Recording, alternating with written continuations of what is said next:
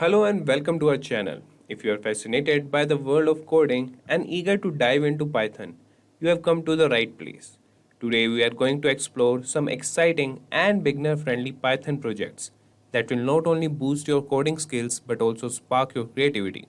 Whether you are a complete newbie or have dabbled a bit in programming, these projects are perfect for getting your feet wet in the Python programming world.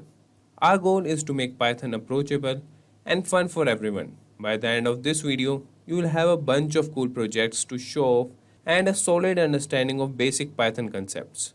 So grab your computer, open up the Python editor and let's get started.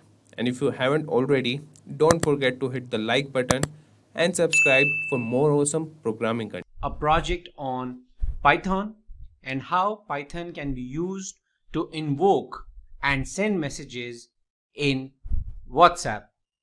So what we are going to today do is we're going to demonstrate you how to use PyWhatKit. It's a Python utility which is available in order for you to interact directly with the Python and WhatsApp. So we will show you certain examples using which you can directly interface with your WhatsApp. Now, in order to perform this activity, first you need to go to your Python installation folder.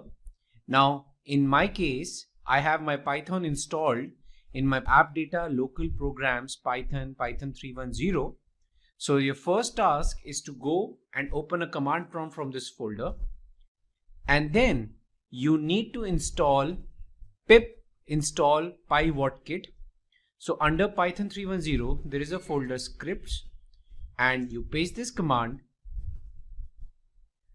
and you should get this particular message if you have already installed PyWhatKit. If not, then Python will install the relevant library in your computer. After you have done this, then go back to your Python root folder, go to the Python terminal, and then run the command import PyWhatKit. Okay, so after you have installed the PyWhatKit library, then you need to import the PyWhatKit, and this message should be successfully imported. Now, I want to send a WhatsApp message to a phone number, and I want to send it at a particular time. So right now I'll just set the time as 20:38. And please make sure that you are already logged in to your web.whatsapp.com, and so that when Python tries to send a message, you are already pre-logged in. Okay.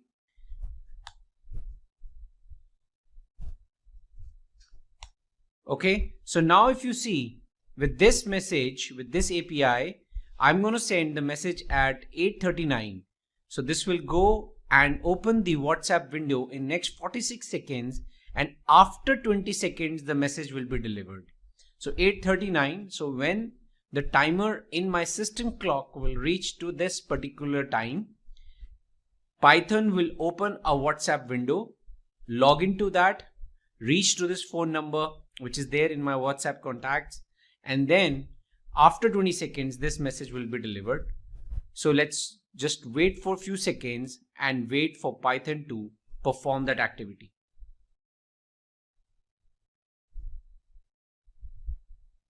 Yes, now Python has opened the web.whatsapp.com in which I'm already logged in.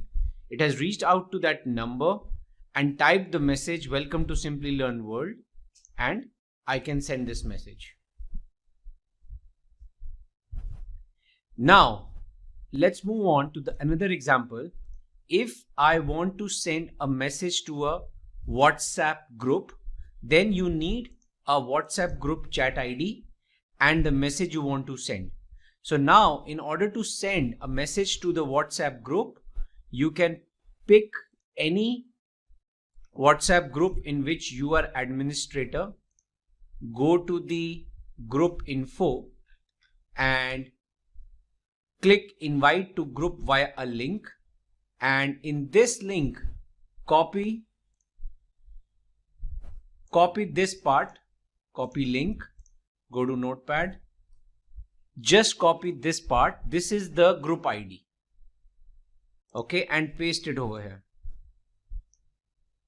Okay, so now you can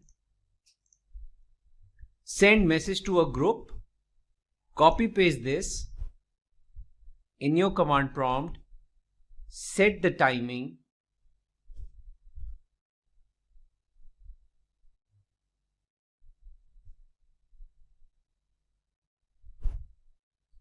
in 16 seconds WhatsApp will open a window, and after 30 seconds the message will be delivered.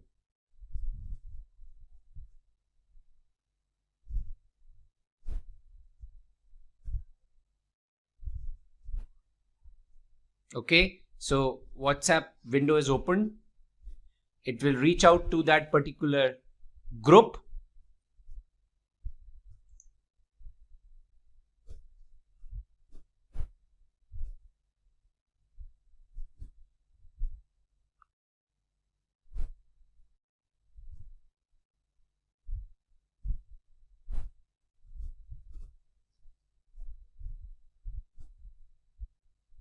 It will type the message and submit it.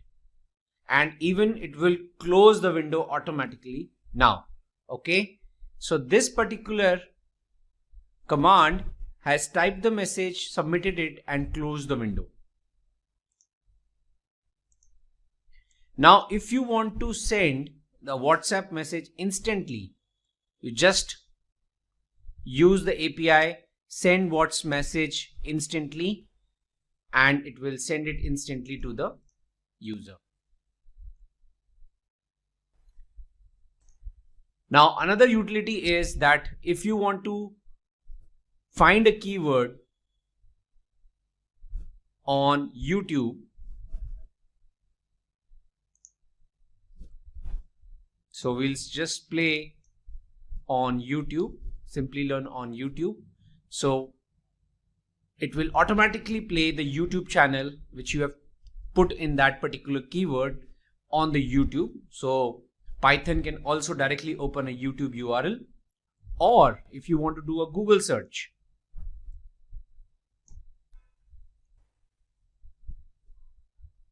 here you go.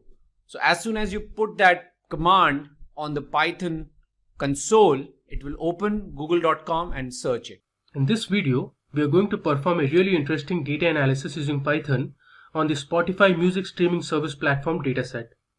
I'll also be asking you a few questions related to Spotify during our discussion. Please make sure to answer them in the comment section of the video. So now let's get started. Spotify is a Swedish audio streaming and media services provider founded in April 2006.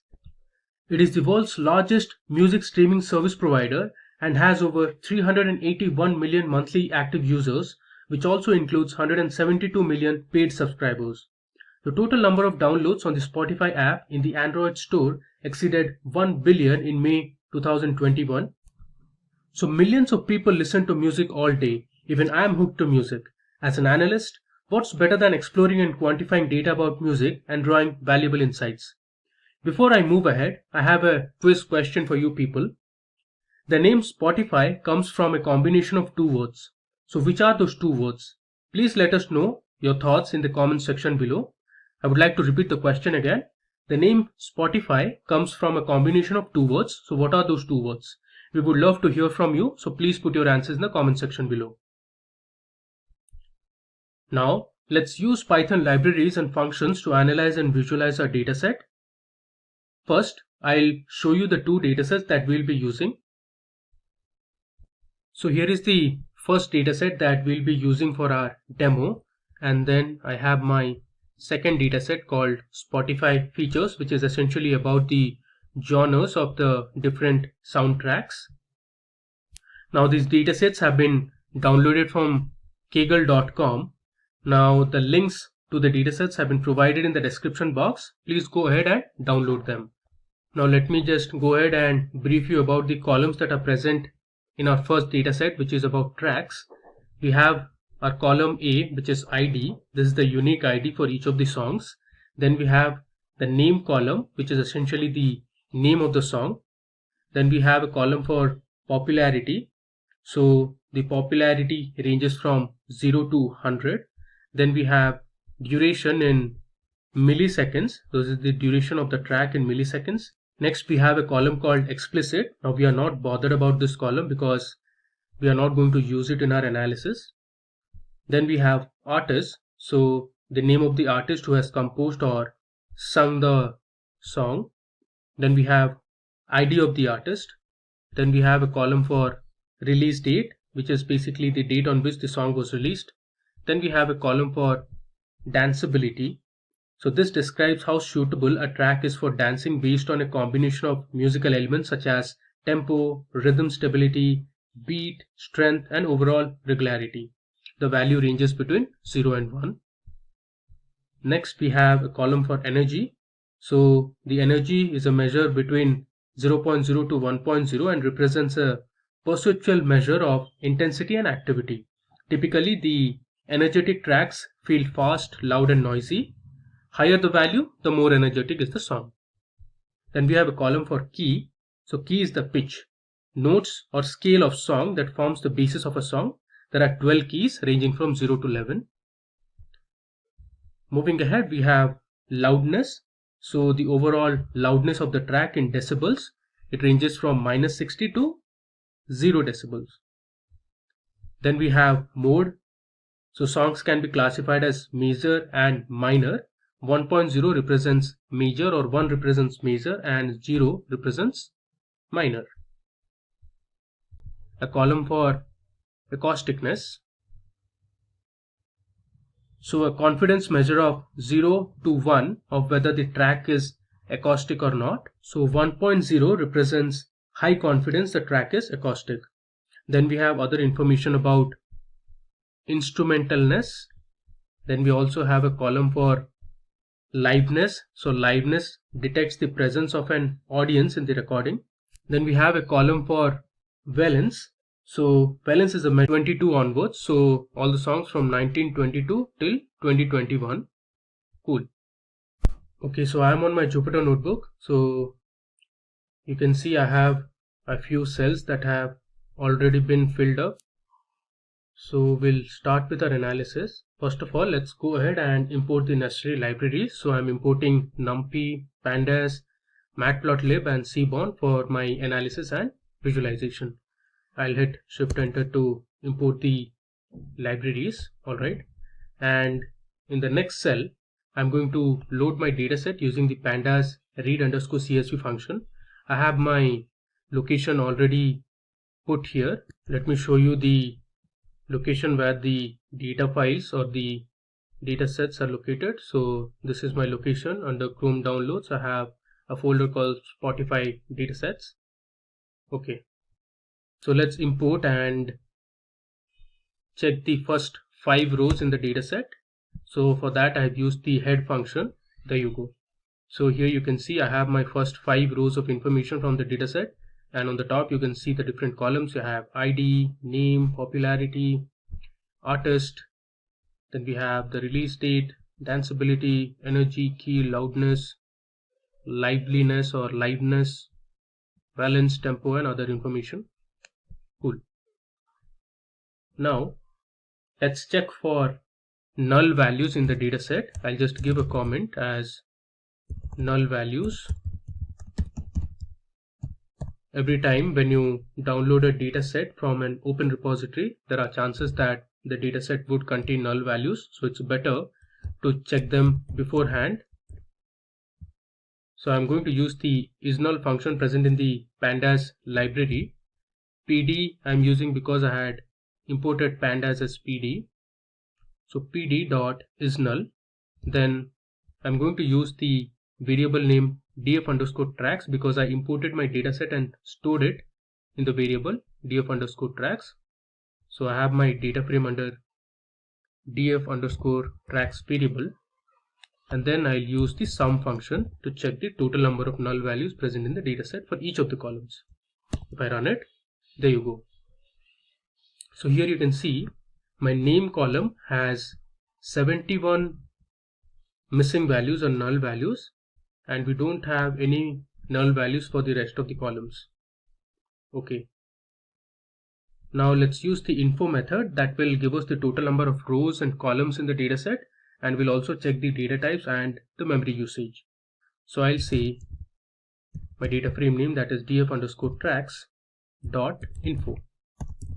If I run it, you can see here, now if you mark, there are total 5,86,601 names, or the names of the songs present in the dataset, while the rest all have 5,86,672. So clearly there are total 71 song names or soundtracks missing from our dataset. And below you can see the data types. We have float, integer and object, and then you can see the memory usage.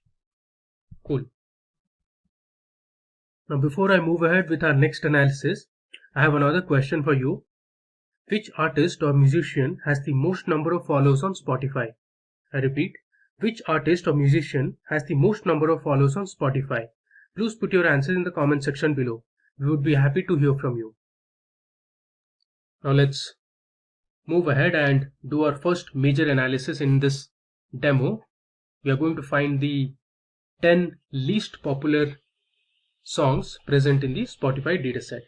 So I'll create a variable called sorted underscore df that will be equal to my data frame name, that is df underscore tracks dot. I'm going to use the sort underscore values function and say my column name is popularity. So I'm going to sort the values based on the popularity and then say ascending equal to true, since I want only the least popular songs. And then I'm going to say head of 10, which means I want the top 10 least popular songs. Now let's go ahead and print sorted underscore df. If I run it, you can see we have the list of 10 least popular songs on Spotify. You can see that popularity is 0, and you can see the names of the songs. Some of them are songs which are not in English language, and you can see the artist names as well. Cool. Now moving ahead,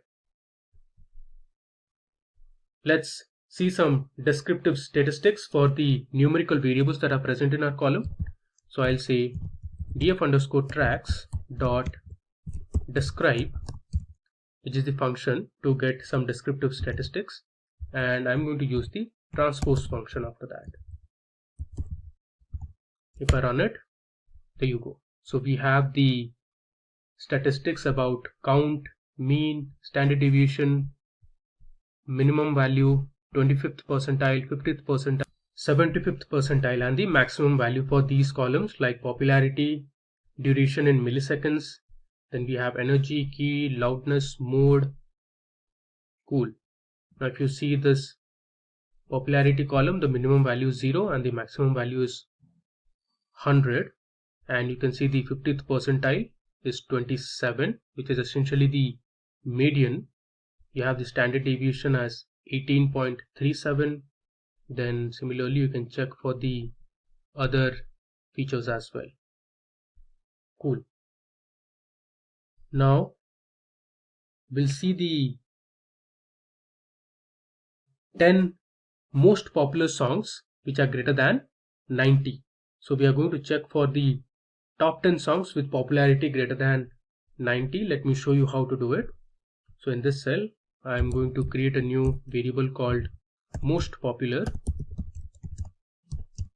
and I'll say df underscore tracks dot. This time I'm going to use the query function that is part of pandas library again. I'll use the column that is popularity, and we'll set the condition popularity should be greater than 90. I'll give a comma and say in place equal to false, because I don't want to change my original data frame.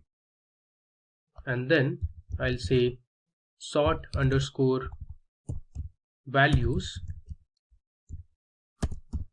and I'm going to sort it based on popularity in descending order. So I'll say ascending equal to false, and then let's take only the top 10 popular songs. So I'll say most popular, use square brackets, and we'll then pass the slicing operator and say :10. Now if I run this, there you go. So here you can see the 10 most popular songs that is present in our Spotify dataset. So first we have Peaches by Justin Bieber, Daniel Caesar and Giveon. Then we also have a song name called Driver's License, Astronaut in the Ocean, Save Your Tears. We also have The Business, Streets, and Heartbreak Anniversary. So these are the most popular songs that are present in our dataset based on their popularity. You can see Peaches has the highest popularity with 100. Alright, now moving to the next cell. So here we are going to set the index to be release date column in the main data frame. So I am setting my index using the set underscore index function. I have passed in my column name as release date, and I'm saying in place equal to true, which means I want to change it in my original data frame, and then I'm changing the value to date time format, and let's print the head of the dataset. So you can see here we have successfully changed our index. Now here you can see instead of 0, 1, 2, 3 we have the release date column, and the rest of the columns are intact. Cool. Now let's move ahead. So suppose you want to check the artist at the 18th row in our dataset. You can use the index location method for that. Let me show you how to filter only specific rows of information from the dataset. I'll use my data frame df underscore tracks, and using double square brackets I'll say my column name, which is artist, and I'll use the index location method and say, let's say I want to check the artist who is present in the 18th row in my dataset. So I'll use iloc18. If I run it, the artist's name is Victor Boucher. Cool. Now let's move ahead. We are going to convert the duration in milliseconds to just seconds. So if you see our dataset, we have a column called duration in milliseconds. So all our songs are present in milliseconds. Let's convert them into just seconds. So for that I'm using the lambda function and dividing the values in milliseconds by 1000 so that they get converted into just seconds. I have used in place equal to true, so I want to change it in my original data frame. Let's run it and do the necessary changes. Alright, now we'll print the head of the dataset just to check the duration column. So I'll say df underscore tracks dot duration dot head. If I run it, there you go. So you can see the values have now been changed to just seconds. Cool. I have the final quiz question for you. Who has the most monthly listeners on Spotify? Please put your answers in the comment section below. We'd be glad to hear from you. Now coming to the next cell. So here we are going to create our first visualization that is going to be a correlation map. We are going to drop 3 unwanted columns, and those are key, mode and explicit, and then we are going to apply Pearson correlation method.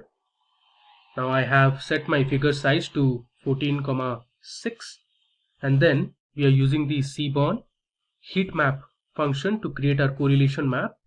I have put the variable that is correlation underscore df. You can see above we had created this, and then I'm setting annotation equal to true. So this will write the data value in each cell. I have set fmt equal to .1g, so this is a string formatting code to use when adding annotations. Then I have set my vmin and vmax, so these are the values to anchor the color map. Otherwise they are inferred from the data and other keyword arguments. CMap here stands for color map. You can just search for SNS CMap, you will get the documentation. So you can choose whichever color palette or the color map you want. Here I have used Inferno, and I have set my line widths and line color. Finally I am giving a title to my correlation map, and I have set the extra labels. Let's go ahead and run this to get our first visualization. If I scroll down, there you go, we have got a nice correlation map. So here on the right side you can see the scale. It ranges from -1 to +1.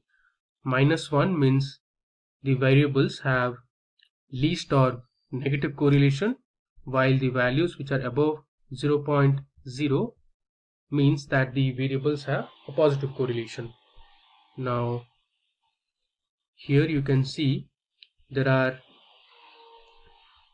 values like -0.7 for energy and acousticness, which means if the energy is high, the acousticness is really low. Again, for loudness and say speechiness, if the song is loud, the speechiness is low, so there is negative correlation. But if you see for energy and loudness, there is really high correlation between these two variables. You can see the value is 0.8. So if the song is loud, this implies the song has really high energy, and vice versa. Now if you see for a few other variables, there is negative correlation between acousticness and danceability. There is negative correlation again between valence and acousticness. Similarly, there is positive correlation between energy and valence, which is 0.4, and even for danceability and valence there is positive correlation, which is 0.5. Cool. So from the correlation heat map you can note that acousticness appears to have a strong negative correlation with energy. So if you see for acousticness and energy, there is a strong negative correlation, and there is a moderately strong positive relation between loudness and popularity. So if you see for popularity and loudness, the color is orange, which means it lies in this positive region. And there is also a moderately strong positive relation between danceability and valence. So if you check for danceability and valence here, there is a moderately strong positive correlation. Alright, now let's move ahead. We are going to sample our data and take just 0.4% of the total data, and we'll create 2 regression plots using this data. So let me first sample my data. So I'll create a sample data frame using my original data frame, which is df_tracks, and say sample. I'm going to use the int function and say 0.004 multiplied by the length of my original data frame, which is df_tracks.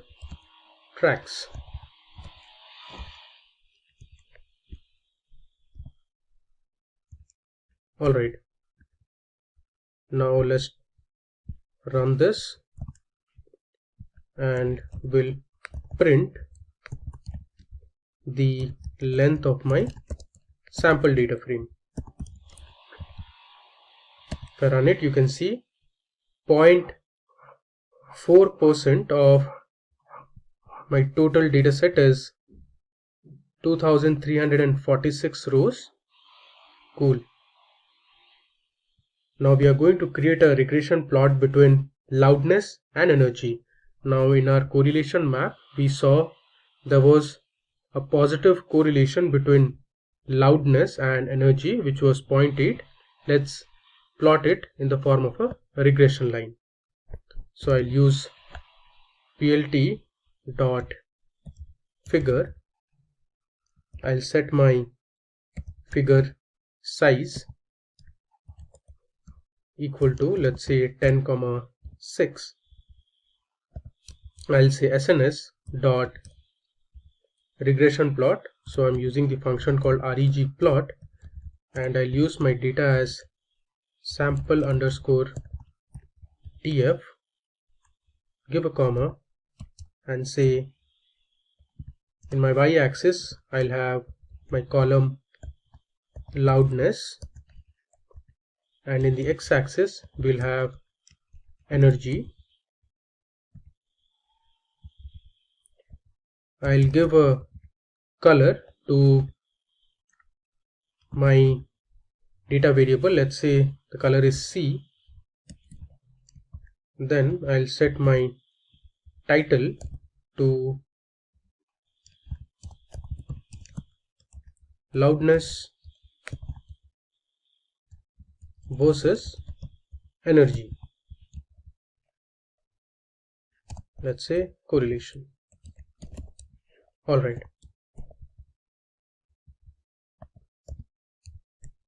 Let's make sure everything is fine. Now we'll run and see our result. There you go. So you can see here clearly there is a very high positive correlation between loudness and energy. On the y-axis we have loudness, and on the x-axis we have energy, and you can see all the data points or the songs are in one direction. So if the energy increases, the loudness of the song also increases, and similarly if the loudness of the song decreases, your energy of the song or the track also decreases. So there is a very high positive correlation, and you can see the regression line here. It has gone and is increasing gradually. Cool. Now similarly, I'll just copy this code, and we are going to see another regression plot, this time for two different features. Let's say we have popularity in the y-axis. So I'll say popularity, and then in the x-axis we have, let's say, acousticness.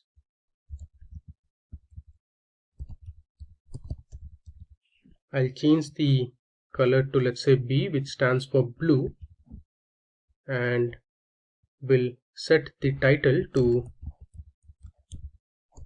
popularity versus, I'll have acousticness correlation. Just scroll down and we'll run it to see the result. There you go. So I have the different points for the songs, and here you can see the regression line is downwards, which means if the acousticness of the song increases, the popularity decreases, and similarly if the popularity increases, acousticness decreases. You can see the downward trend of the regression line. Alright. Now in the next cell we are going to create a new column called year from our release date column, and I have changed this to date time format. Let me just run it. Cool. Now after that we are going to create a distribution plot to visualize the total number of songs in each year since 1922 that is available on the Spotify streaming app. So I have used my Seaborn library and dist plot function. Now one thing to remember, you need to update your Seaborn library to this version if you haven't done it. So use this command pip install -- user Seaborn and the version. So here in the distribution plot we are going to plot a histogram. So I have used kind equal to hist, which stands for histogram. Let's run and see the result. Okay, so here you can see I have my distribution plot. So the plot tells us that the number of songs for each year in the dataset according to their release date have increased in the recent years since music became more accessible to people globally with technological advancements. So earlier you can see there were very few songs available in the 1920s. Later on the number of songs increased rapidly, and now you can see we have a lot more songs available for people to listen. Cool. Now we are going to see the duration of songs over the years. For that, again, we are going to create a bar plot.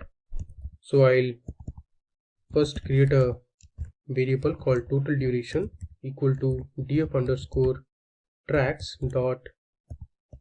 I'll use the duration column that we created with seconds, and then I'm going to set my figure dimensions. So I'll use figure underscore dims for dimensions equal to 18,7. After that, I'll have my figure axis defined. So I'll use the matplotlib subplots function,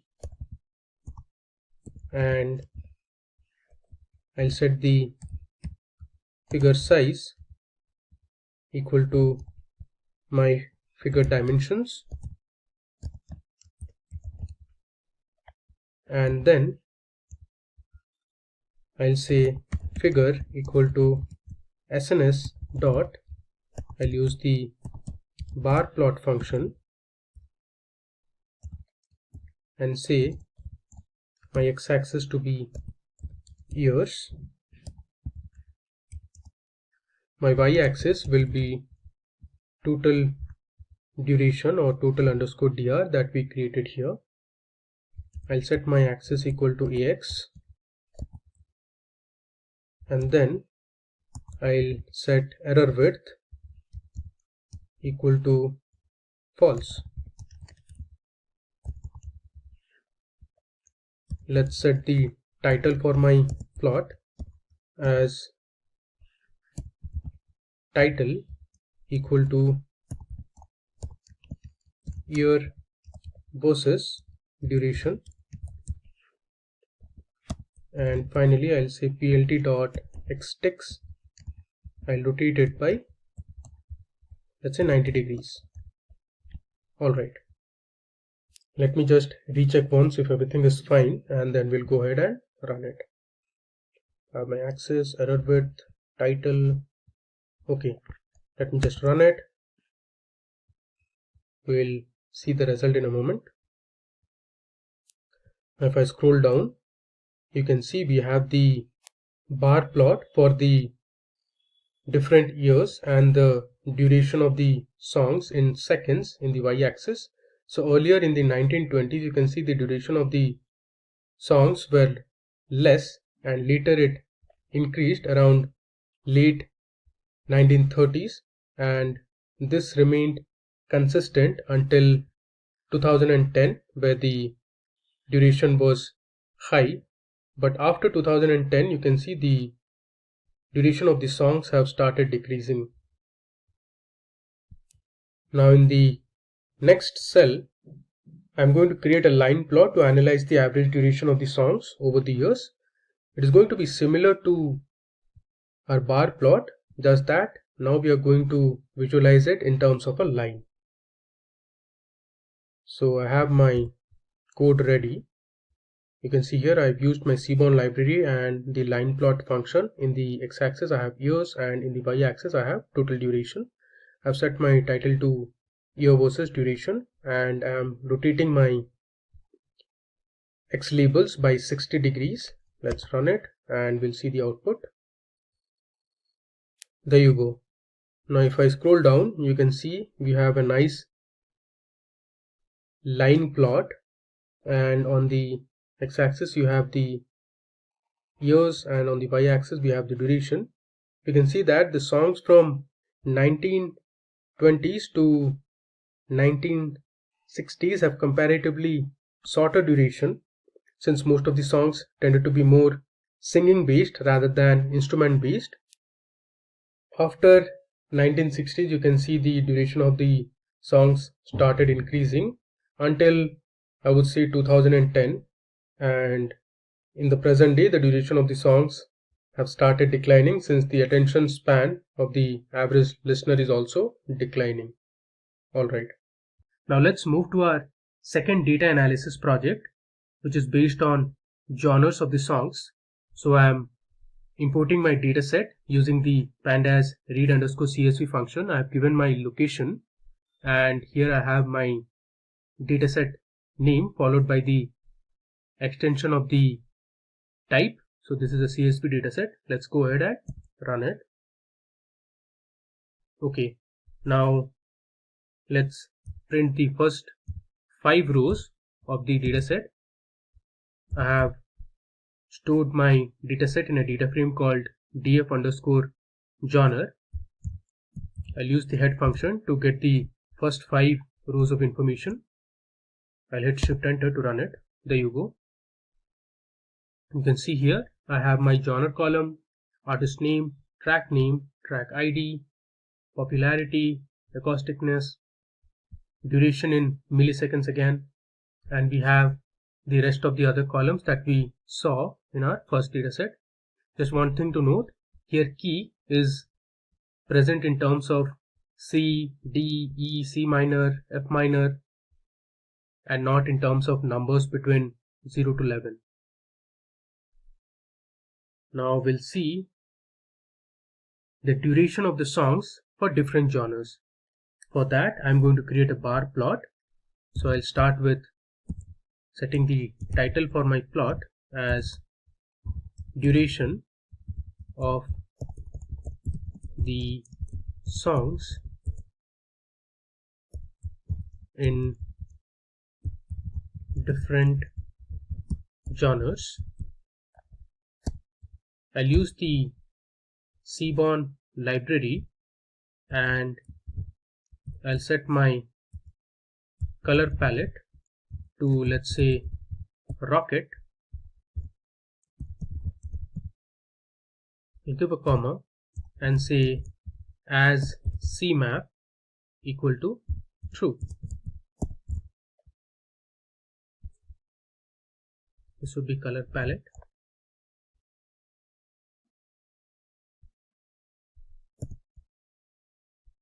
Now I'll say SNS dot bar plot.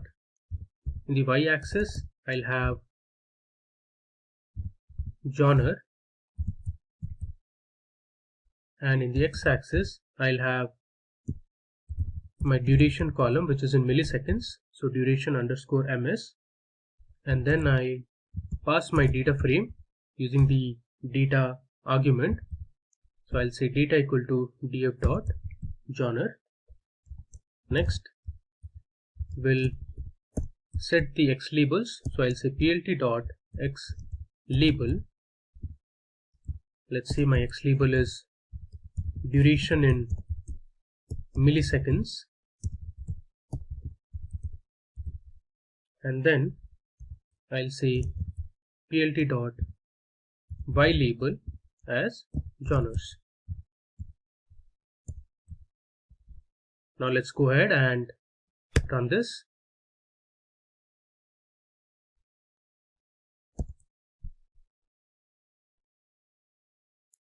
There you go. So here you can see we have the different genres on the y-axis, and on the x-axis you have the duration in milliseconds.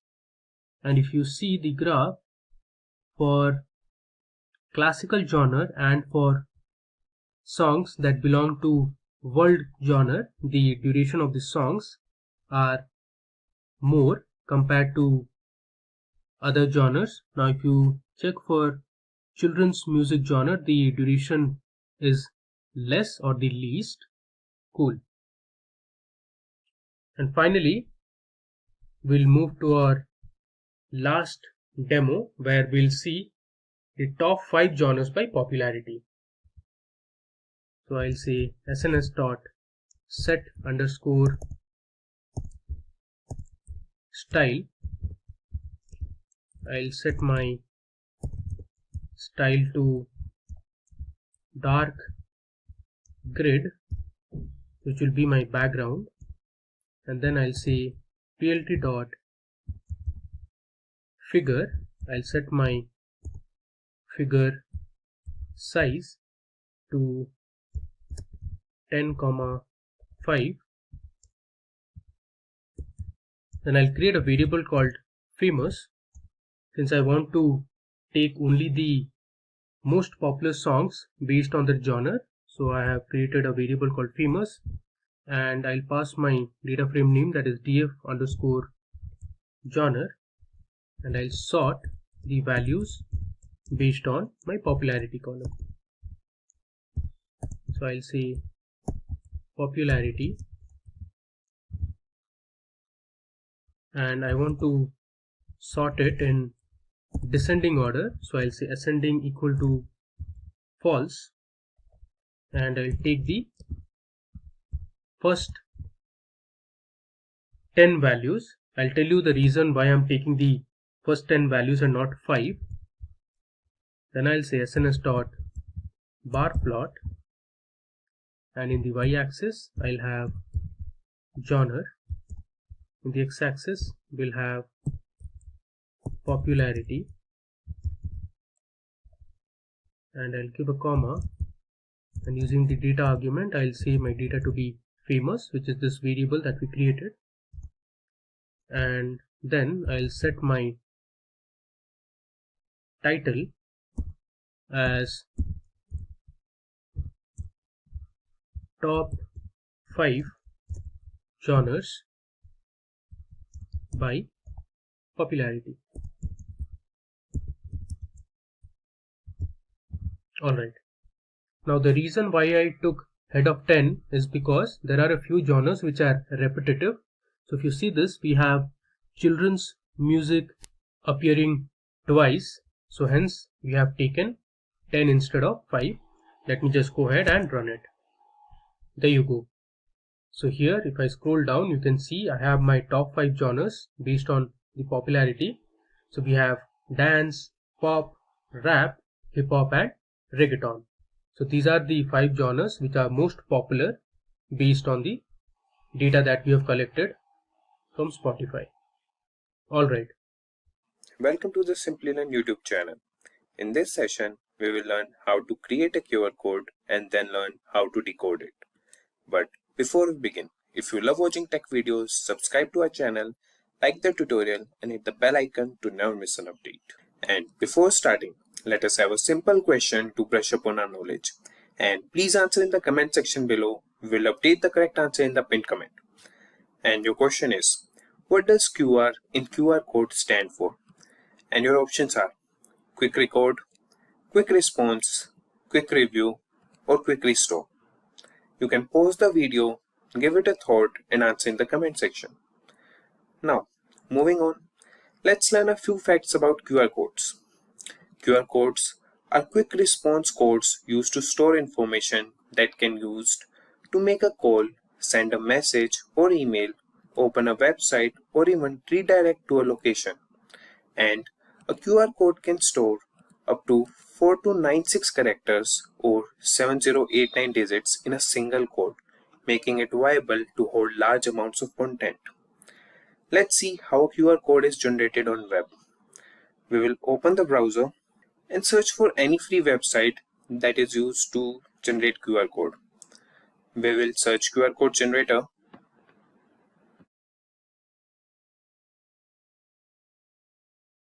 And we can enter any URL or any text to just create a QR code.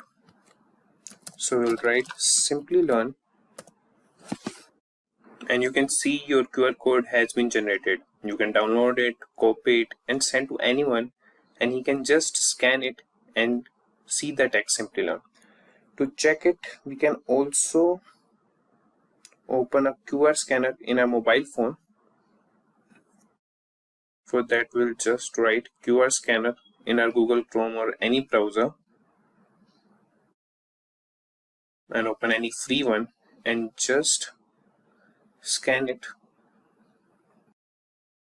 You can see that it has scanned and decoded it as Simplilearn. what we have encoded in it. So let's move and create our own QR code scanner using Python. For that, first we'll create a folder.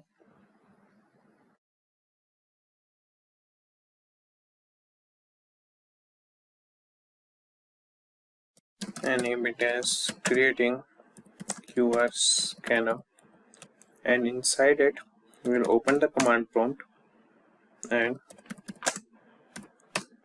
open Visual Studio Code. I have chosen the Visual Studio Code as my editor. You can choose any, like Jupyter Notebook or PyCharm, any editor. And inside I will create the file and name it as qrscanner.py. And now the first thing we have to do is import the Python modules. So for that, the first module we would be importing is Python QR code.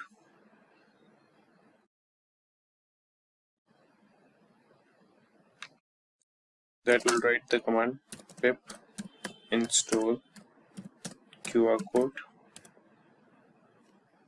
As you can see that it states that the requirement is already satisfied. I have already installed the Python package. You can use this command to install that, and if you face any issues, just comment down in the comment section and we'll get back to you. Now moving to our Visual Studio Code, we will import the package import QR code, and now we'll use the function make to make a QR code. For that, we'll write QR code dot make, and inside we'll just copy any URL link or any command, any contact information or anything. So we will go to our browser and open the YouTube and search for creating a virtual assistant in Python.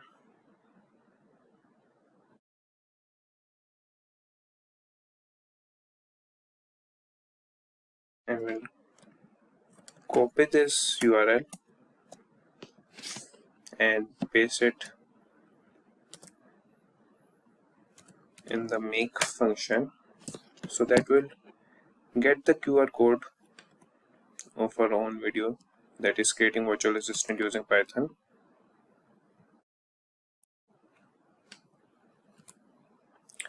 Now we'll save this into a variable and name it as myQR, and get this variable saved as a PNG image so that we can get it in our folder, as our folder only contains the Python file. Now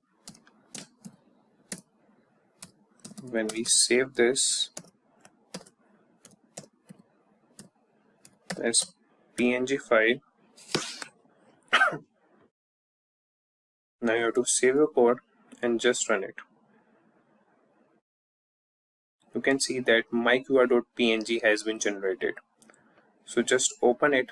You can see that you have got your QR code generated. And you can also make some options, that is scale. I will set the scale equal to 8. Let's save the file and run it. And you can see the QR code scanner. Now we will use a mobile phone. You can use any mobile phone, Android or iPhone, and just check it using any QR code scanner that is available on your browser, or you have any other app, you can use that. I'm using a free version on my web, and that is qrcodescanner.in. And on scanning, I got the link, and when I open it,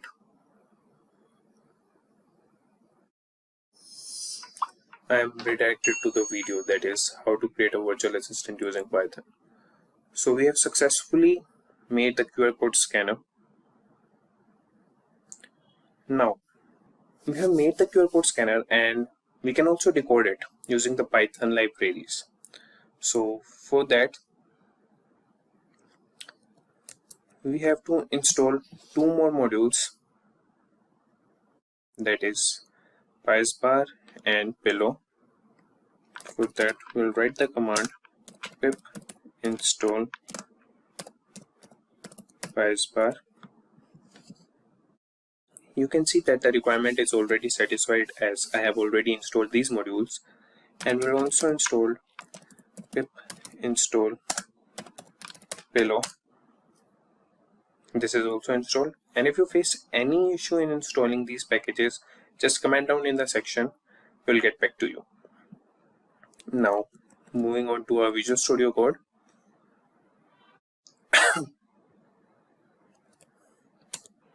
Now we'll use the class decode. First we will import the packages only from PySpark dot PySpark import the decode class, and from Pillow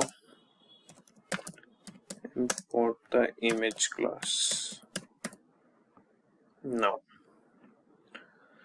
moving to decode the QR code, we will use the decode class from PySpark and use the image class and open our PNG file, that is what we named as myqr.png.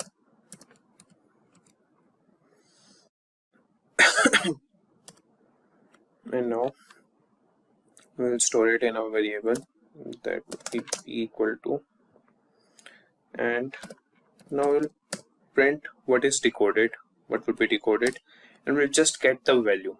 For that we'll get the information at the 0th index, that is data. We'll decode it in ASCII.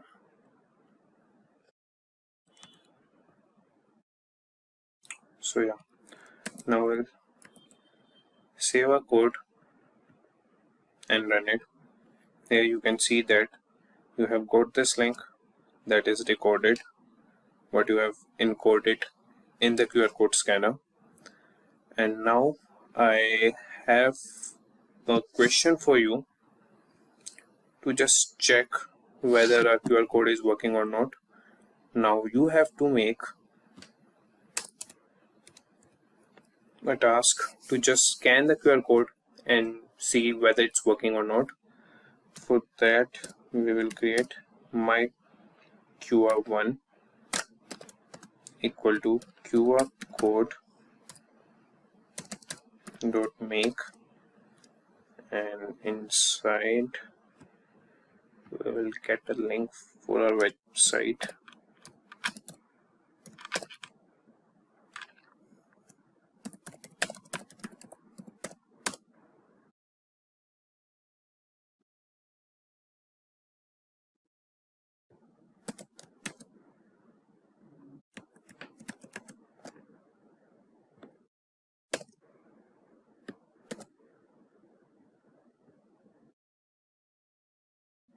Now we'll save the file and run it.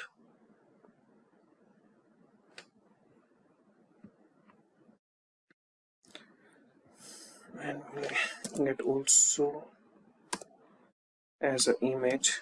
For that we'll write myqr1.save and the name of the file and at a scale of 7. We'll save the file, run the file. Here you can see that the QR code has been generated and we have get it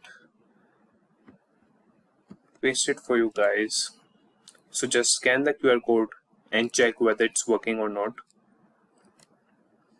So just scan it and answer as yes or no in the comment section below. If it's working, just answer it yes, else no.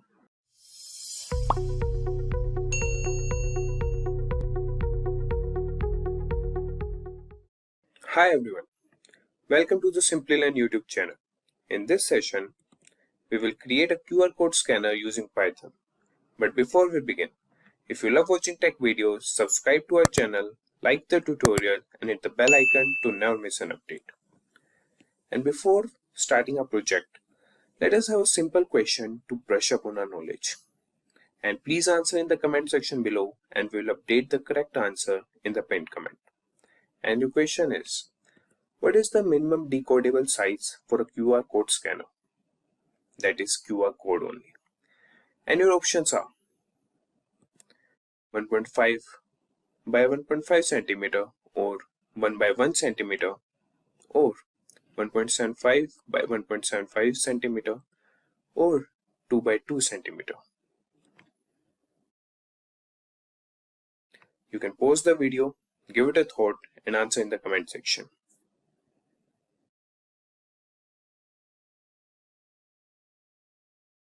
And moving on, now we'll start a project, that is create a QR code scanner. For that, first we'll create a folder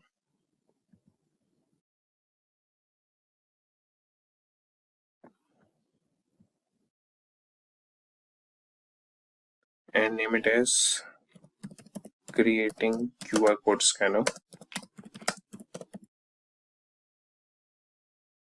and inside we will open the command prompt and write a command code space period and press enter to open our IDLE. That is, I am using the Visual Studio Code. You can use any IDLE as you are comfortable with. And we'll create a file and name it as qrscanner.py.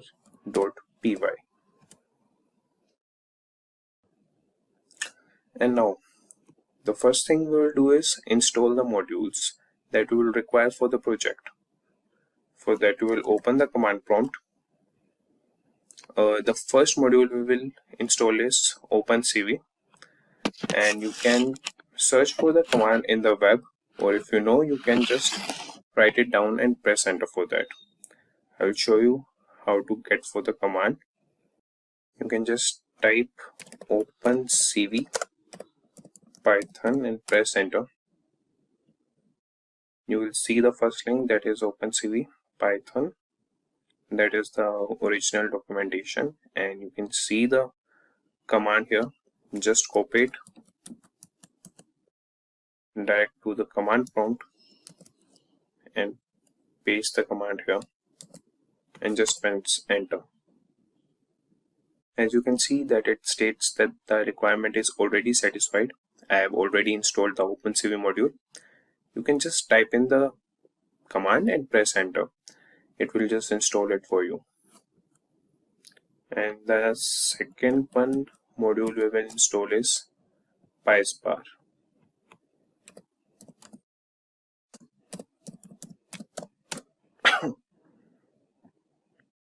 Just open the official link and you can see the command here, pip install PySpark. Just copy it and redirect back to the command prompt and paste your command here and just press enter. It will do the work for you, as it is stating that the requirement is already satisfied. I have already installed the PySpark module. You can do that with just writing the command and press enter. Now moving to our Visual Studio Code. Now we'll start with our code, and we will import the packages. The first package we will import is the CV2, that is the OpenCV. The next we will import the decode class from the PySpark module. So for that we will write the command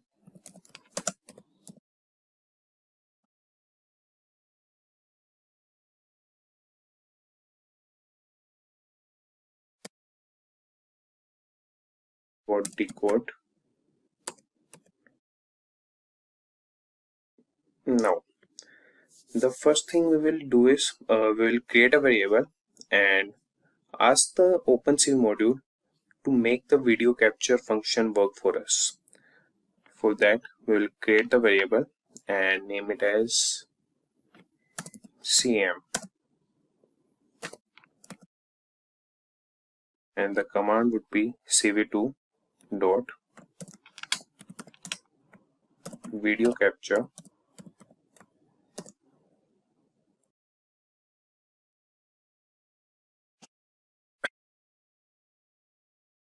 now. We will set the window.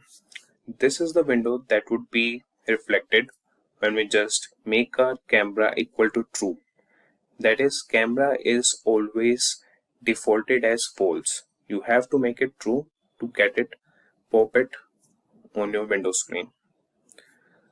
And for that, we will set the size cam.set, and first we'll set the width, and we'll set the width as 5 and set the pixels as 640. And now we'll set the height cam.set and height as 6 and pixel as same or 480, as you wish. You can set it as. And now we will make the camera equal to true, as it is a button for a camera and it's been defaulted set as false. We have to make it true.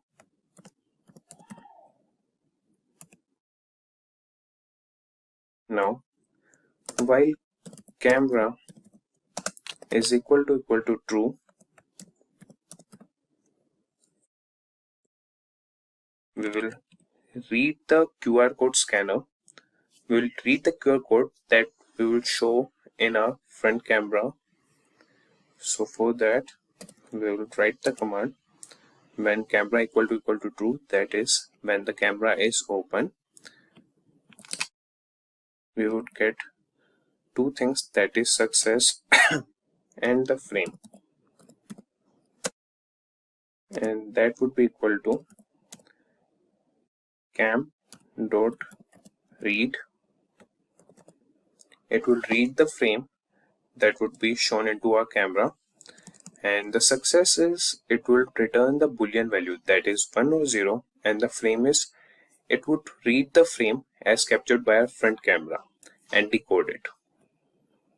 Now to decode it, we will run a loop for I.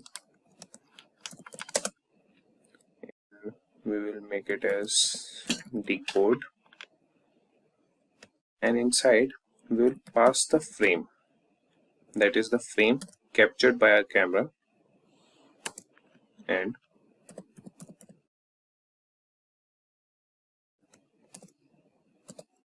print the type, that is which type it is, that is its QR code or its barcode or its any other code. So it will just capture the frame and it will return or print it as which type it is. Now we will print what we will decode from the QR code. For that, we'll write the command code.data, what data is stored in it, and we'll use the function decode, and the memory we would be using is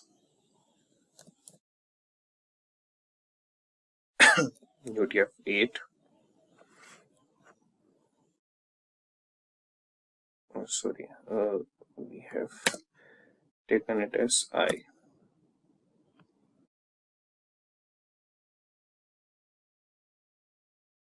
And now, after we have read the frame and decoded it, we wanted to sleep for some time.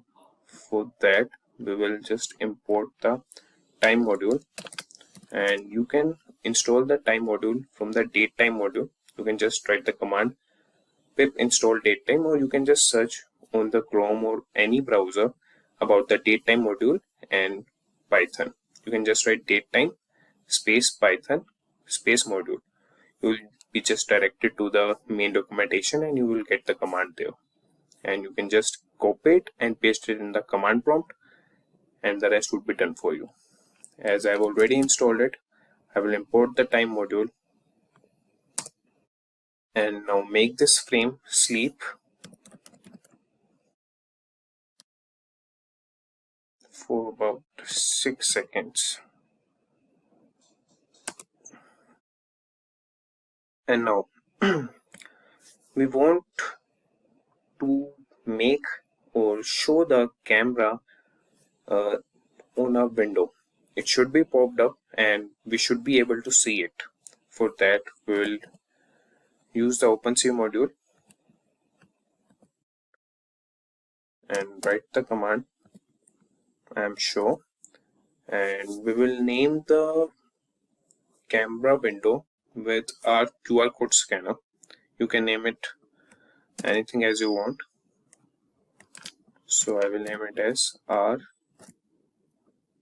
QR underscore code underscore scanner. And the next thing we will do is pass the frame in it.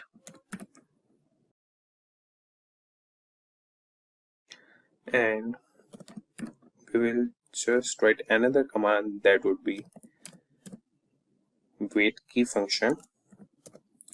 That would be we will using the OpenCV module and the wait key function, and this would be used to capture the frame after the 3 seconds.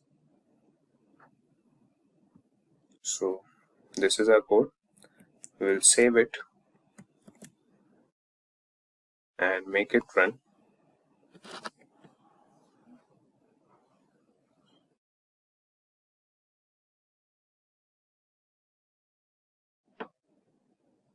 Okay, we got an error.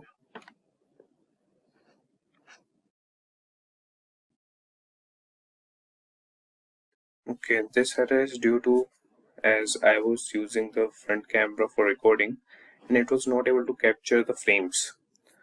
So I have switched off the front camera, the webcam, and now we will again save the file and run it. Now you can see that the webcam has opened up, and now we will show it a QR code, and you can see that it has concluded its data as https://www.simplilearn.com. I have created the QR code in my mobile phone and made it available to the webcam, and it has showed us the output as http www.simplilearn.com. We can just press on click and click on the right button of the mouse. We will be directed to the link. Hi everyone, I am Absar Oja and welcome to the Simplilearn YouTube channel. In this session, we will create a MP3 player using Python. But before we begin, if you love watching tech videos, subscribe to our channel, like the tutorial and hit the bell icon to never miss an update. Before we start, I hope the screen is clearly visible and the audio is fine. If yes, please type in yes. If there are any issues, to let us know in the chat section. And before starting, first we should have a look on what we would create. So for that, we will move to our code. Simply run this. You can see that the tick intermento has appeared. And this is our media player. We have named it Simply Music Player. We have the GIF that would be running continuously. And we have the browse music button, which will direct you to the any folder you want to open that have the MP3 player files. I have selected this folder.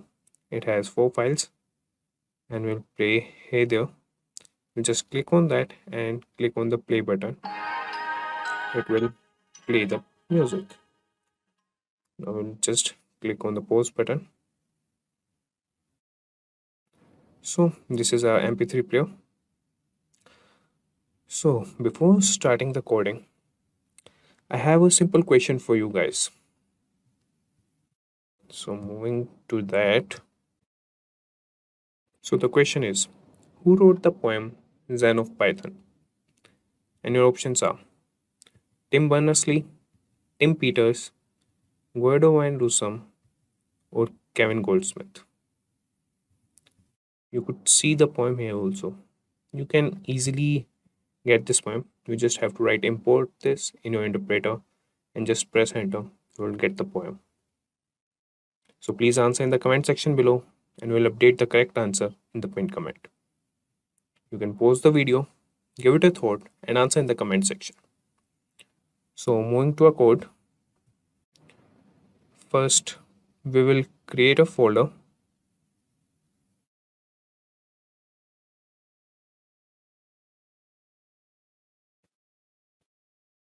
and name it as create mp3 player using Python. And inside we'll open the command prompt and write the command code space period and press enter. This will open up the editor, that is Visual Studio Code. If you want, you can use any editor. You have hands on any editor, you can use anyone. And here we will create a file and we will name it as player.py only. And we would require music also for that, and some GIFs and some images for our buttons. You can easily get those images from any free images website, or you can just get them drawn in the paint or Photoshop them. You can arrange them from anywhere. So we have our pics in this folder. So we'll copy all these and we have the music folder. It has 4 files and this is the copyright free music, so we can play on YouTube. We will paste this in a folder only, that is create mp3 player using Python. Yeah, moving back to our Visual Studio Code. So first thing is we should install the Python packages before starting our coding. So we would require the tkinter package.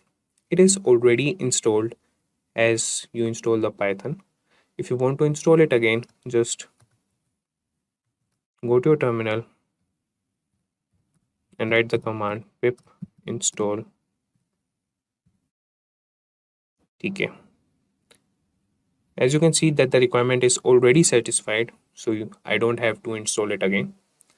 You can install it just writing the command and press enter. And the next we have to install is the pygame. To import the mixer class, the command would be pip install pygame and press enter. You can see that the requirement is already satisfied. I've already installed the pygame module. You just have to write the command and press enter. You will get them installed very easily. And the next module we need is time. So you can install the date time module or the time module. It's your wish.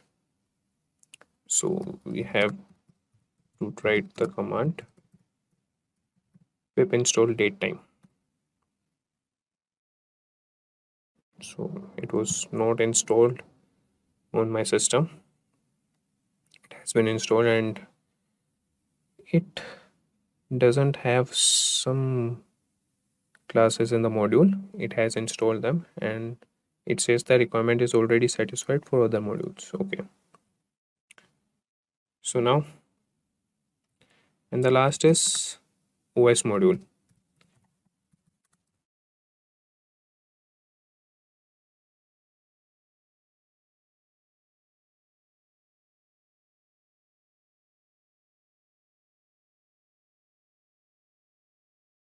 Install this window is not going. So we will just go to the terminal.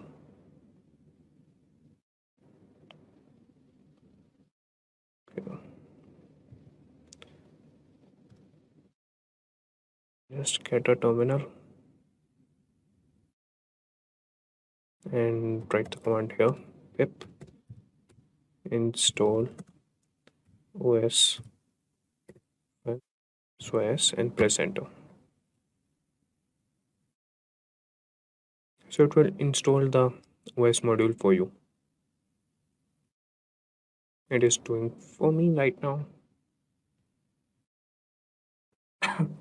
And we would be using the takeInter module to create the GUI. And takeInter is a Python module that is used to develop graphical user interface. And as I told you, there's no need to install it. It is the part of the standard Python library, so it would be installed as you install Python on your system. So it's downloading. Till then, we'll just import our packages. First, we'll import time, and that we will use in to get the GIF set up in our GUI. So we'll import the time, and from takeInter, we will import all the classes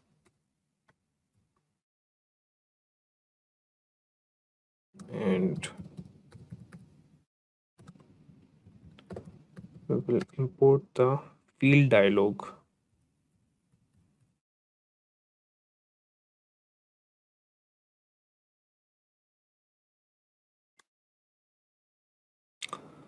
And from Pygame, we'll import the mixer class to get our buttons functioning to make our MP3 music video, music like MP3 file to start playing, to pause it, and to resume it again. So for that, we'll write the command from Pygame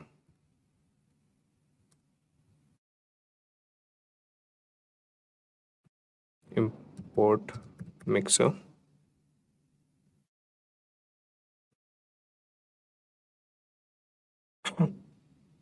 It's still downloading. Till then, we'll import the OS also. It will get it downloaded and installed for us. So first we'll create the takeInter video window.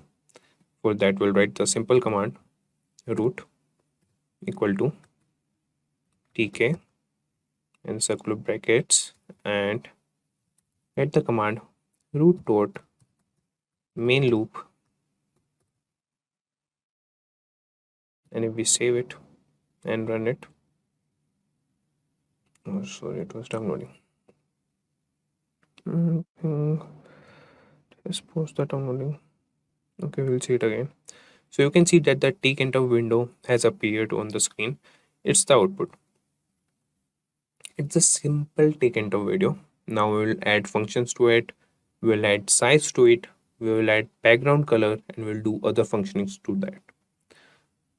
So takeInter provides many methods, and one of them is geometry method, and it is used to set the dimensions of the takeInter window, as you have seen. So we will just position the main window on the user's desktop. We will use the command root.geometry for that.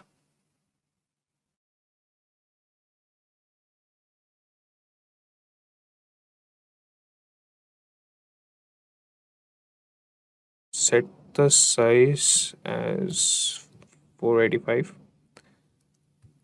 cross that is x only, and for y-axis it would be 700, and now you would get it 290 points shifted from x-axis and 10 points shifted from y-axis, and we have to put them in inverted commas.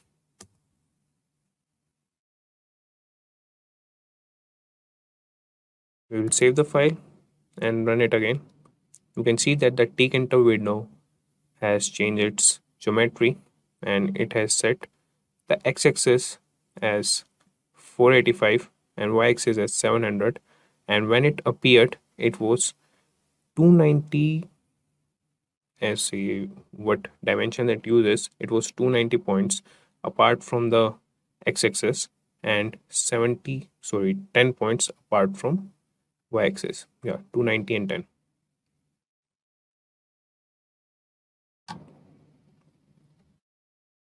So now we'll give the title to this window. For that, we'll write the command root.title and just write the title. If you want to give it, you can give it anyway. So we'll name it as Simply Music Player. And now we'll use the configure function. So take into configure function. It is used on any widget to change settings that you may have applied earlier or haven't applied yet. So for that, we'll write the command root.configure and we'll set the background color.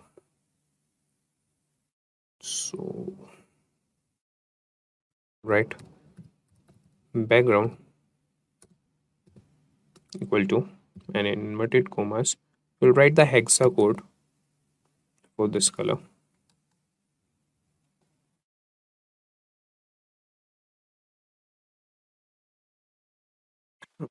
So we're setting the gray color for our background. We'll save it and run the file so you can see the output. So we have set the Simply Music Player as the root title of our Tkinter window, and we have configured the background color as gray. So moving on. Now we will use the resizable method. It is used to allow Tkinter root window to change its size according to the user's need, as well as it will prohibit, like it will not allow you to change the size of the window. The window you just saw on the screen, that was a Tkinter window. So we'll use the resizable function and we will prohibit, will not allow anyone to change its dimensions. So for that, we'll write the command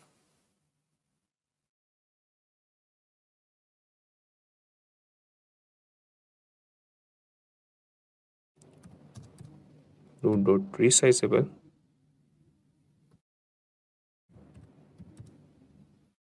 false, comma,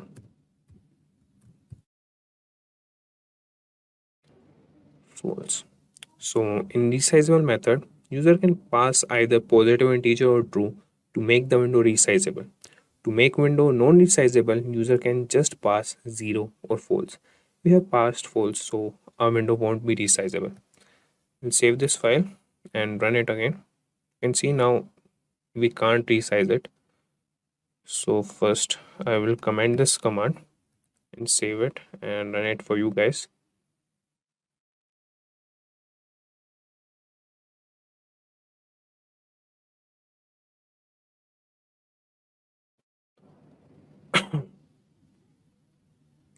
You can see that you can resize it now, but after we write this command, no one is allowed to resize the Tkinter window. So we'll save this and run it. You can see now no one is allowed to resize this window. You won't get any option.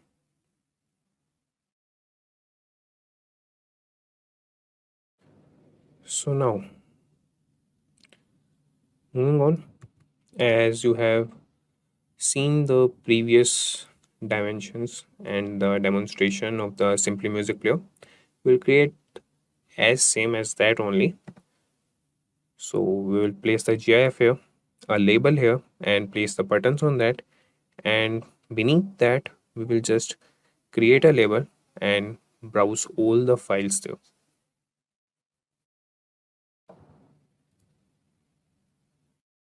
So we'll start with the frame.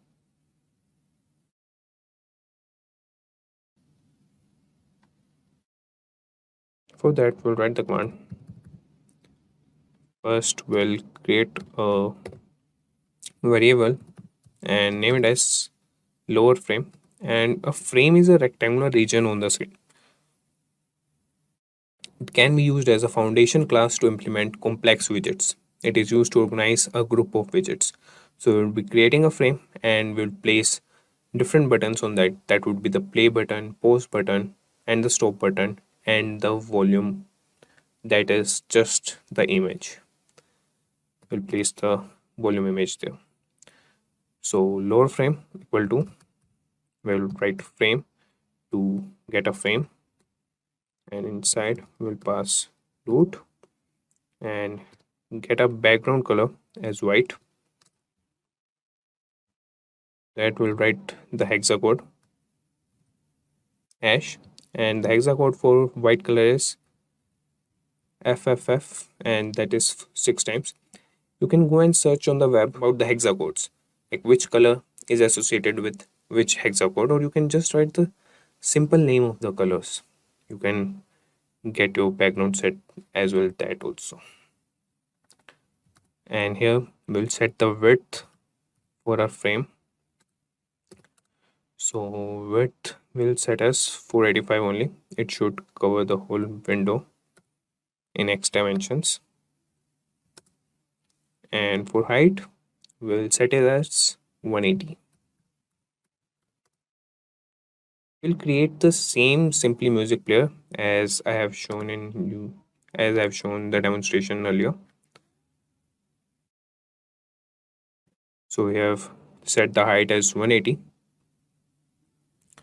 So now we will use the place method that allows you to explicitly set the position and size of a window or anything. Like we are just creating a frame, so it would use to position and size of the frame.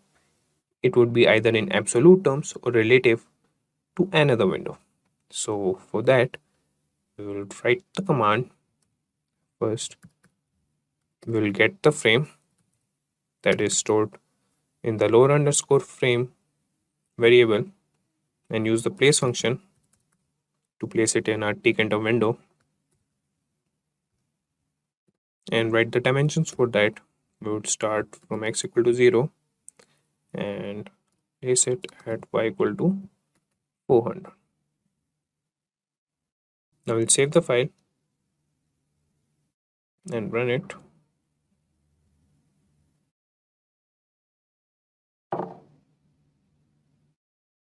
Okay, we have one tkinter window already opened, so I closed it. You could see that this is the frame. We have set it at x equal to 0 and y equal to 400. So it would measure as y equal to 0 here and y equal to 400 here. So we have placed the frame. Now we will place the buttons on that. And first we will set a logo for Simply Music Player that we have in a folder. So this is the logo for our Simply Music Player. We will set it. For that we'll write the command.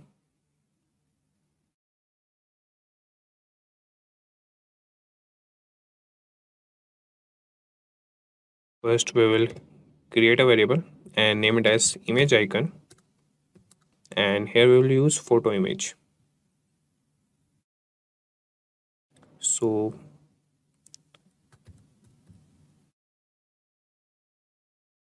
like after writing in this photo image, it would create a photo image object, and you can use it in other widgets that accept an image argument. That is, some buttons, they accept image argument, photo image argument.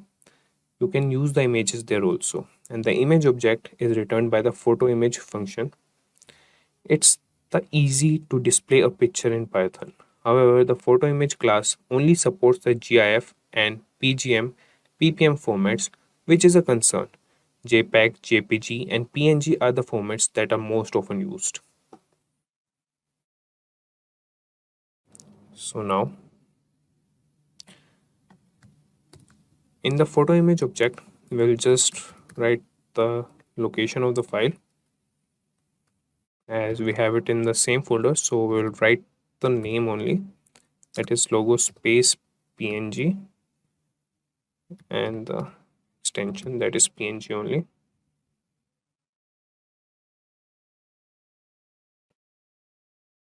Now to get it set as icon photo, we'll write the command root dot icon photo,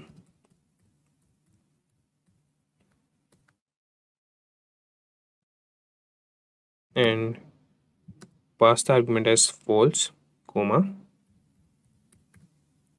image underscore icon. Now we'll save the file. First we'll close the previous one and run it. You could see that the logo has been placed there. So now moving on, we will create the menu.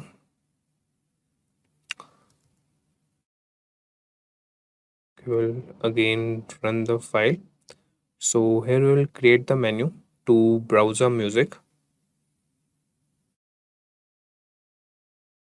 So for that, first we will create a variable menu and create a photo image object and write the file name only, as here we don't have to set the path as all the images are in the same folder only. So for this we will use the menu.png, that is the white image. I will show you what we will get as output. So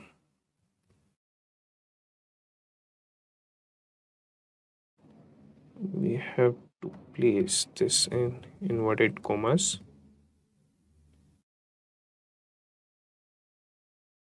and now for this we will create a label.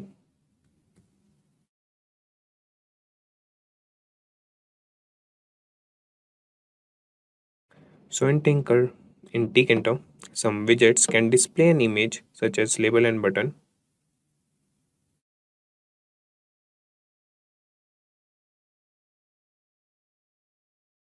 So in Tkinter, label repeat. In Tkinter, label is a widget that is used to implement display boxes where you can place text or images. So we will create a label here and place the menu.png image on that.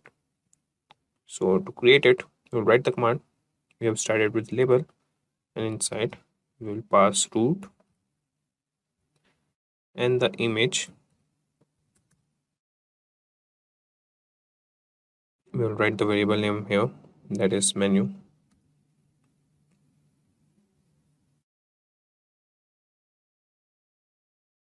And now we will place it. We will position it in our Tkinter window. So for that, write the command place, and inside write x equal to 0 and the dimensions are okay. So y would be 580, and we would also set the width and height for that, and the width would be 485, so it could cover the whole. Sorry, I didn't write the width.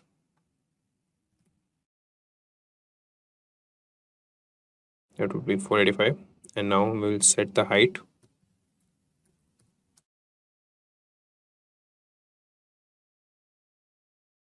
Height will set as 100 only, as it would be in the bottom section. So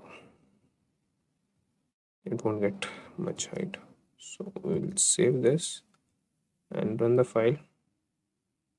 You can see that we have created a label here also and a label here also, and we have pasted the white image, placed the white image on that label.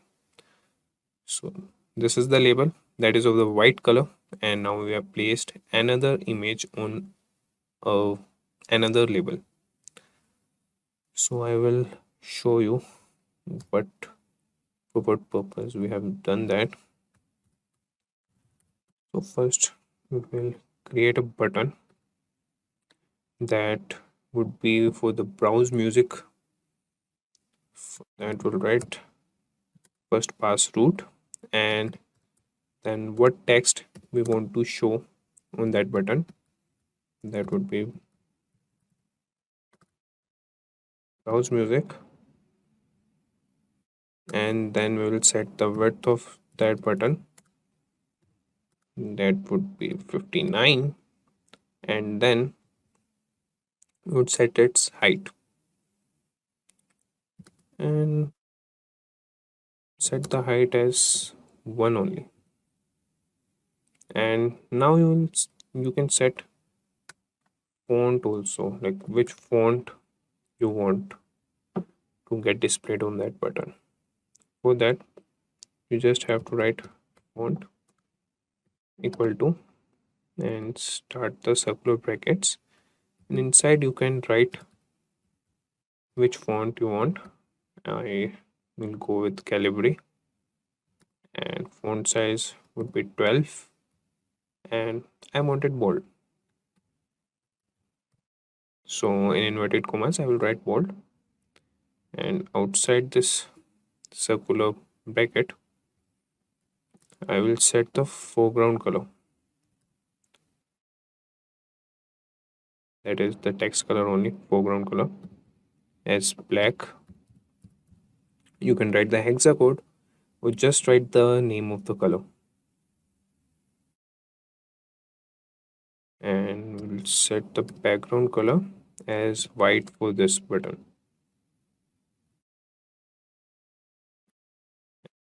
Use hexacode here, that is 6 times. And now what function does this button do? So it will show us the music that would be stored in our folder. We will browse the folder, and it will show us the mp3 files that would be contained in that folder. So in command we will write the name of the function that we will create to get all the mp3 files. So we will just add music only.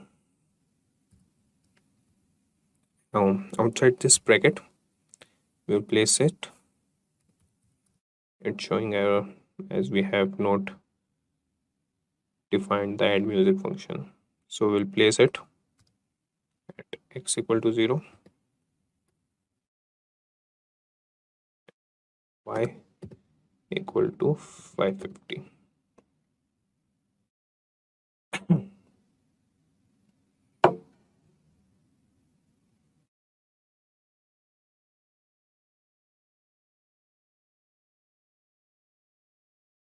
Now add scroll bar, so that when we get all our mp3 files we can just browse just by scrolling, so we can get all the mp3 files on that small window we will create now. So we'll set the scroll bar for that. For that write the command scroll bar, and inside get a frame music. So first we'll set another frame, and we will get it as gray color only. For that we will write the command frame underscore music. We'll create a frame, and inside we'll pass root and set the border equal to 2 and relief equal to rich.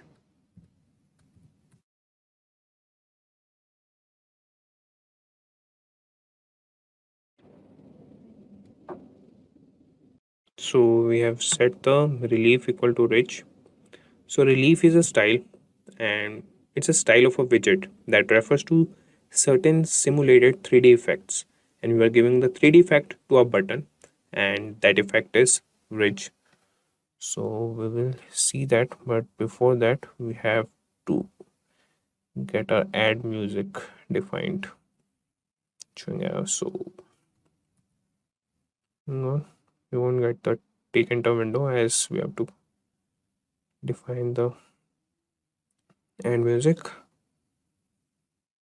So we have created the frame, and now we will place this, and after that we will create that music function. For this we will write frame underscore music, that was the variable name, and period place, and now we will position it in a take enter window. So we want it at x equal to 0, y equal to 700, so we would place it at 585, and we would so define its width and height. So width would be 485 and height is 100.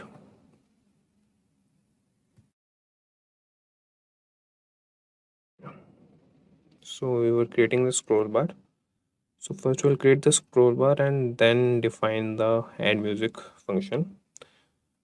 So now we will set the scroll bar in the frame music variable, as we want the scroll bar in that frame. I will show you in the demo only after I create the add music function. So first we'll create the add music function only.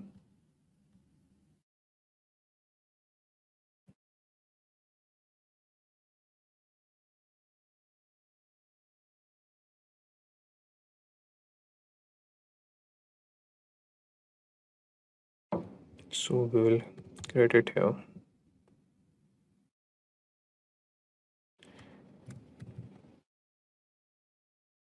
And name it as add music. And first we want that it should have path, and here we would use file dialog, so it would pop out the dialog box to the directory which we would assign or take it to.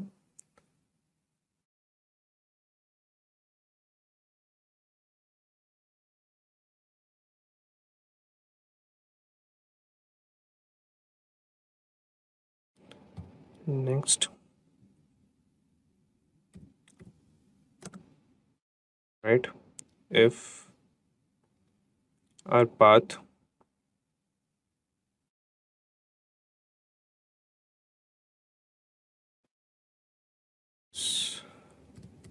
change directory, pass the path here,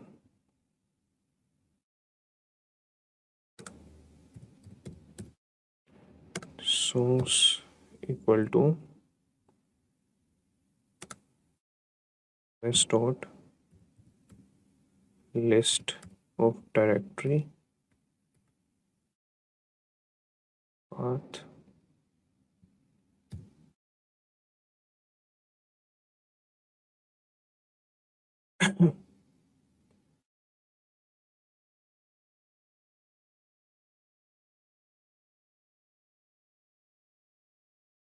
okay.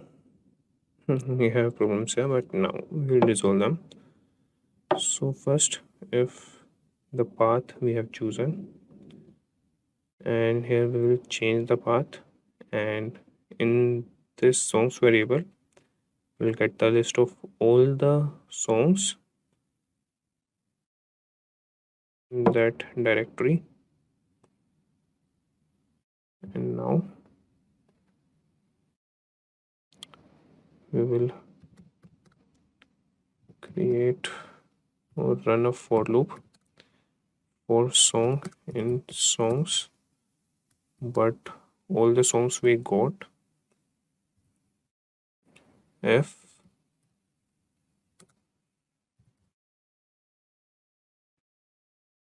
song ends with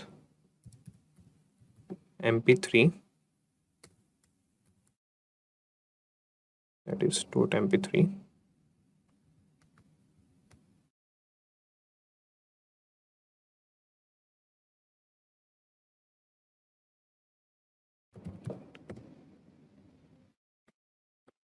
get playlist dot insert, will pass and the process and pass the song.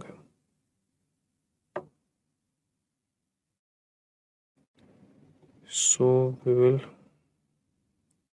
get this playlist variable working in another function, that would be the play music function. So it should play the music. For that we'll create the function play music, create a variable name that would be music underscore name, and inside get playlist dot get and make it active.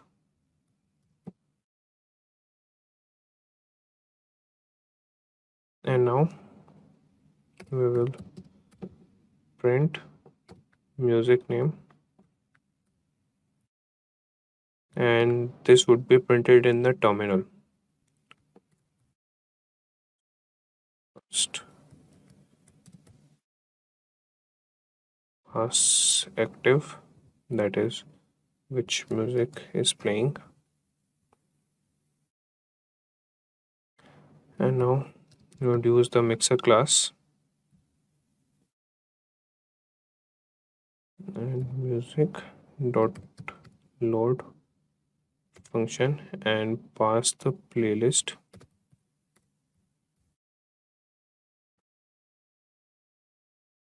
Use the function load get and get it as active.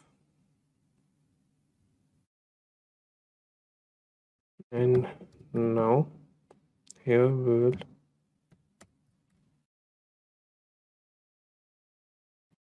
play it.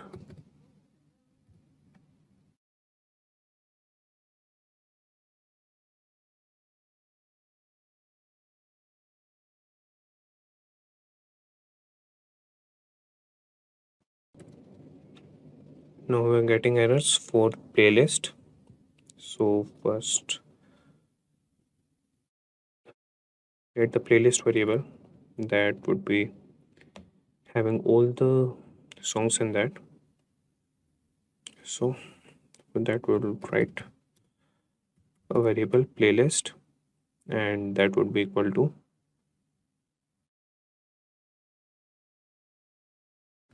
it would have the list box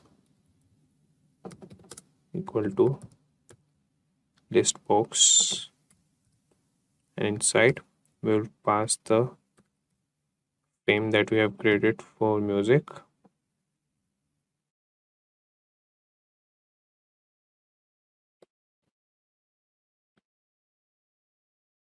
and set its width, that would be equal to 100. And now we will set the font for that. So you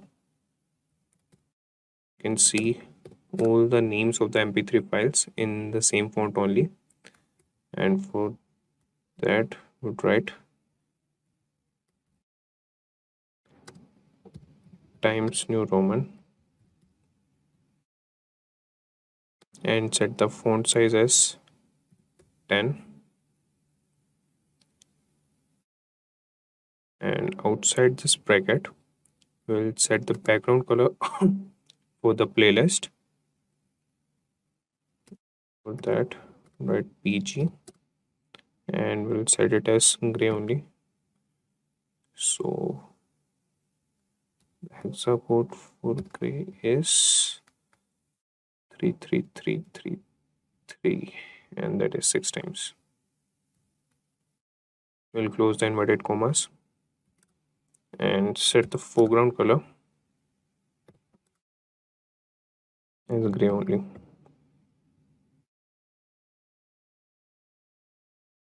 Now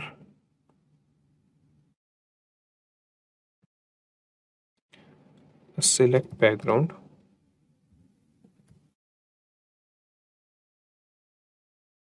that would be of the light blue color.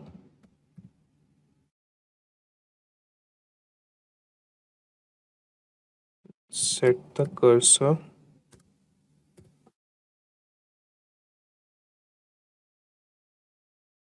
as hand to. I will explain you what this means. First we'll set the border equal to 0 only.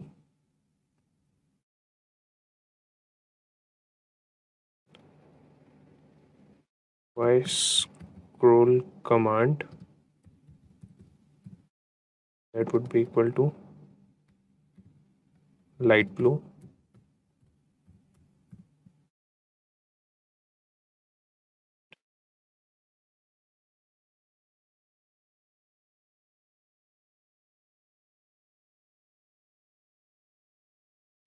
Now we will set the Y scroll command, that would be equal to scroll dot set.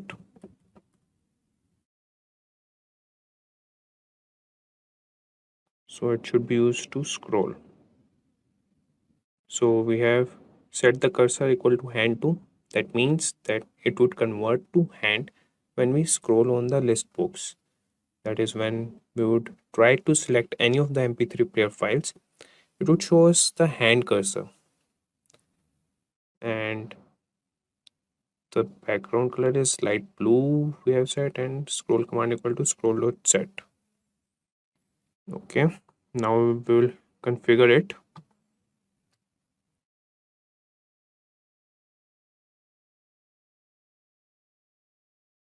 Okay,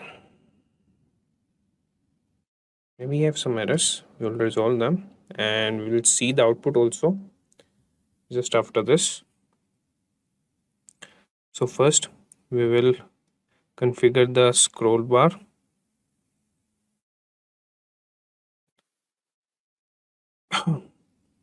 So that will use the variable only scroll dot config,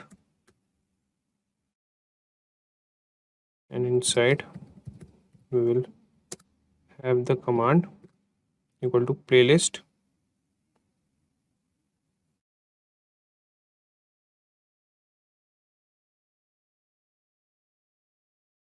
dot y view.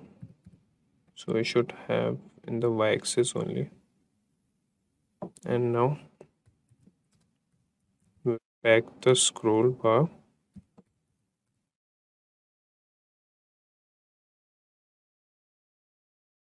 place it at right,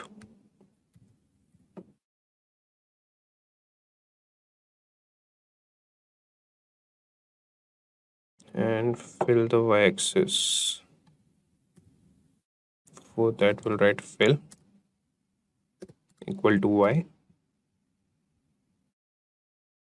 and now we will pack the playlist dot pack, place it side equal to right, and it should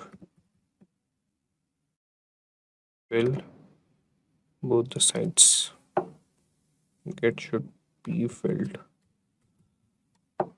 So that will write the command, which cannot appear after keyword argument. Okay, we'll get it sorted. Save the file, run it. So you can see that we have the browse music button here, and if we click it, we have the functioning. we will select the folder create mp3 player, and this is the folder that is music, and we'll select it. It has 4 files.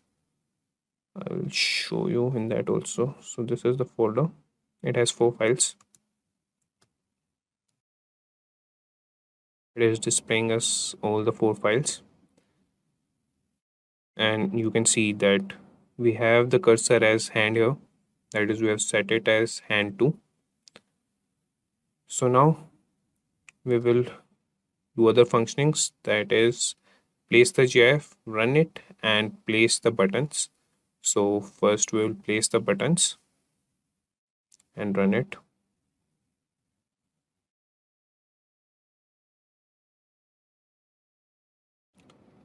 So for that, after this frame music, we'll start with the buttons.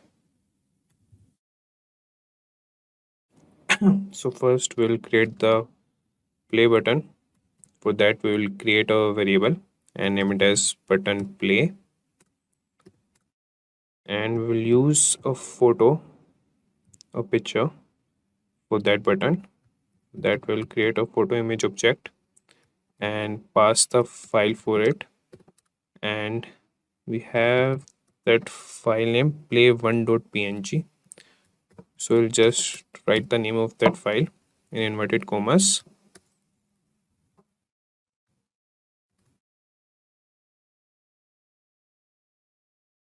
And now we will set the functioning. Set the button, we'll pass root, and the image is equal to the variable we have set it for, that is button play with is capital for play, and we'll set the background color for the button. That would be white only because we have the white label here,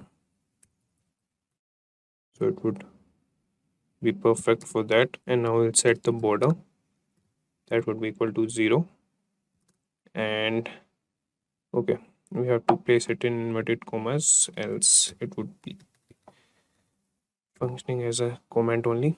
We have set the border, that is equal to 0. Now height, okay, HHT. Oh, so just forgot the spelling of height. Okay, so I have to declare the height first. So we will get these buttons in 60 to 60 dimensions only. We'll set the height as 60 and width also as 60. And now we would set the command for this button. So what functioning should it do? For that, we will write the function name, that is play music, and now we will place this at x equal to 215 and y equal to 487. And we have created the play music function above. You can see that it has the functioning to play the music. We have used the mixer.music.load from the Pygame, and it would get the playlist and the active contents there, and it would play it. So we are done with a play button. We'll save it and run the file. So when taken the window is opened, first we'll close that. Started. So first we'll browse. So this was the folder get music. We'll select this folder. You can see we have these 4 files. We'll click on the one and just click on the play button.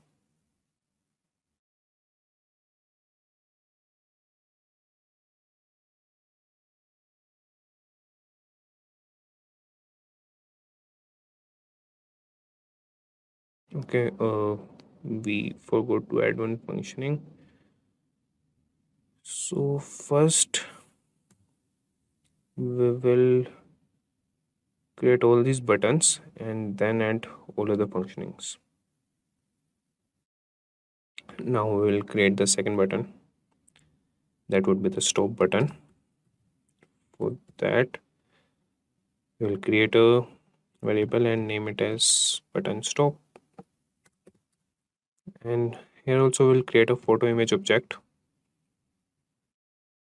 We'll pass file in inverted commas, and we have stop1.png for this. So we'll just write the file name, and in the next line we will define the functioning of this button. So inside button we will pass root and image,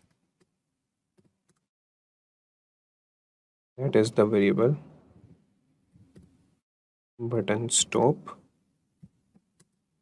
and set the background color equal to white only, and that would be in the inverted commas. And now we'll set its border, that would be 0, and height and width would be 60 only.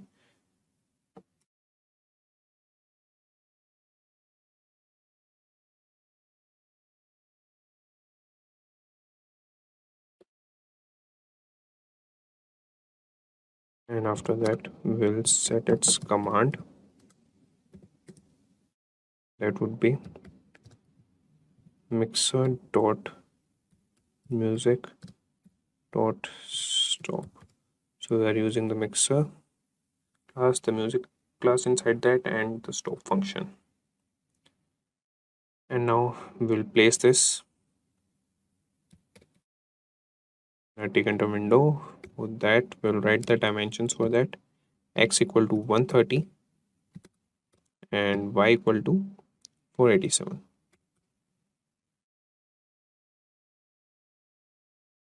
So we have created the stop button.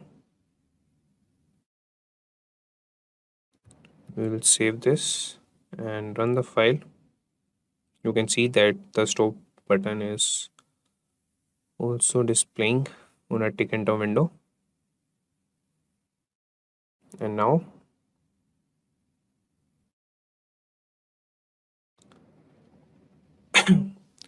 we will make a third button, that would be the pause button. For that we'll use the pose one png. This is the image. So for that you can just copy these things,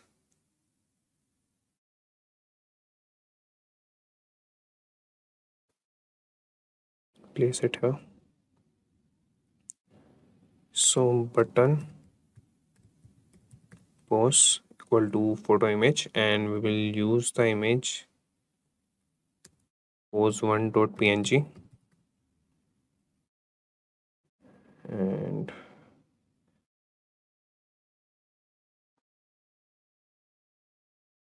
get it big only as we have set all others as big. So button pose, background color white, border 0, height 60, width 60. Command would be mixer.music.pose.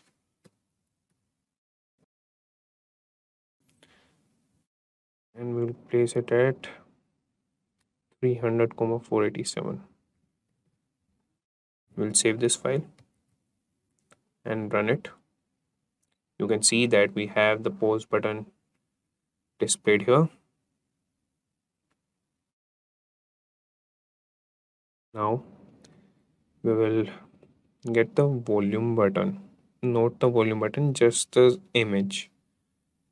So this is the image, volume.png. We will get it there. So for that we will create a variable volume1 and create a photo image object and set the file location, and the location is it's already placed in the same folder, so we'll just write the name of the file, that is volume.png, and that would be in the inverted commas.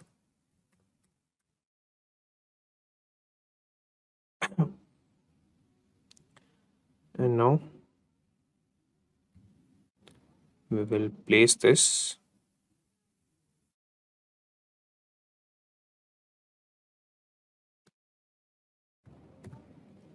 at x equal to 20 and y equal to 487.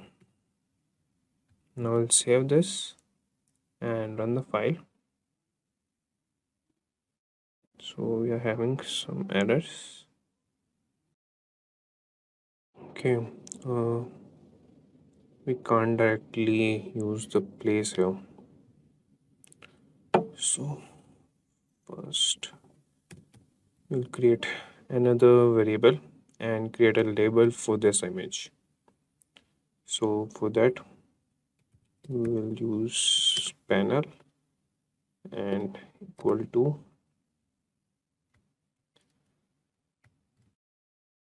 well,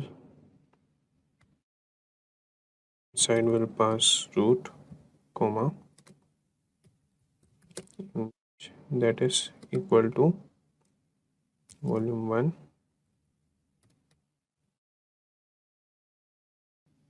and now we will use the place and place it at x equal to, that was at 300 and y would be 700, that would be 487.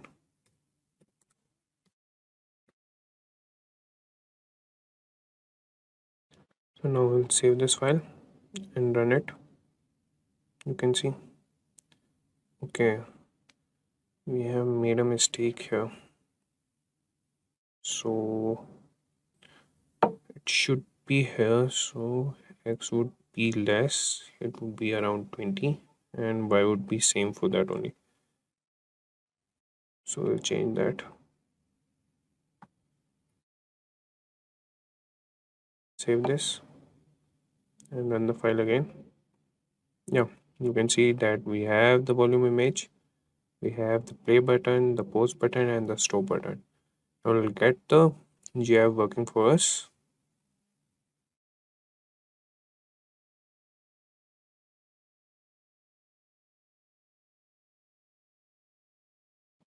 And now we will get our GIF working, but before that we will make the mixer initialize so that our buttons, they should function, that is play, pause and stop.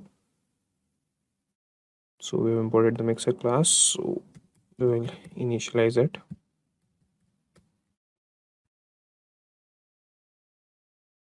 We'll save this and run the file. Now you can browse the music, click on the any mp3 file and click on the play button. You can hear that the music is playing. So I will pause it, and now we will start with the functioning of our GIF. So we have to cut the previous part, and now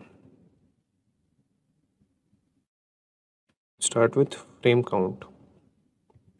So the frame count of our GIF is 30 and we will store it in a variable. And now we will create another variable as frames, and inside we'll start with square brackets and create a photo image object.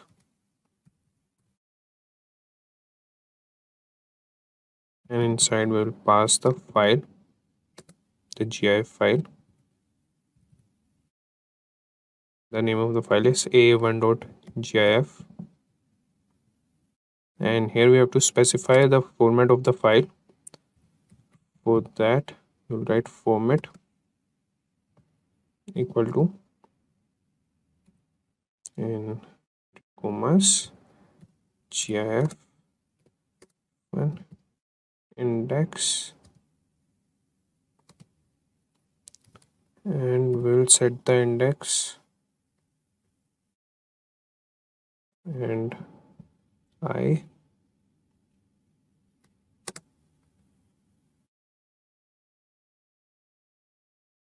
So we would be using the list comprehension here.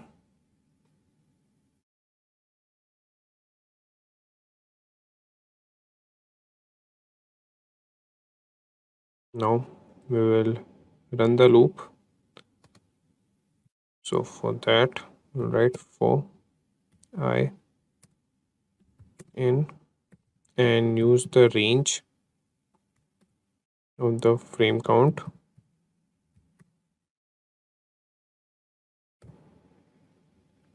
So what we will do is, the GIF has so many images in that, so we have to run a loop so it would again repeat itself, as the frame count would be equal to the count, as the images would be repeated in a loop. We will set the count equal to 0 and repeat it again. So for that, now we'll create a function and name it as update, and inside we'll pass a variable id,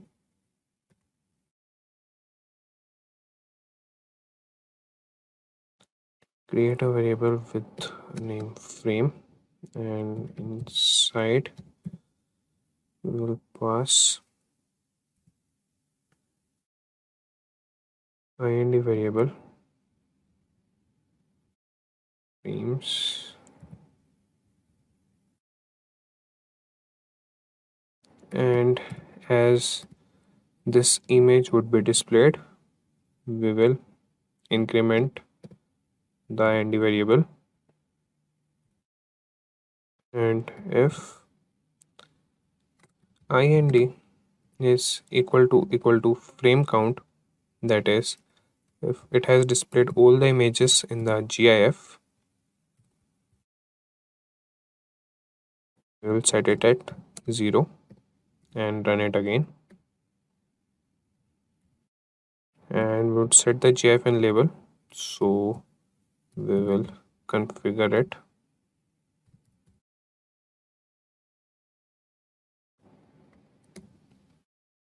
and we have to define the label also. So for that we'll write label equal to label, and inside we'll pass the root, and now we'll configure it and pass image equal to what frame we have currently, like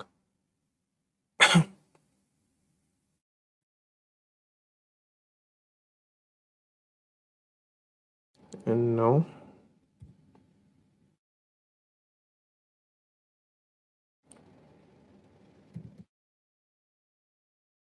we'll use the after function and pass 40 milliseconds so that the animation would start again,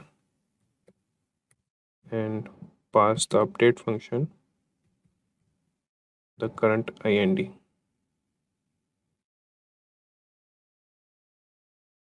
and now we will place the label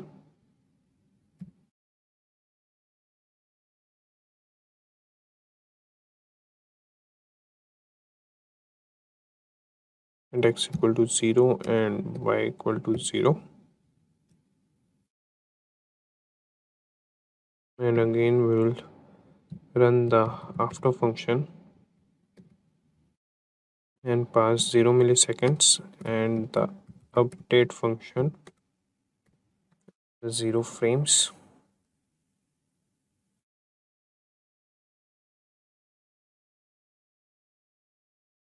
Okay.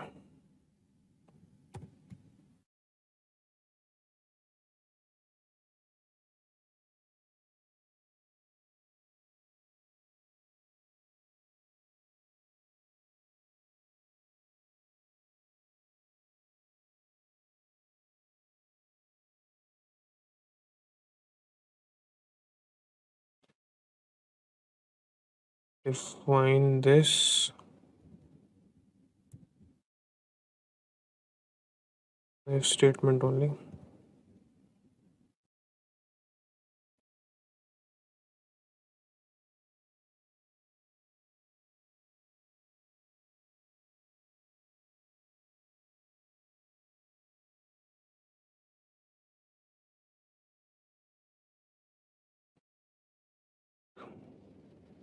Okay, first we have to place the label statement above now.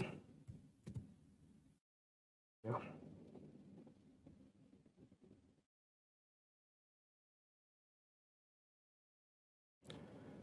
Now we are done with our GIF.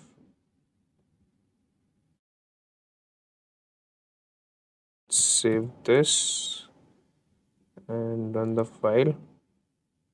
So we are getting an error here.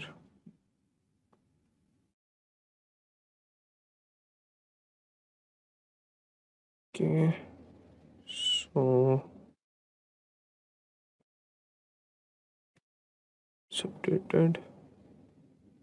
Okay, then save this file and run it again. Okay, encode displayed. So we have this label above.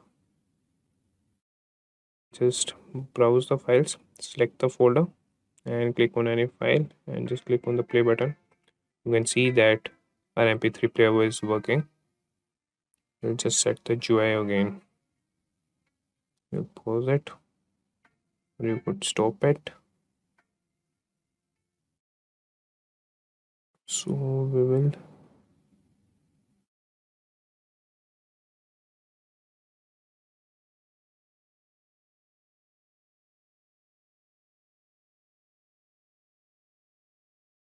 get this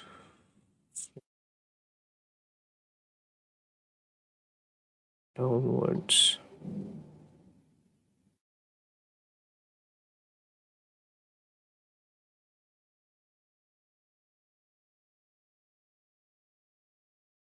For the starting of the buttons. Now we'll save the file and click on run button. You can see that the GIF has taken the whole frame, and now we'll browse the files. We've selected the folder and our if statement will find the mp3 files. You click on the file, just click on the play button. You can see that our Simply Music player is working fine. So I will share the code link with you in the description. Hello everyone, I am Mayank and welcome to Simplilearn. Today we will take you through the hands-on lab demo of how you can create a speech-to-text or speech recognition system using Python. Before we start, I hope this screen is clearly visible and the audio is fine. If yes, please type in yes. If there are any issues, do let us know in the chat section so that we can resolve them. I'm repeating again, before we start, I hope the screen is clearly visible and the audio is fine. If yes, please type in yes. If there are any issues, do let us know in the chat section so that we can resolve them. Let's wait for some more minutes to let other people join. Yeah. Until then, let me tell you guys that we have regular updates on multiple technologies. If you are a tech geek in a continuous hunt for the latest technological trends, then consider getting subscribed to our YouTube channel and press that bell icon to never miss any update from Simplilearn. I'm repeating again, let me tell you guys that we have regular updates on multiple technologies.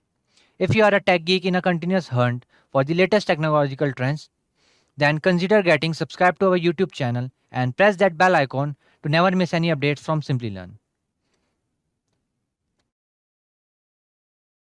Great. I think we can get started. So in today's session, we will go through what is a speech recognition system. Moving forward, we will see how a speech recognition system works. After that, we will create a speech recognition system using Python. We will perform different functions and create speech recognition system using different Python libraries. Before we move on to the programming part, let's discuss what is a speech recognition system first and proceed further for the same. What is a speech recognition system?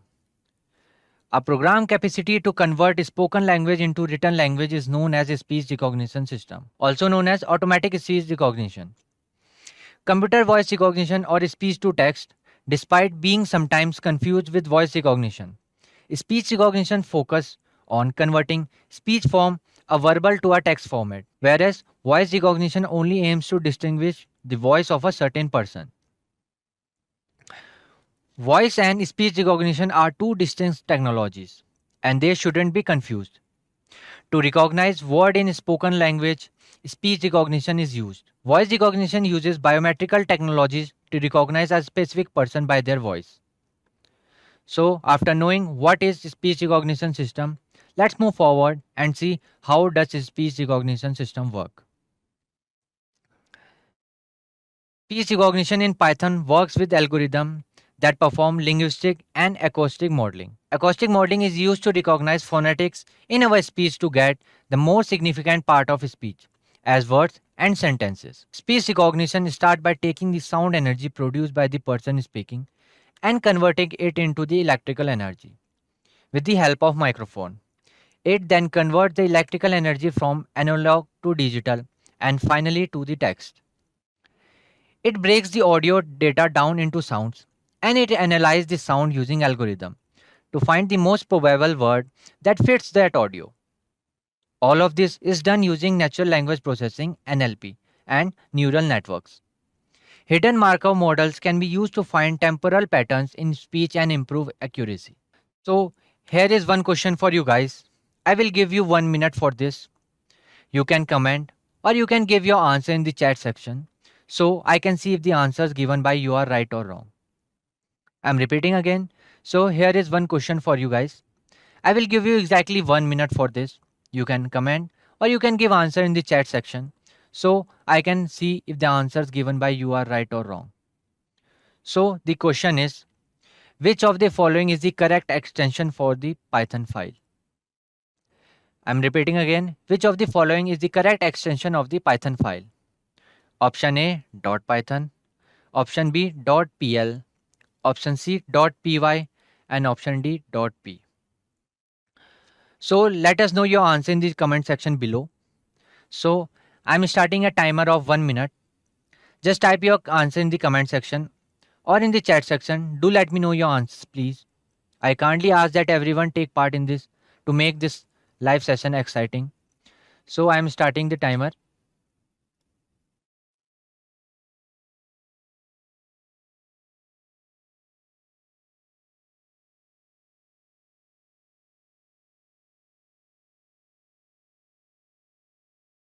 You can comment or you can give your answer in the chat section so I can see if the answers given by you are right or wrong. So the question is, which of the following is the correct extension of the Python file? 37 seconds remaining. Option A .python, option B .pl, option C .py, option D .p. Let us know your answer in the comment section below. I kindly ask that everyone take part in this to make the live session exciting. You have 15 seconds remaining.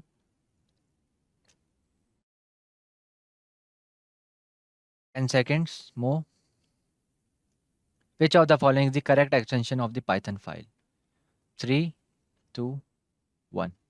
After that allotted time has passed, those who provided the correct response will receive a response and those who provided the incorrect response will receive one.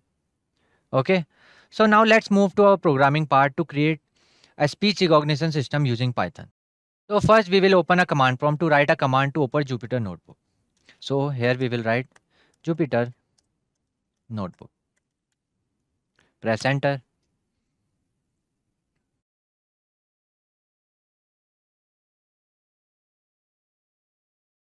So this is the landing page of Jupyter Notebook, and here you can select new Python file. So this is how the Jupyter Notebook UI looks like. So at first we will import some major libraries of Python which will help us in creating a speech recognition system. So here we will write, first let me rename this speech recog. So first I will import speech underscore recognition.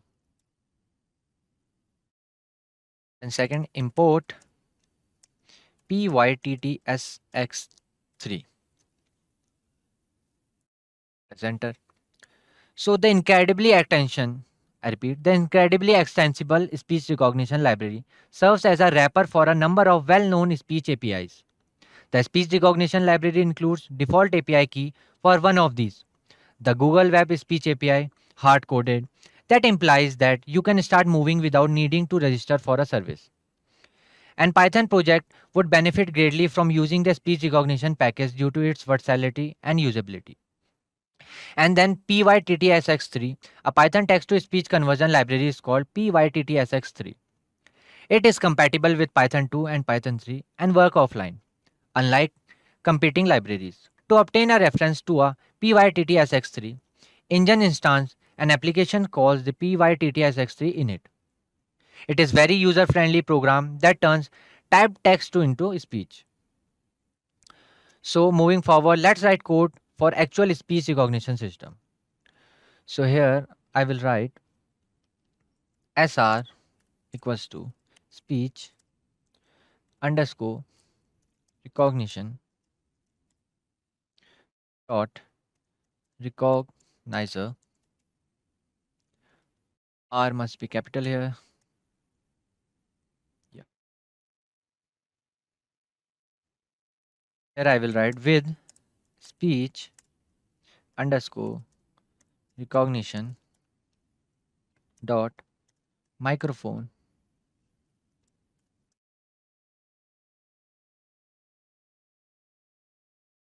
as source 2, then colon. Yeah, here I will write print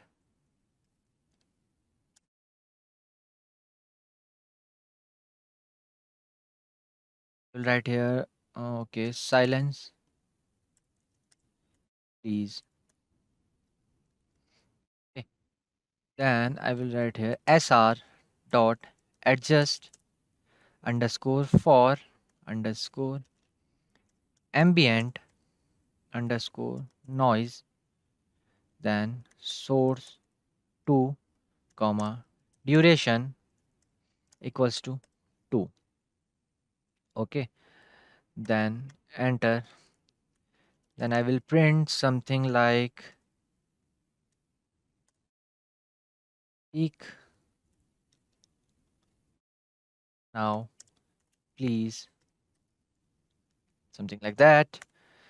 Then I will write here audio 2 equals to sr dot listen source 2. And here I will write for text equals to sr dot recognize, okay, underscore Google audio 2.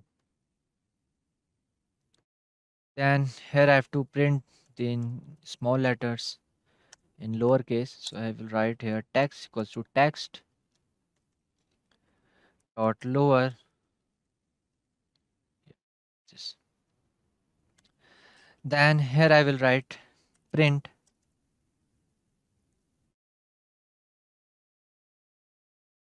did you say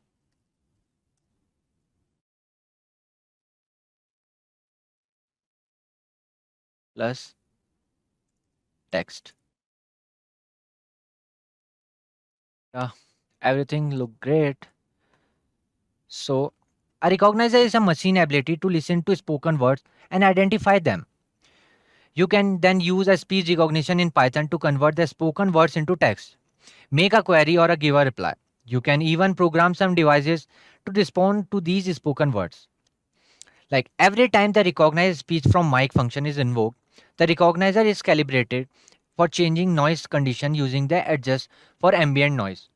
This one for ambient noise. The backlog parameter of the listen function allow a quiz size to be specified. It will listen to what we are speaking or saying. This recognize Google, a function on the recognizer class, which you have now developed, will be used to query the Google Web Speech API and convert spoken words into text. Recognize Google needs the argument audio data in order to function properly, otherwise it will fail. Python built-in function lower is mostly used to handle strings. The lower method converts each capital character in the provided string to lowercase before returning the lowercase string. It accepts no arguments. It returns to the original text if the supplied string has no capital letters. Now let's check whether it's working or not. So I will run it. Yeah, run all.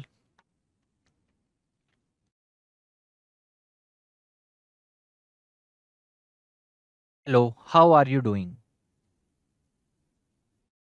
Yeah, you can see hello, how are you doing printed. So let me try another one.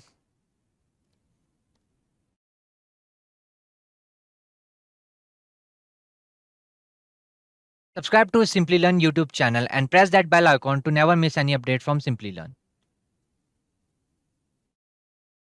So here you can see subscribe to Simplilearn YouTube channel and press that bell icon to never miss any update from Simplilearn is printed.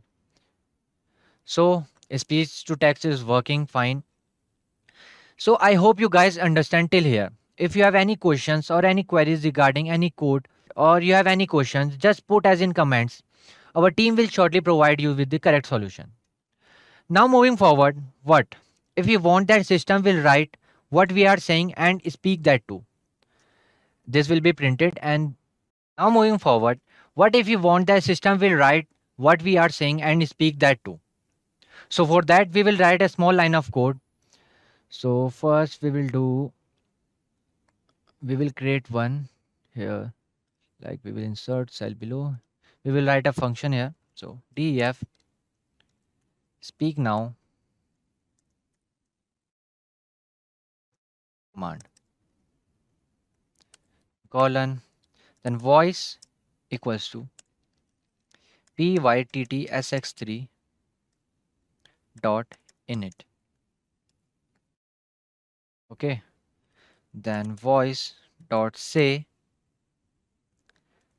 command, then voice dot run and wait. Yeah. So what we will do here, we will write like speak now, then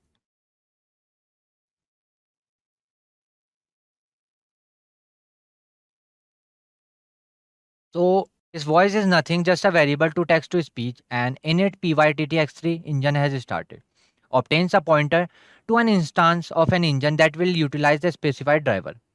If another engine instance is already using the given driver, the other engine instance is returned. If not, a new engine is built. A speak now is a function in which using get function I am getting the values of the text. This one I will get. Now let's run this sort of code and let's see if it is working or not. So I will run.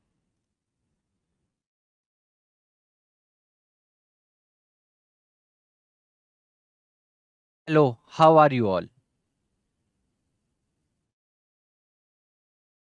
Speak now is not defined. Okay. Speak now. Okay, n is small. Okay, my bad. Run this again.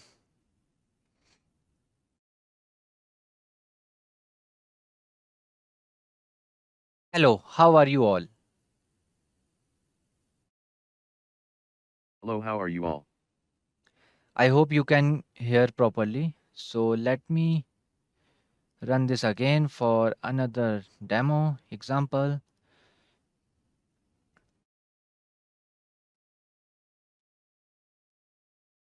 Subscribe to Simplilearn YouTube channel and press that bell icon to never miss any update from Simplilearn.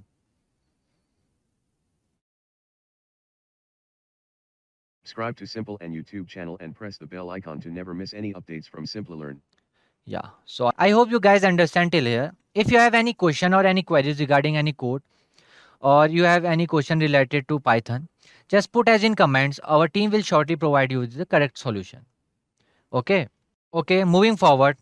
So at last, let's create a speech recognition system from which we can open our websites and all, like YouTube, like Facebook, like Simplilearn, anything. So we will open new file for this. I will create the separate one.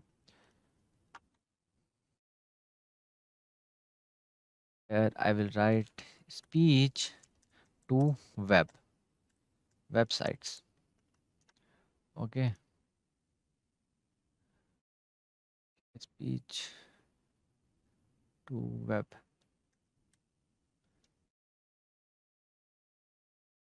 So here I will import speech underscore recognition, then import pyttsx3, then one major library, import web browser. Okay, then I will run it. Yeah, I hope you already know these first two libraries. So this is third library is used for web browser is the file source code.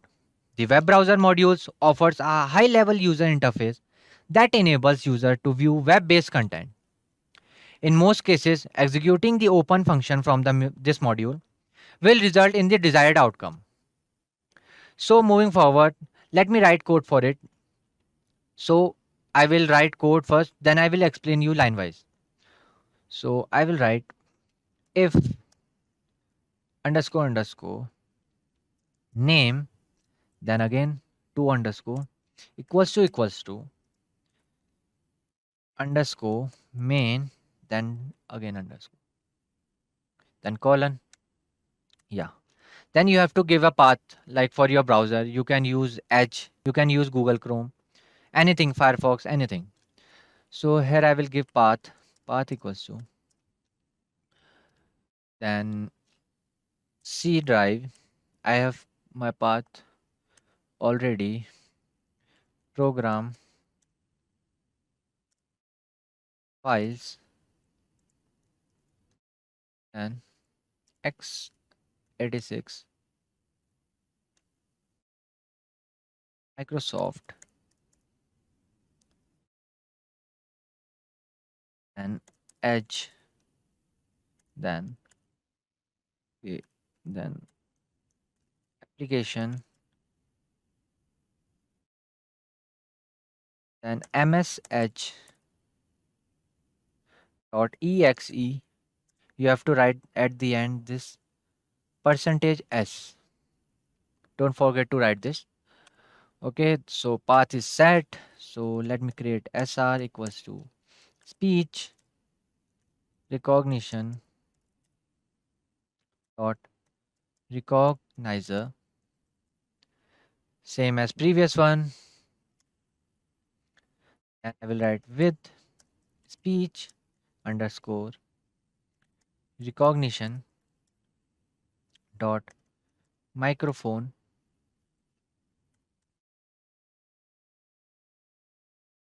as source, then sr dot adjust for ambient noise, then source. Now everything seems good. Let me write print what we have wrote there, like speak now please. So here I will write please say something to open. Okay. I will write audio equals to sr dot listen that source, and I will print like what you said. So it will hearing,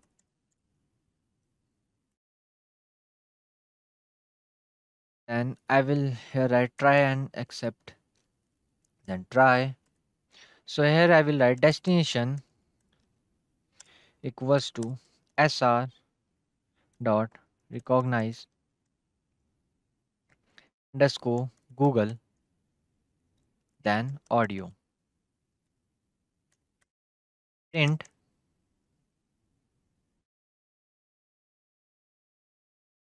here you asked to open right here plus destination. Okay. So then web browser browser dot get that path, then open that destination. Okay. So here I will write that accept exception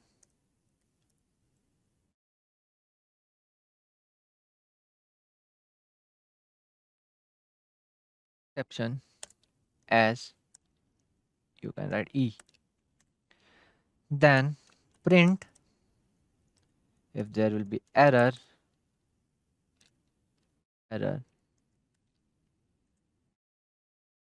str e. Okay. So a recognizer is a machine ability to listen to spoken words and identify them. You can use speech recognition in Python to convert the spoken word into text. You can even program some devices to respond to these spoken words. Every time the recognize speech from mic function is invoked, the recognizer is calibrated for changing noise condition using the adjust ambient noise method. A socket is already to receive connection after calling the listen function. Prior to performing the accept method on the server socket, the listen method should be called.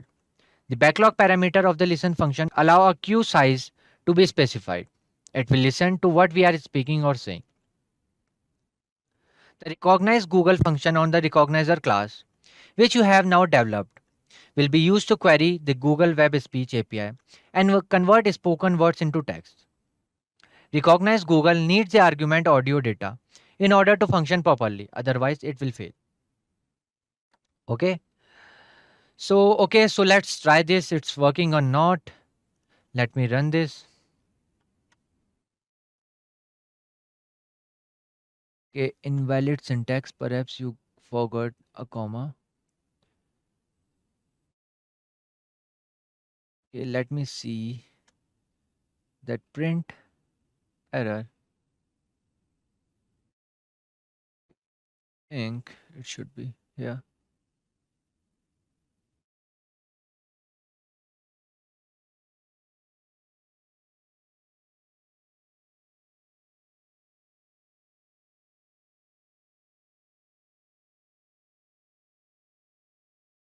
Okay, let me check this.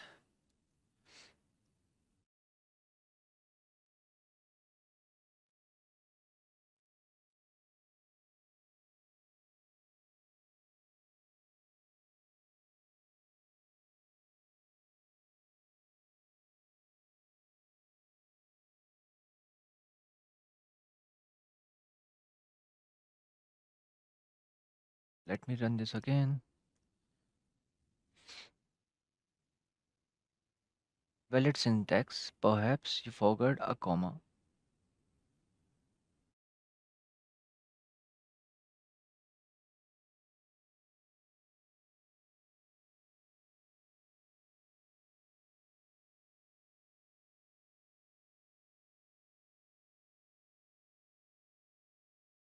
Okay.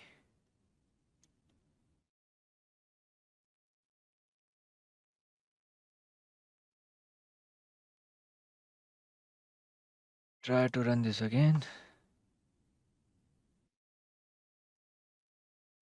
2.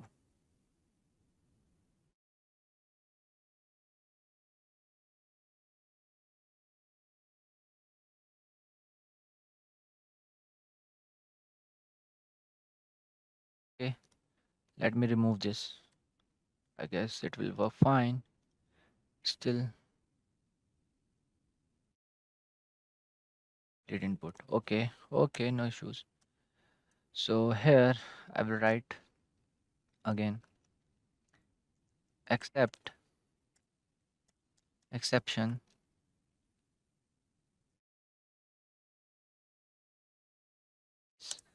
e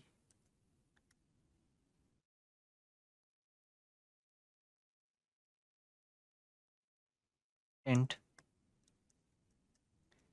error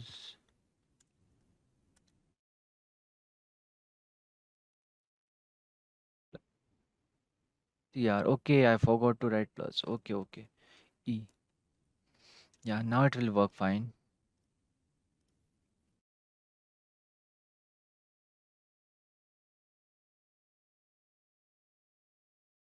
www.youtube.com. So here you can see YouTube is open. Yeah. So we will try this one more time.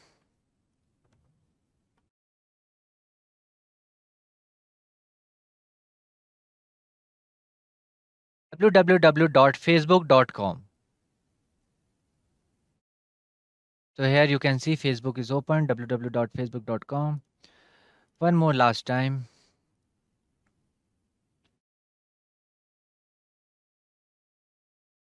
www.simplilearn.com.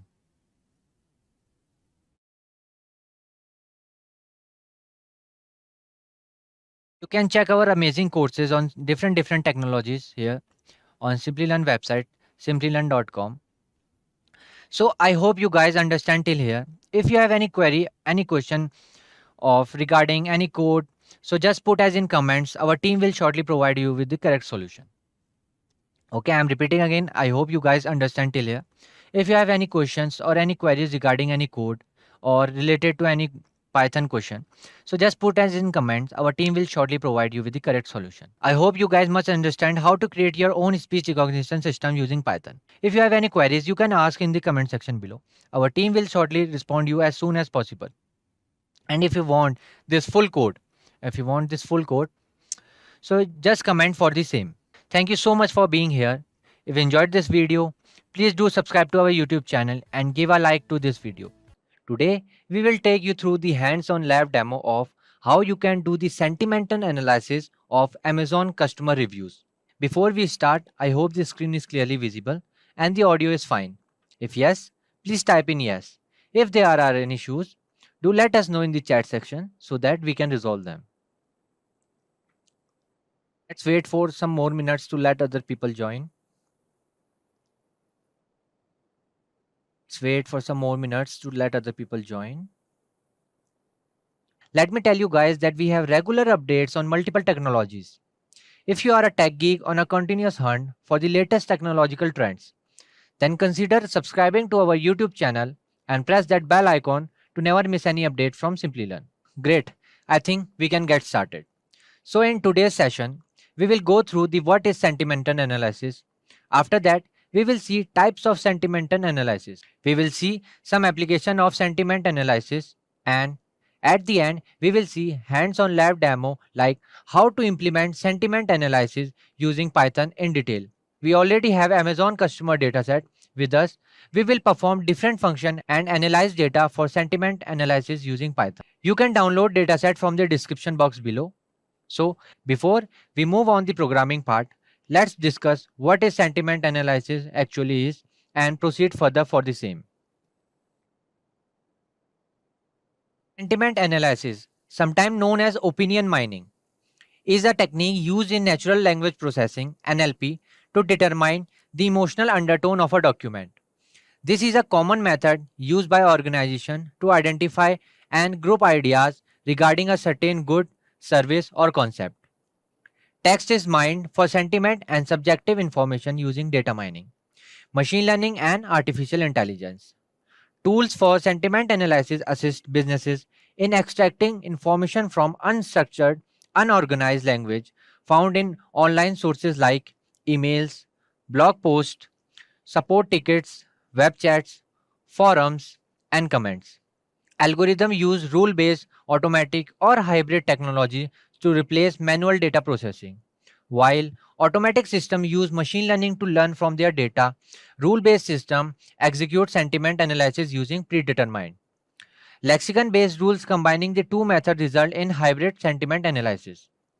Sentiment analysis or opinion mining can extract the subject, opinion holder, and polarity or the degree of positivity and negativity from the text and identify sentiment.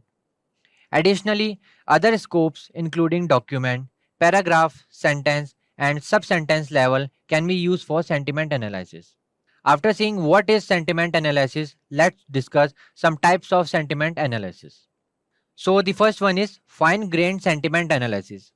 By segmenting sentiment, each phrase or clause in a sentence is broken down and examined in relationship to the others. Simply said, you can tell who review a product and what topics a person specifically discuss in their feedback. And the second one is emotion detection. Instead of identifying positivity and negativity, emotion detection recognizes particular emotions. Example could include shock, rage, grief, frustration, and happiness. And the third one is intent based analysis. In addition to identify opinions in a text, the intent based analysis also identifies behaviors. For instance, a frustrated online comment about changing a battery can motivate customer care to get in touch to address that particular problem. And the last one is aspect based analysis. Collects the precise component that is being mentioned either favorably or unfavorably. For instance, a client may write in a product review that the battery life is too short. The system will then respond that the battery life is the main complaint and not the product as a whole. So after seeing types of sentiment analysis, let's see some application of sentiment analysis. Organization can employ sentiment analysis technologies for a number of purposes such as determining brand popularity, reputation, and awareness at a particular period or over time. Customer service requests into categories. And the next one is monitoring consumer response to new improvements or products. And the fourth one is identifying the demographics or target market. And the fifth one is determining the effectiveness of a marketing effort. So here is one question for you guys. I will give you 1 minute for this. You can comment or you can give answers in chat section. So I can see if the answers given by you are right or wrong. So the question is text analytics also refers to as text mining? I'm repeating again. Is text analytics also refers to as text mining? The options are true or false. So let us know your answer in comment section below or in chat section. So I'm starting timer of 1 minute. Just type your answer in comment section or in chat section. Do let me know your answers. So I'm starting timer of 1 minute.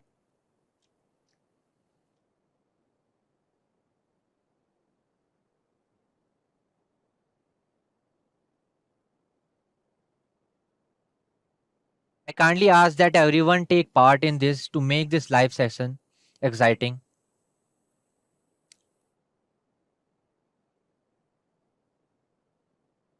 So the question is text analytics also refers to as text mining? 35 seconds are left. Do let me know your answers. I kindly ask that everyone take part in this to make the live session exciting. You want 20 seconds left. You can comment or you can give your answer in chat section so I can see if the answers given by you are right or wrong.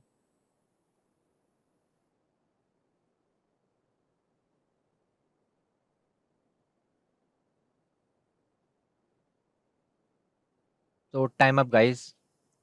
So after the allotted time has passed, those who provided the correct response will receive a response, and those who provided the incorrect response will receive one. Okay. Now let's move to a programming part to perform sentiment analysis using Amazon customer dataset. So first we will open command prompt to write command to open Jupyter notebook. So here we will write Jupyter notebook, press enter. Okay, it's Jupyter notebook.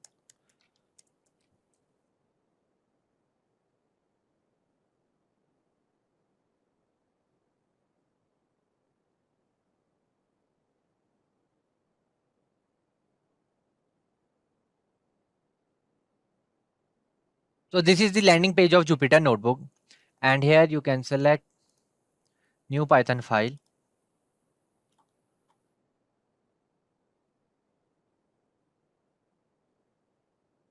It's loading. So this is how the Jupyter UI looks like. So at first we will import some bunch of major libraries of Python which will help us in mathematical functioning. So the first one is NumPy. So first I will write NumPy, import NumPy as NP. NumPy is a Python library used for working with arrays. It also has functions for working in the domain of linear algebra and matrices. It is an open source project and you can use it freely. NumPy stands for numerical Python. So the next one is pandas. I will write here import pandas as PD. So pandas is a software library written for a Python programming language for data manipulation and analysis. In particular, it offers data structures and operation for manipulating numerical tables and time series. After that, we will import NLTK. So the Natural Language Toolkit NLTK is a Python programming environment for creating application for statistical natural language processing NLP for parsing, classification, stemming, tagging and semantic reasoning. It includes text processing libraries. So after that we will import from NLTK dot sentiment dot wader import sentiment density analyzer.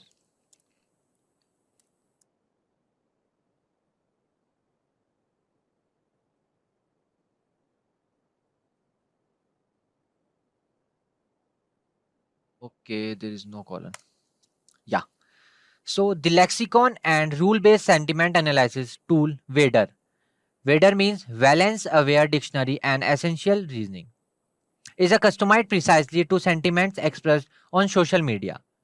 Wader makes use of variety of a sentiment lexicon is a collection of lexical elements such as words that are often classified as either positive or negative depending on their semantic orientation. Wader not only informs us of the positivity and negativity scores but also of the sentimentality of each score. So the next one is import RE. Python RE module fully supports regular expression similar to those in Perl. If a regular expression, compilation or use error occurs, the RE modules raises the expression RE. Two key functions that are used to manage regular expression will be covered. So RE means regular expressions. So the next one is from text blob import text blob.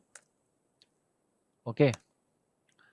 So a Python 2 or 3 package called text blob is used to process textual data.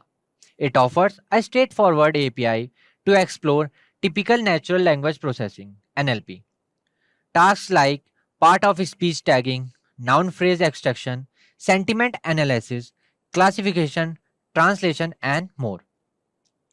So the next one is import words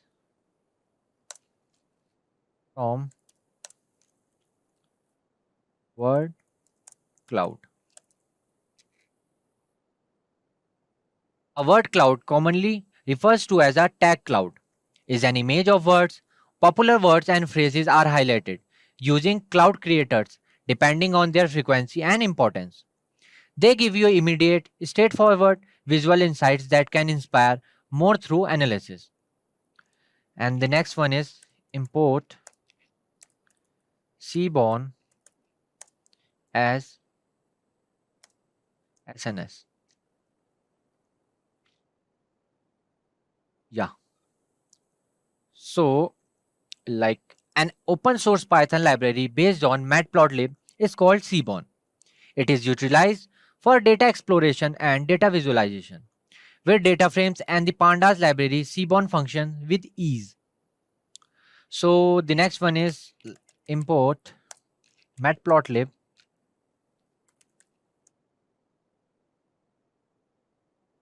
dot pyplot as plt. Okay, yeah, seems good. For Python and its numerical expression NumPy, Matplotlib is a cross-platform data visualization and graphical charting package. As a result, it presents a strong open source substitute for MATLAB. The APIs for Matplotlib allow programmers to incorporate graphs into GUI applications. And the next one is import cufflinks cufflinks as CF. Perfect. Another Python module called cufflink links Plotly with pandas so that charts can be easily created on data frames. In essence, it functions like a plugin. So next in line matplotlib. Matplotlib. So you can enable inline plotting by using the magic function percentage matplotlib inline, which causes the plots and graphs to appear below the cell where your plotting commands are entered. Similar to a Jupyter notebook, it offers backend interactivity in front ends. So next we will import what you can like. We can import okay from plotly dot offline import init underscore notebook underscore mode comma plot.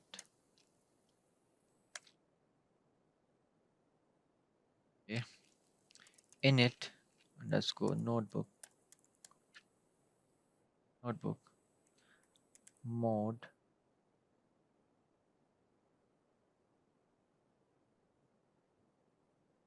true. Okay, it's through yeah cf dot go underscore offline.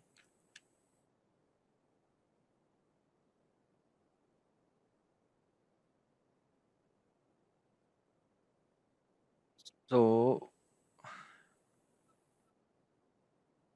yeah, in order to display the plot inside the notebook, you need to initiate plotly notebook mode as follows, like this.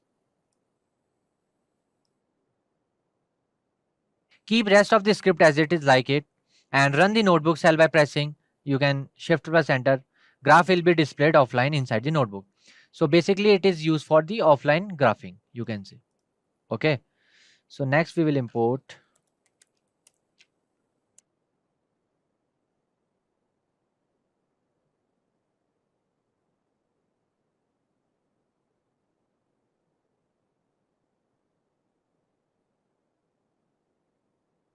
from plotly dot subplots. Subplots are important. import make underscore subplot.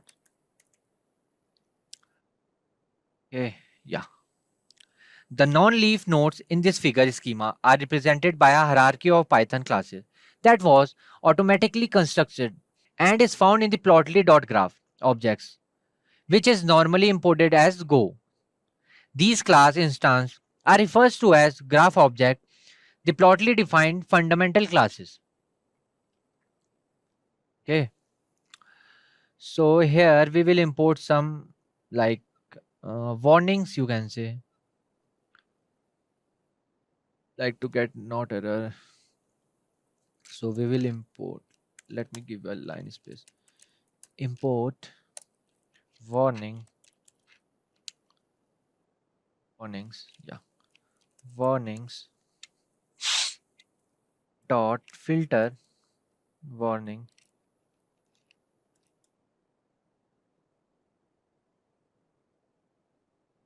ignore warnings dot warn, and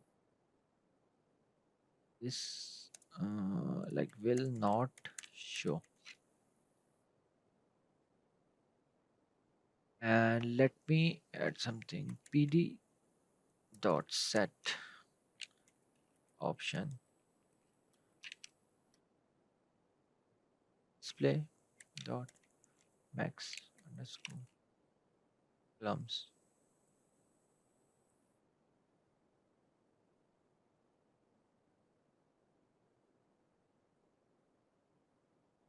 Okay, import words from word cloud.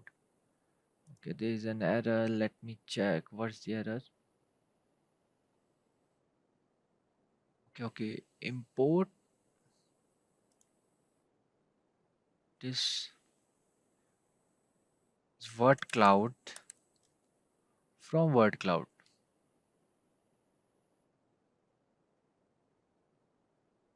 It's capital. And W is also capital. Here W will be capital. Let it put it small only. From word cloud.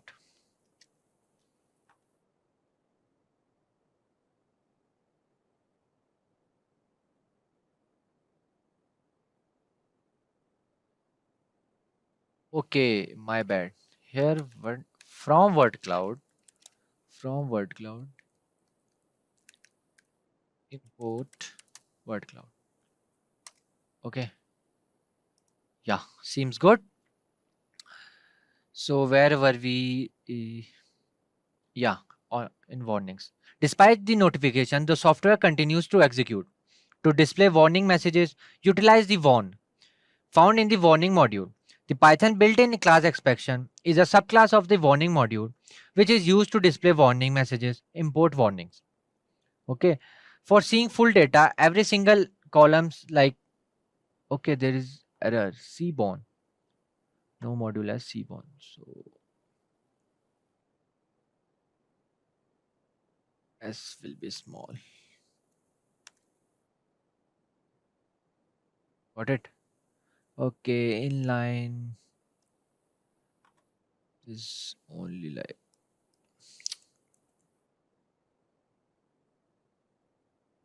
something like that. Inline. Okay, any errors now? I guess no error. Okay. Yeah, for seeing full data like every single columns of PD. So here we are using this pd.set option. So we can use for it. So moving forward, let's import dataset. So for importing dataset, we will write here like df equals to pd dot read csv. Okay. Here dataset name.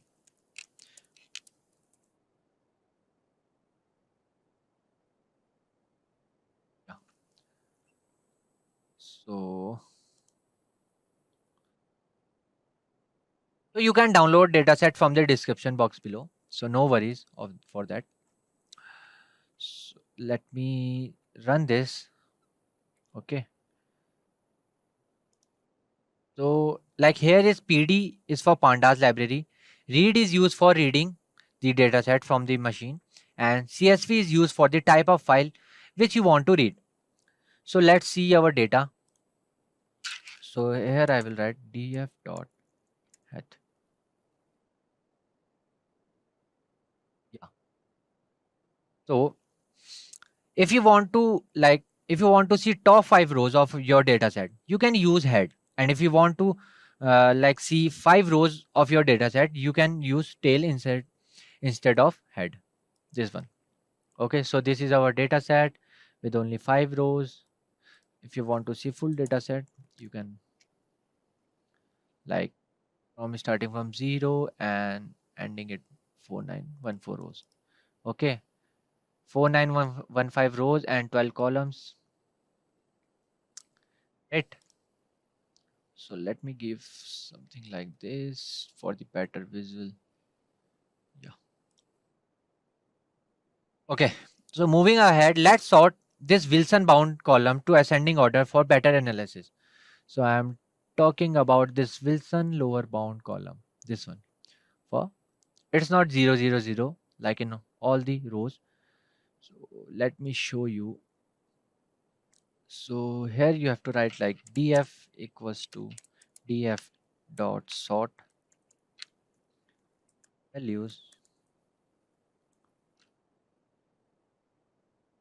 Wilson, spelling should be correct, lower bound. I will make it to ascending order, ascending, sorry, descending order. So df dot drop named, okay,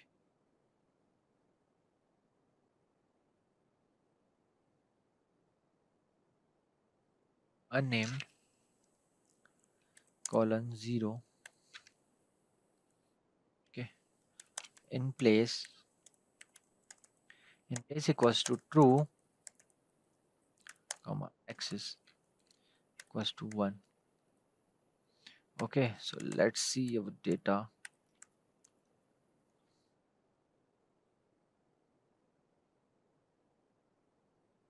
So here you can see the data is sorted in as ascending order. Okay. So the provided row or column is eliminated via the drop function. The drop method eliminates the specified column when the column axis is specified. The drop method eliminates the designated row when the row axis is supplied. Okay. So I hope you guys understand till here. If you have any queries or any queries regarding any code, or there is something question till here, just put as in comments. Our team will shortly provide you the correct solution. Okay. So moving forward, let's make a function for missing values.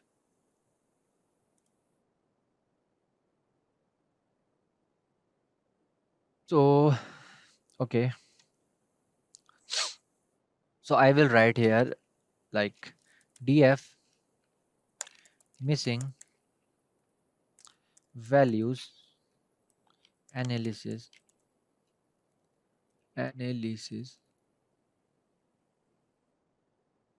Okay, it's def. For function we use def. Yeah, def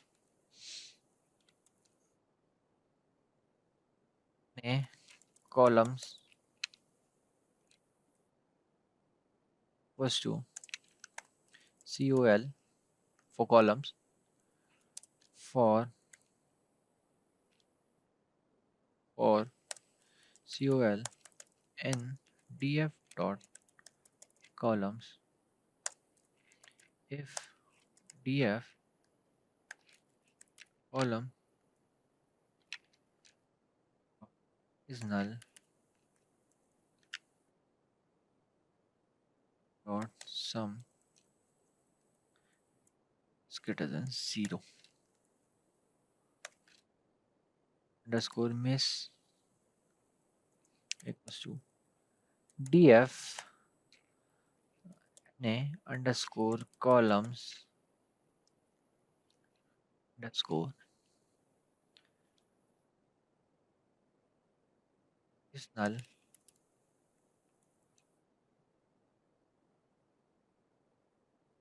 dot sum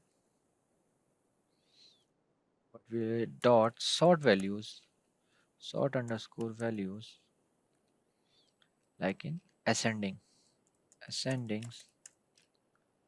ascending equals to true.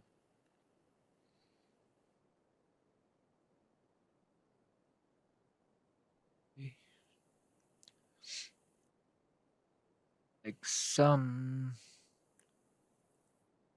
be like this and this.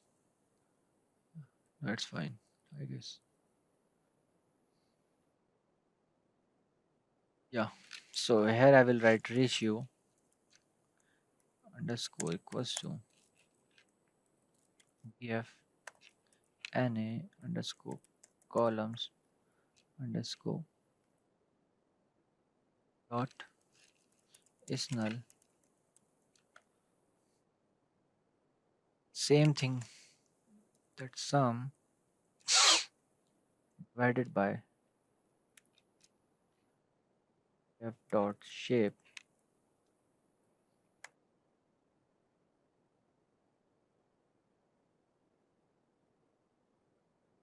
level 100 dot sort values standing equals to true. Fine. Okay.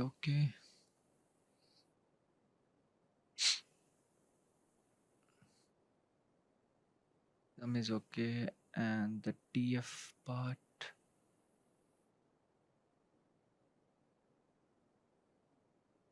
That sort value is equals to standing equals to true. Fine. So here we will write missing underscore df equals to pd dot concat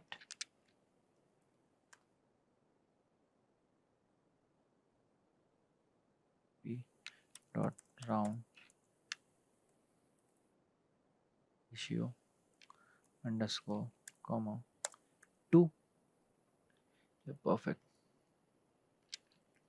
Here axis will be 1. Okay. Is equals to, I will give like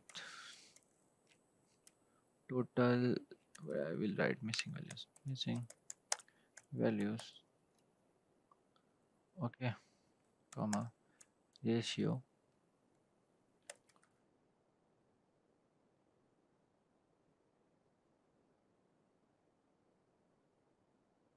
thing underscore df equals to pd dot data frame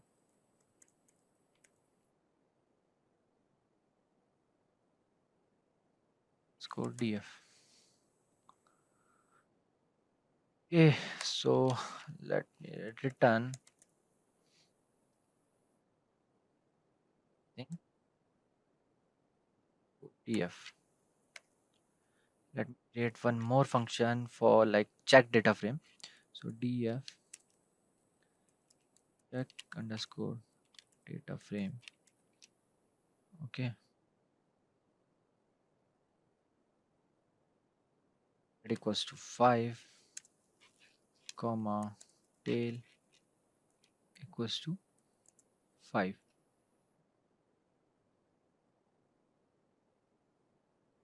So here I will write print shape. Okay, dot center 2 comma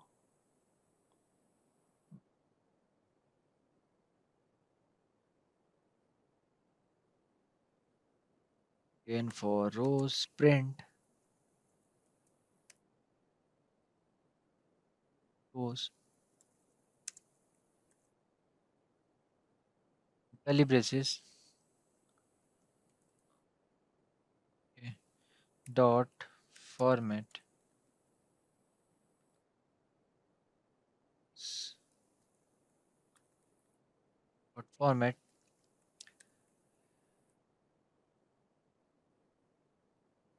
yeah, dot shape 0.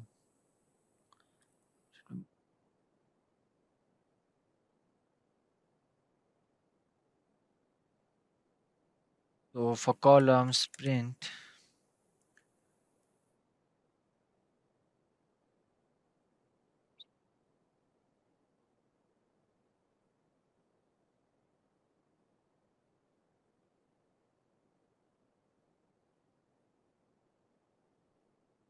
dot shape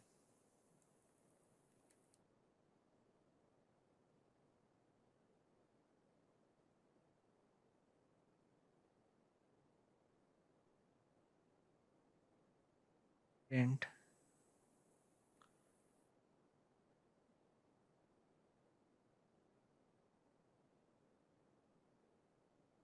types like of types of data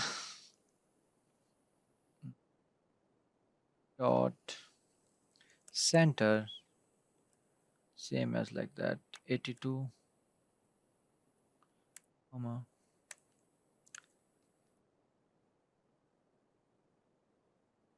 int df dot d types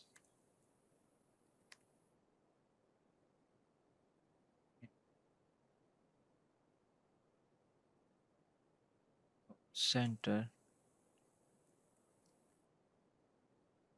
Just printing this is like, you will see, don't worry, just stay with me, you will see the beautiful result.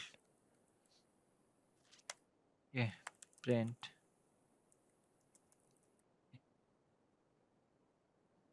values, print missing values, analysis, and this is like df. Okay, then again duplicated values, like there's many, how many duplicated values are there. So dot same for the center 3 comma again this one, print f dot duplicated.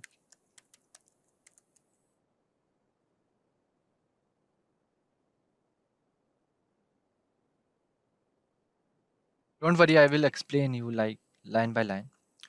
Just stay with me. Let me write the whole code. First, print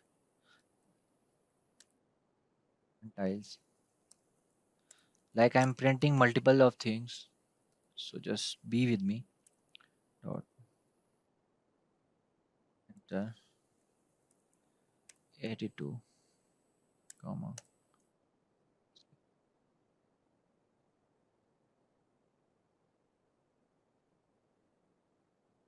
ef dot one tile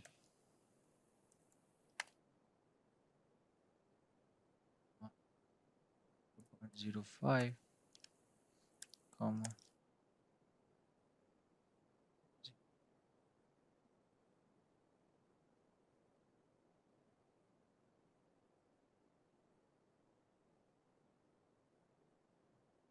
1. Okay.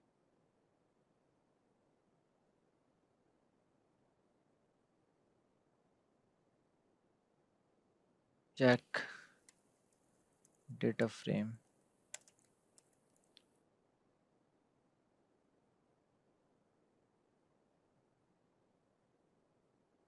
I'm hoping like there will be no error. Yeah, So you can see now like multiple information regarding dataset is printed. So this shape is for like how many rows and columns present in the dataset. Like in types, you can say like every column type like object, int64, float64, and many more are like present.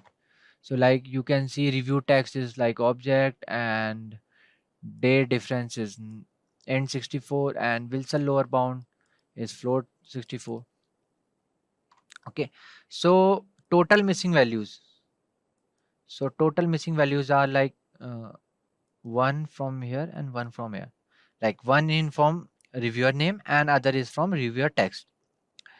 And like there is no duplicated values in our dataset. And here you can see. So like after that quantiles. A quantile defines a particular part of the dataset. That is, a quantile determines how many values in the distribution are above or below a certain limit. Special quantiles are the like quartile quarter, and you can say quintile, that the fifth one, and the percentile which is from hundredth.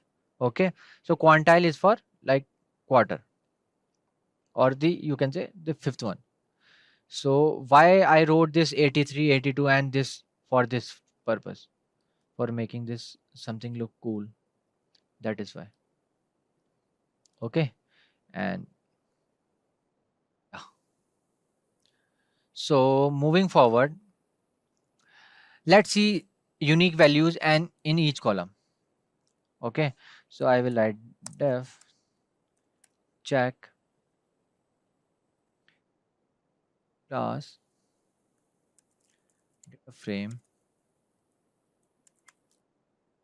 unique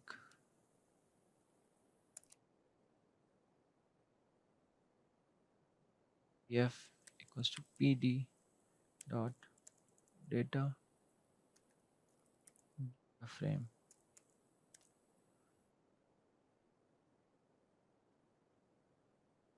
variable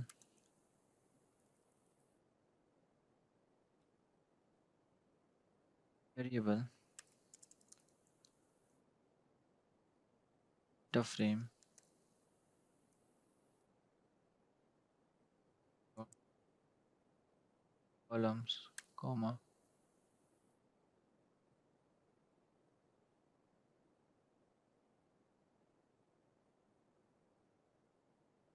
classes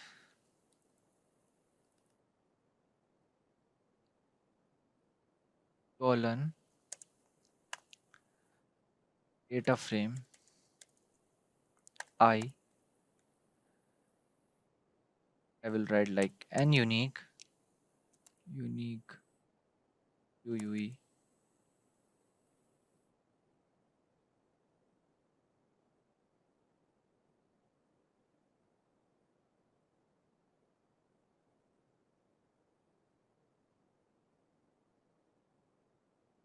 or I in data frame dot columns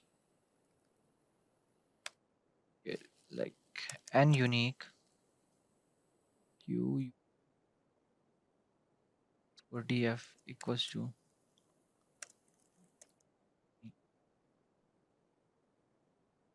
dot sort values classes comma ascending equals to false.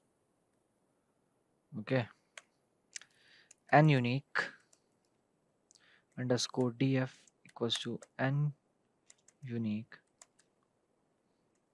ef dot reset index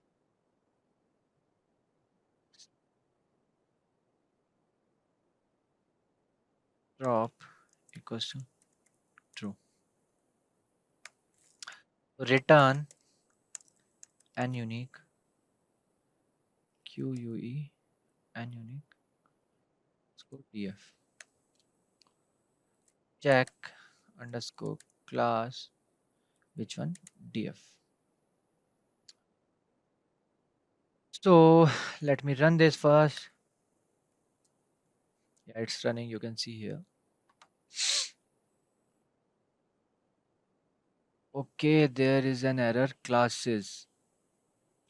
Okay, check class TF. Is saying that this is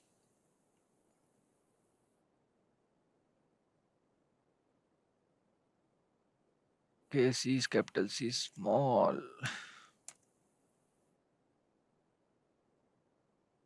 Let me run now. Yeah. So here you can see the every column having unique values are sorted in descending order. Like review tags have like more unique values. So it come first, and then reviewer name, reviewer time, day difference, Wilson lower bound, score average, then goes to overall. Okay. Moving forward, let's do some categorical variable analysis for overall. Yes, so this will be like amazing. Something amazing is going to be happen. So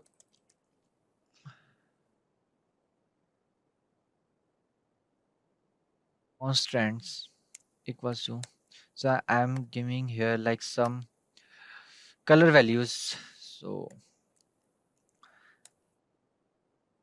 B34 D22 EB00C. Okay, so you can change, you can like write whatever you want color.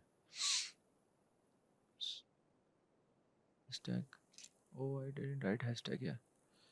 Hashtag 3, come on, 1 F C. Hashtag 0C92 EB.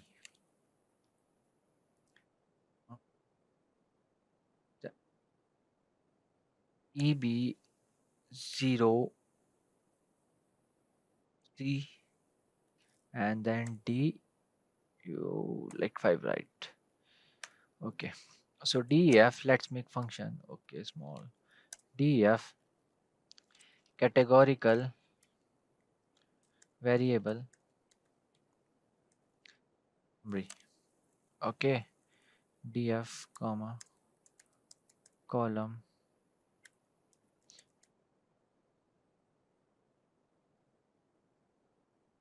Okay, categorical variable summary. Yeah, perfect. So let's make some figures. So make subplots, plots, rows equals to 1 comma calls equals to 2.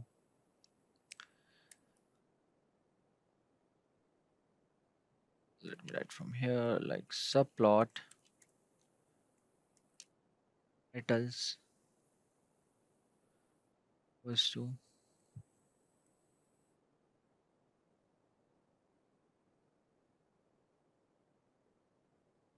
count plot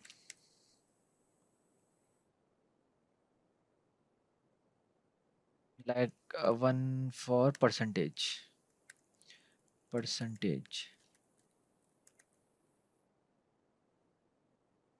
Okay.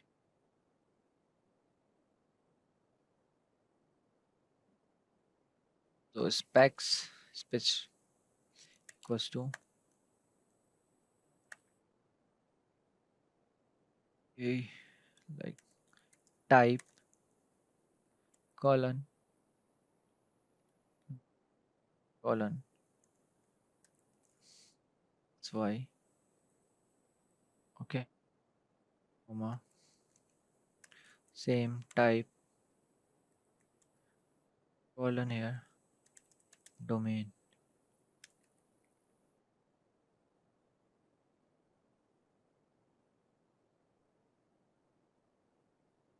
figure dot add and then trace go dot bar, like one bar and one that pie chart. Okay, y equals to df columns, column name, value,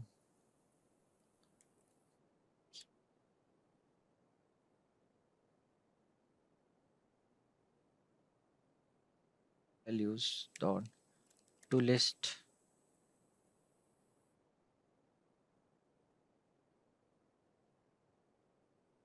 For x you can like string,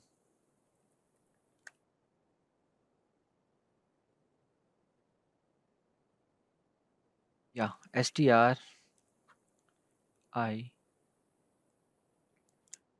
or I in, yeah, column name dot value dot counts index,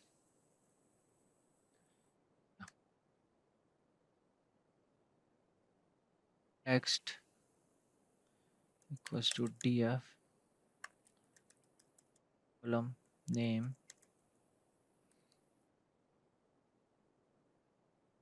dot value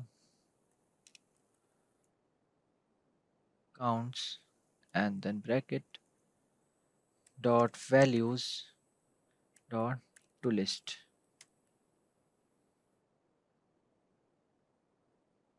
Okay, so for text font, the size should be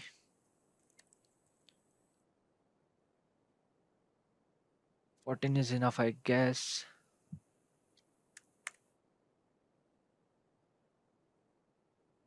So column underscore name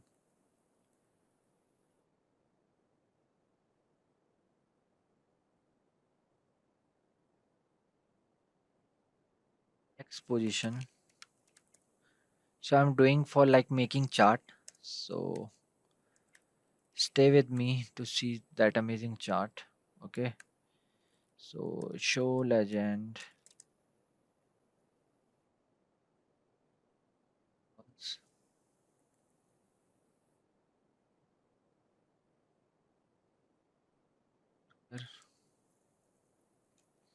Goes to dict color goes to constraints.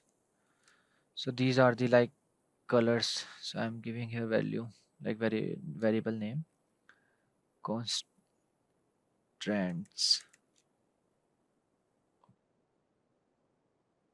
comma line equals to line.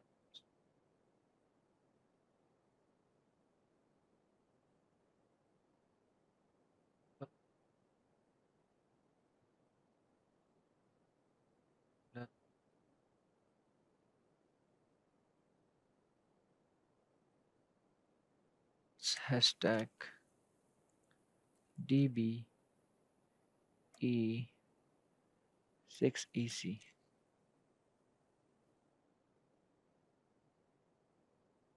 comma width to 1. Okay, small.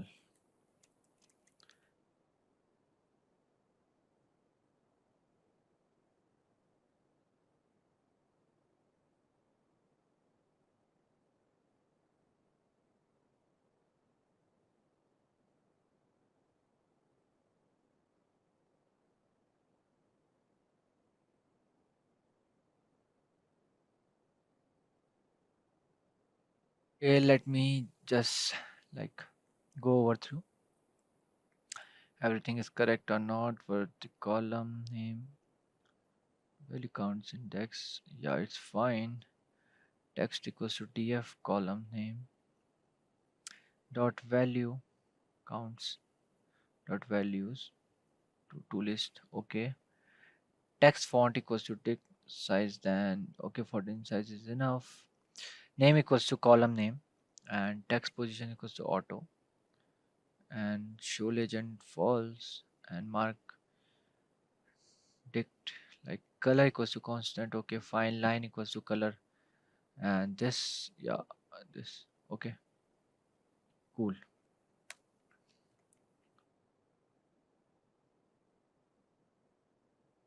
Row equals to 1 comma column equals to 1.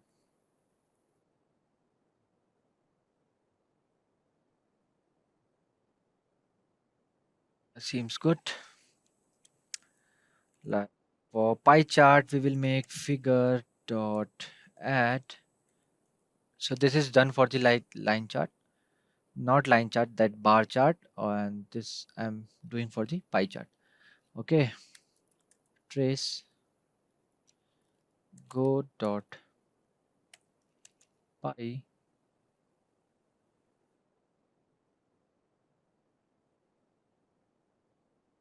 f columns, column name, value, count,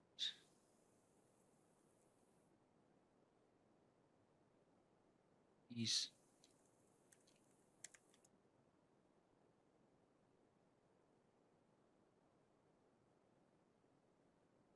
values equals to df, again that column name,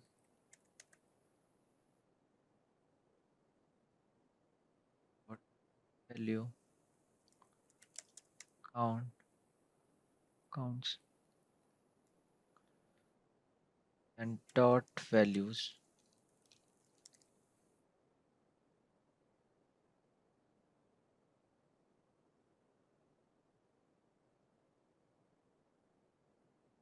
Text font equals to text size. I will prefer 18 is enough. Exposition equals to, like, auto is fine. So legend equals to no need of legend, false.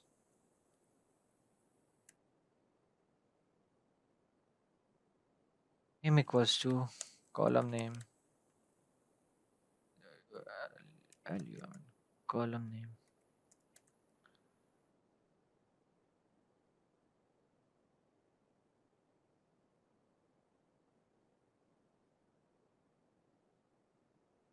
equals to like text, then colors equals to constants,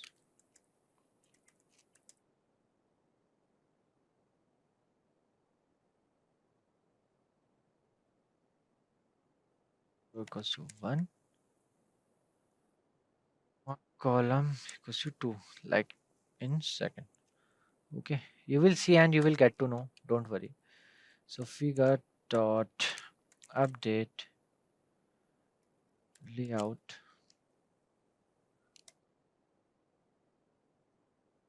middle equals to text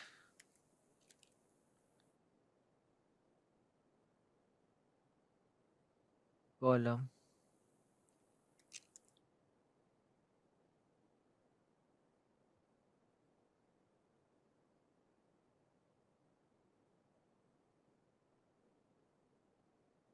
0.9,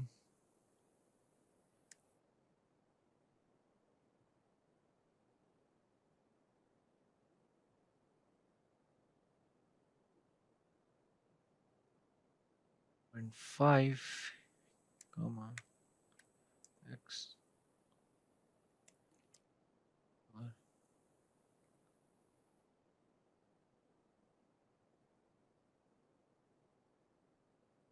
should be on center.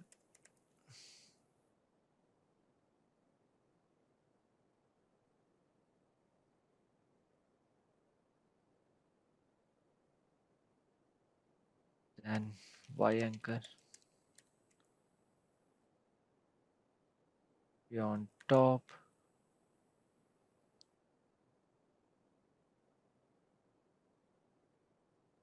Let equals to shortly.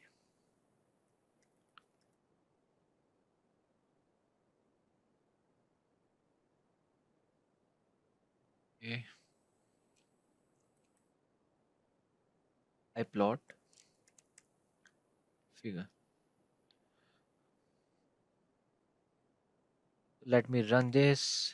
Okay, like okay, call equals to 2.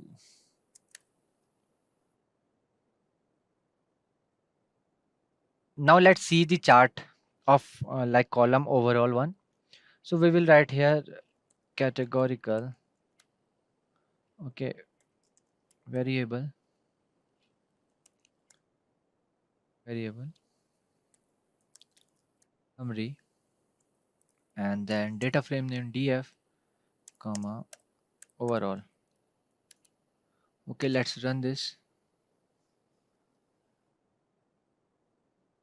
Okay, it's loading here. It's loading.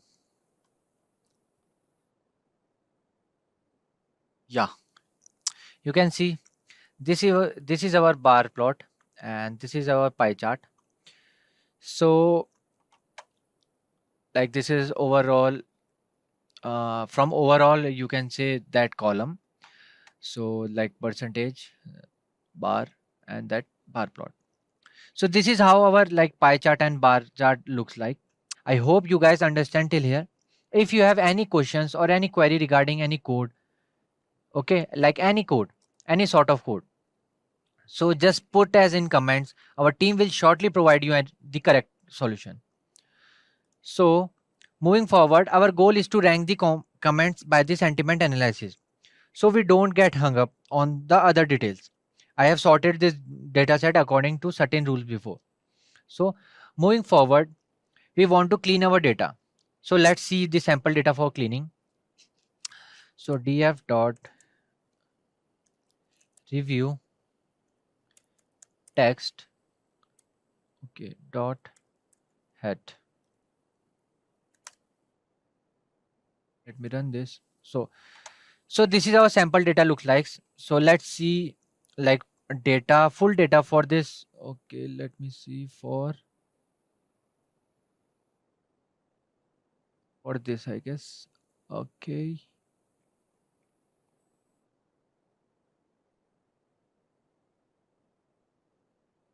For like any particular row, you can say I can take. Okay. So I will write review underscore example equals to df dot review text. I will take a random 2031, I guess. Okay. So review underscore example. So this is like at 2031 there is one review text. Okay, so in that the whole data is here, like so my lovely wife bought me a Samsung Galaxy Tab for father, this, like to find the exact model number. This is a long, comment. I got the this, it works like a charm. Okay, so after seeing this data, what we're gonna do is like we will clean it from punctuation and numbers using regex. Regex what? Regular expression. Okay, so here I will write review underscore example. Okay,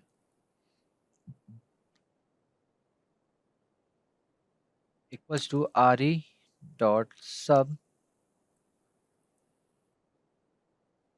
and what I will do is, okay, I will explain. Don't worry. Small a to capital A to Z, okay, comma, then space,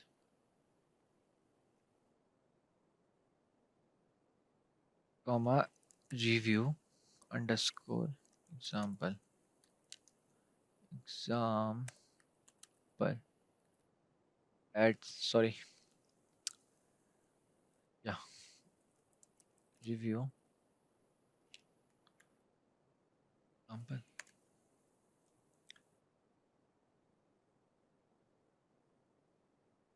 So here we used RE for regular expression, okay, and so all the punctuation and numbers are removed from particular data. So let me check first.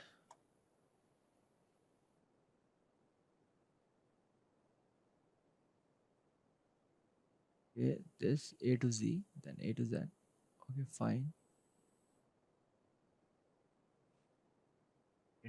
So, like all the punctuation and numbers are removed from particular data. I will now convert the text to all lowercase. Our machine learning algorithm recognize words that start with the capital letters as a different word, and we will convert them to lowercase. So thus our machine learning algorithm will not perceive words that start with a capital letter as a different word. So what I will do is, here I will write review sample equals to review again example dot lower. I will split, okay, your example. So here you can see we have converted all the words in the lowercase letter by using lower function. And why they are coming in new lines? Because we are splitting them using split function. Okay. If you see only did lowercase for single row like we did for the like 20, I guess 2031. Okay. Yeah. So let's make all rows same in lowercase. So I will write here RT equals to lambda x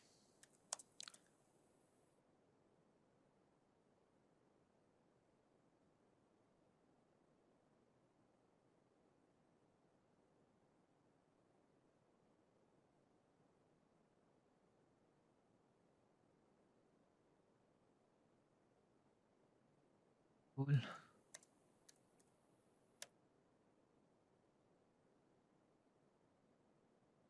str dr x for df view text is capital text so df view text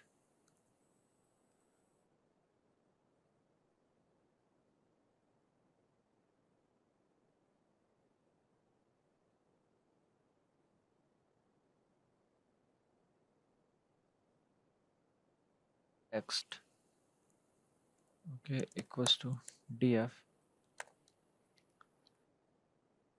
view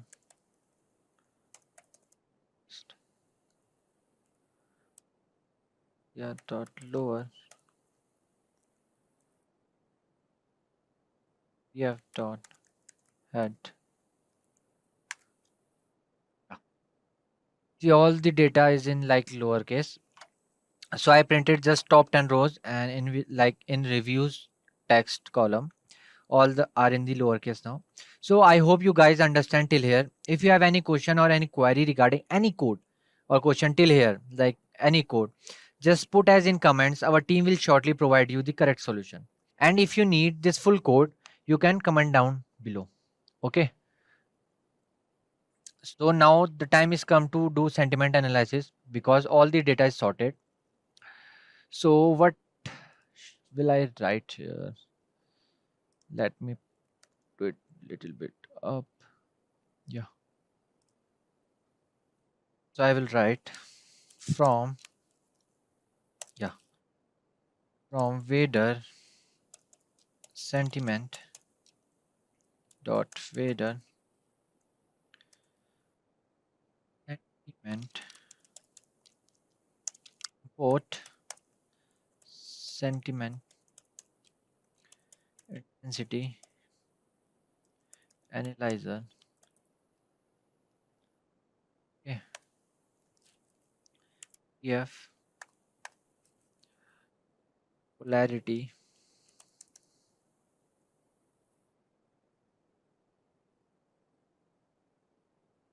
subjectivity.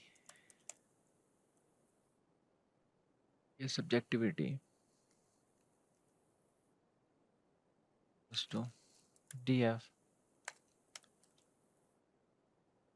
review text dot apply lambda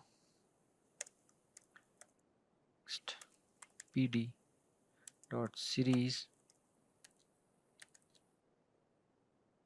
Okay, here you write text blob, then again text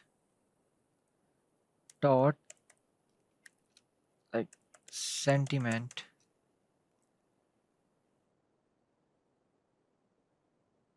Let me run for loop for index comma row in df review text dot item items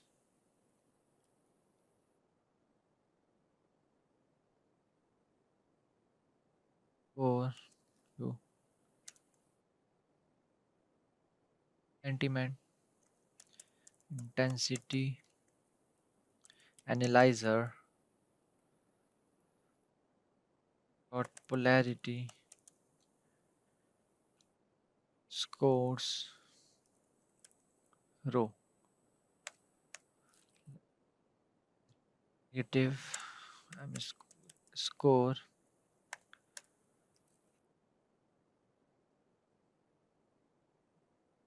for neutral. I will write score. If for positive,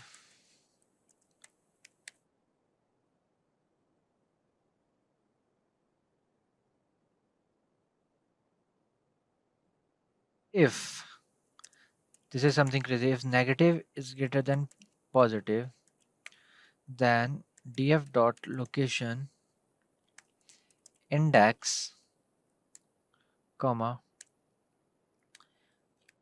sentiment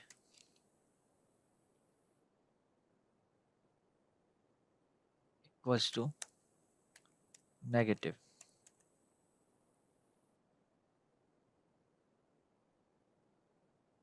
Negative. Okay, then else if positive is greater than negative, then in this case df dot log index comma sentiment equals to positive p capital. Else df dot loc index sentiment equals to neutral.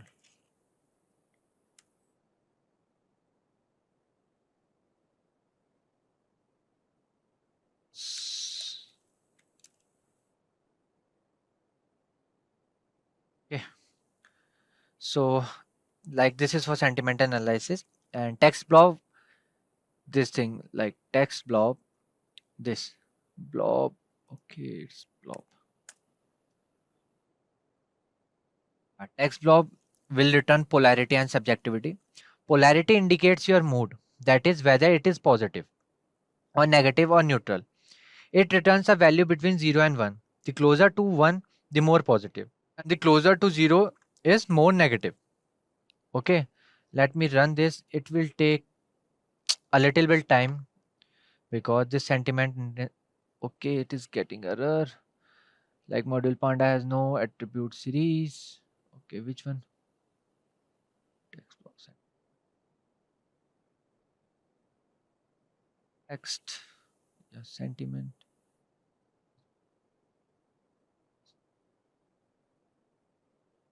Okay, here. What is the thing? S is capital. Let me run now. It is executing. Like wait for a while. Wait. So it will take time to run because of this sentiment intensity analyzer. It take times. Again, sentiment intensity analyzer. Okay, spelling mistake again.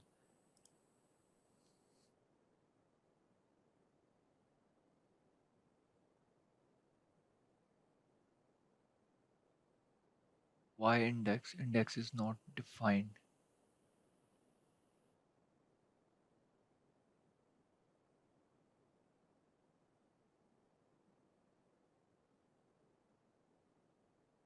Okay, sorry again.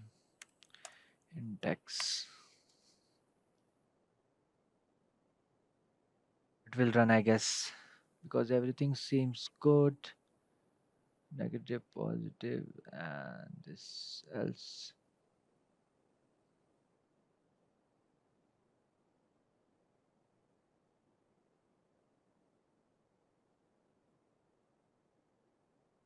Still loading, so I have to wait like for like 2 minutes more, I guess. Still loading, guys. Yeah, it take time. Sentiment intensity analyzer.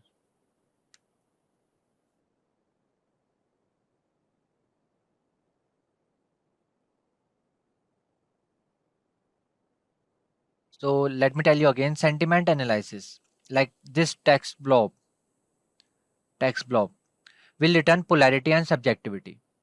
So polarity indicates your mood, that is whether it is positive, it is negative, or it will be neutral.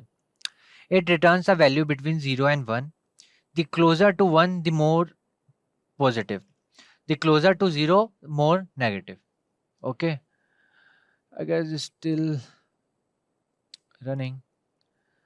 So it will take time. So let me write code for that. 20 interpretation. I repeat. Moving forward, let's identify the 20 interpretation. Now we can include the positive, negative, and neutral status of the comment. Okay. Then df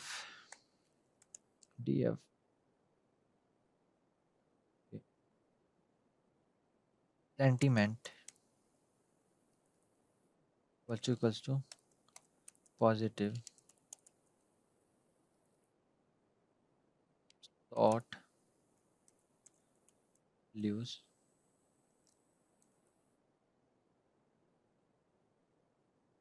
Wilson lower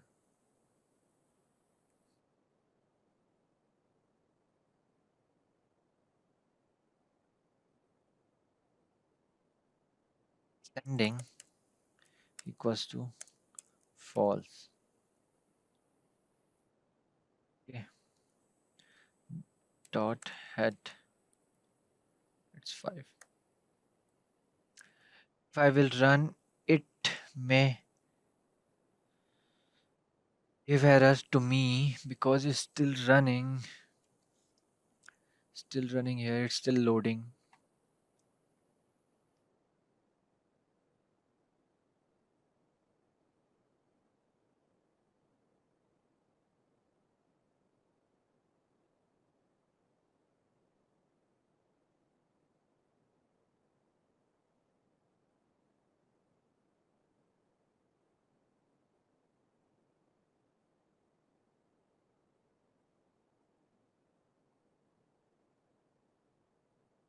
So let let me write code for that unbalanced data problem. So like we will category that data into positive, negative, and neutral.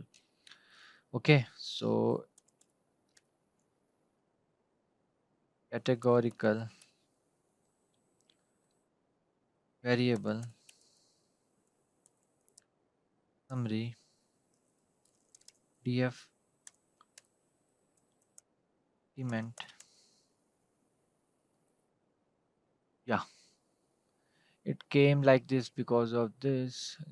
Wait, I will tell you.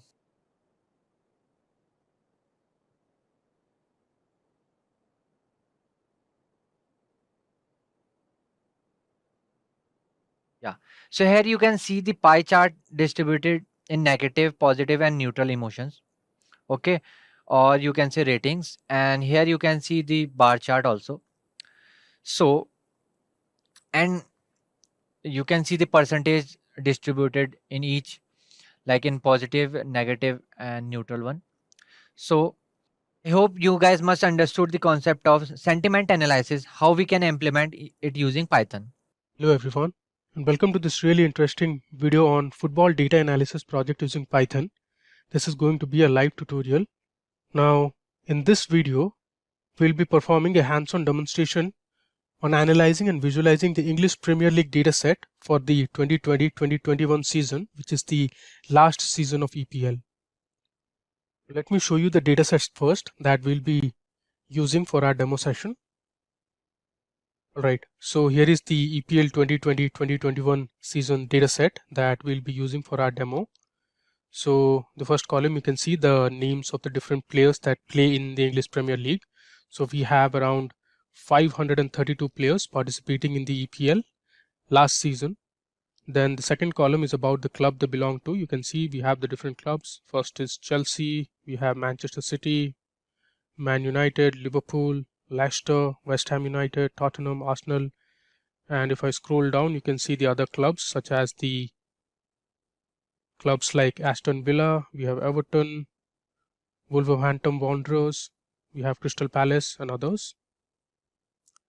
Now coming to the third column, which is about the nationality of the players, that is the players belonging to the different nations. We have England, I think this is Senegal, Germany, we have France, Spain, Italy, Brazil, Croatia and others.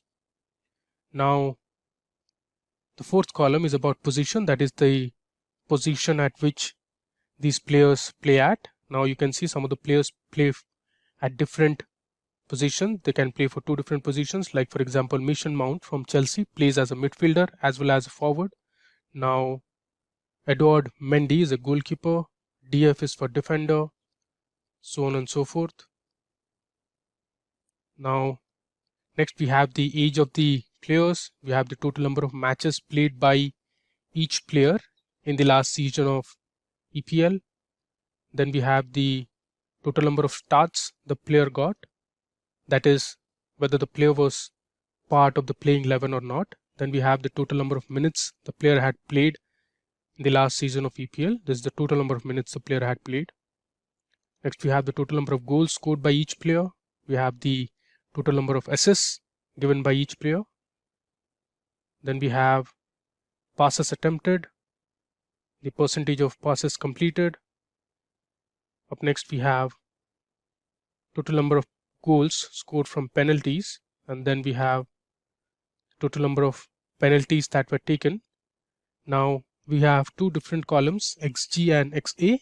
So XG is the expected number of goals from the player in a match, and XA is the expected number of assists from the player in a match. And finally we have the last two columns, total number of yellow cards received by the player in the last season of EPL, and then we have the total number of red cards received by the player in the last season of EPL, that is 2020-2021. So we are going to use this data set and we'll be analyzing and answering specific questions such as the total number of goals scored, the total goals scored on penalties, and the total goals that were missed while taking penalties. Then we have players from different nations playing in EPL. Then we'll also look at which clubs have the maximum number of players in the squad. We'll be also analyzing the players based on their age group. Then we'll see the total goals scored by the top 10 players in the last season of EPL, and we'll be visualizing these results with the help of different charts like the bar chart, the pie chart, and we'll also create plots using libraries like Seaborn and Matplotlib. So let's head over to our Jupyter notebook. Let me show you the Jupyter notebook that we'll be using. Cool. So this is my Jupyter notebook that I'll be using for this live session today. You can see I have renamed the notebook as EPL 2020-2021 Data Analysis Demo. And I have some of the cells filled already. This is to make sure we save some time. Cool. So first and foremost, let's go ahead and import the necessary libraries that we'll be requiring for our demo. So first, I'll import the data manipulation library, which is pandas as PD, and then we'll import numpy as np. Then I'll have matplotlib dot pyplot as plt. After that, we'll be importing the second data visualization library, which is Seaborn as SNS. Finally, I'll say percentage matplotlib inline. So we'll get our results just right below the code once we create the charts and graphs. So let me hit Shift Enter to run this first cell.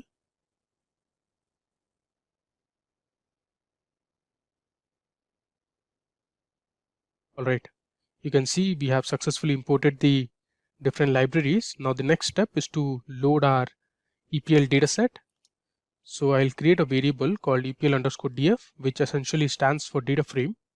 I'll say pd dot, since it's a CSV file that we just saw, I'll say read_CSV. Now within the quotations, we are going to pass in the location of the file, followed by the file name and the extension of the file. Okay, so I have copied the file location. Let me just paste it here within the quotes. Now we are going to give one more backslash so that it reads the location correctly.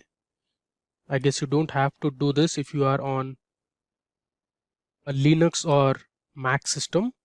Now after this, we are going to give two more backslash, and we are going to give the file name, which is EPL_20_21.csv. Cool.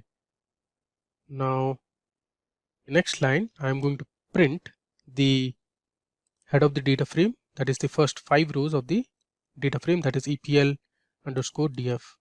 So I'll say EPL_df dot head. Let's run it. Now you can see the output. We have the first 5 rows printed from the dataset, and you can see the different columns that we have. Alright, now in the next step, let's check the info function that will give the total number of columns that are there,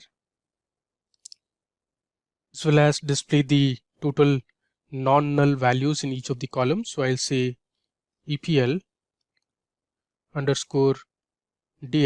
dot info. Let's run it. You can see we have the different column names, and on the top you can see there are total 532 entries. We have total 18 columns. You can see total of 18 columns. These are the total columns, their column names, and on the right you can see the total number of non-null objects, which means we do not have any null value in any of the cells or any of the columns. And at the bottom you can see the memory usage and the data types. Alright, now let's go ahead and use the describe function to get some summary statistics about our dataset. So I'll say EPL_df dot describe. Let's run it, and now you can see we have the count, mean, standard deviation, the minimum value, the maximum value, the 25th percentile, the 50th percentile, and the 75th percentile. Now this describe function only works on numeric columns. Cool. Now let me show you a way in which you can check the total number of null values that are there in each of the columns. For that, we are going to use the isNA function, and over that I'm going to use the sum function to get the total number of null values. Here I'll say EPL underscore df dot, I'll say isNA dot sum. Now let me run it. Here you can see we do not have any null values for any of the columns. Cool. Now let me show you the process in which you can create two more columns, such as the minutes per match, and we'll create another column that is the goals per match. So for that, I'm going to first call my data frame, which is EPL underscore df, and within square brackets I'm going to give my new column name, that is minutes per match. This should be a valid Python name. I'll say equal to, now the minutes per match should be equal to the total number of minutes divided by the matches, that is the number of matches played. So I'll say EPL underscore df, I'll divide minutes by, let me give a bracket here, I'll say EPL underscore df, and then I'll divide it by the matches column, and we are going to set the type as integer. Alright, then the second column I'll create is goals per match. So I'll say EPL underscore df, and my new column name is goals per match equal to, let's start with a bracket, we'll say EPL underscore df, we consider the goals column, and then we'll divide it by EPL underscore df, give a square bracket and say matches, and we are going to convert the type as float. Cool. Let's run it. Now if I say print PL underscore df, you can see, or let's say EPL underscore df dot head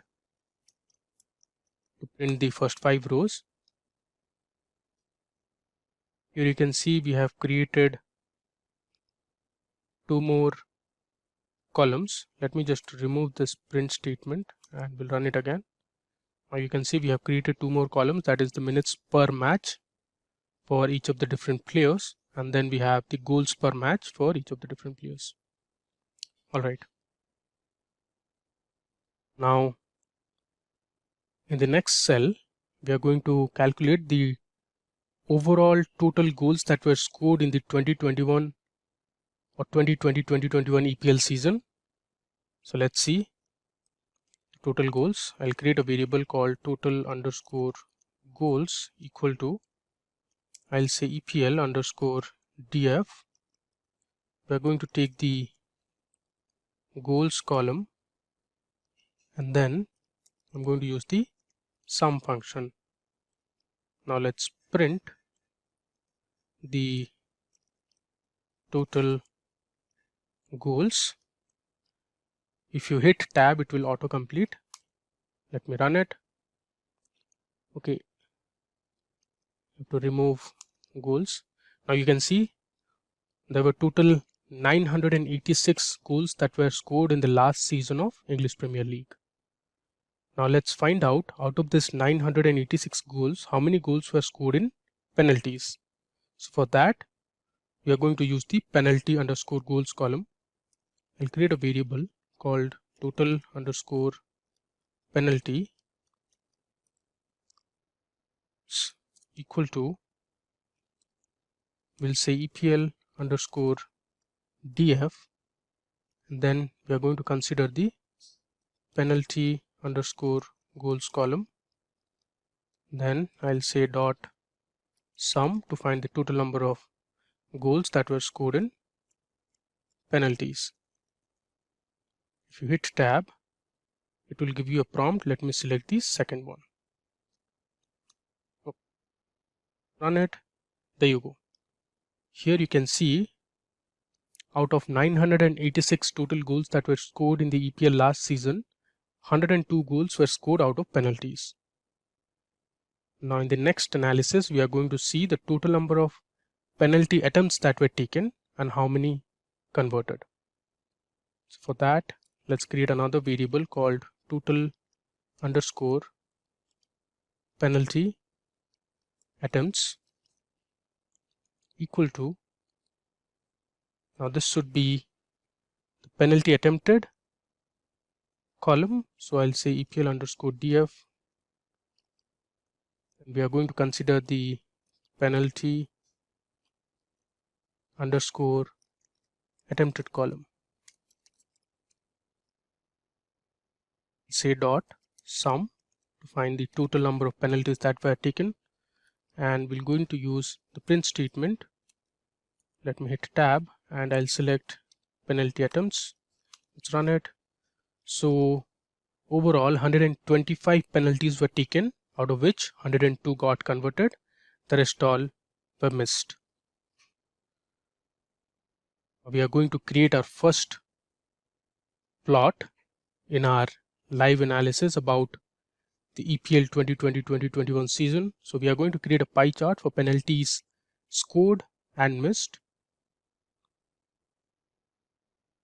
Okay, so first of all, we are going to set our plot figure to a certain size. Let's say I'll say figure size equal to, and this will be a tuple. Let's say I'll say 13,6. Now I'll say penalty not scored equal to a data frame that is EPL underscore df. I'm going to pass in my penalty underscore attempted column and sum it, and I'm going to subtract the total penalty goals. So that is total underscore penalty goals. Say data equal to, this will be a list. So I'll say penalty not scored. Let me just copy and paste it, comma. We're going to pass in total penalty goals. Also give labels to our pie chart. So the labels will be penalties missed,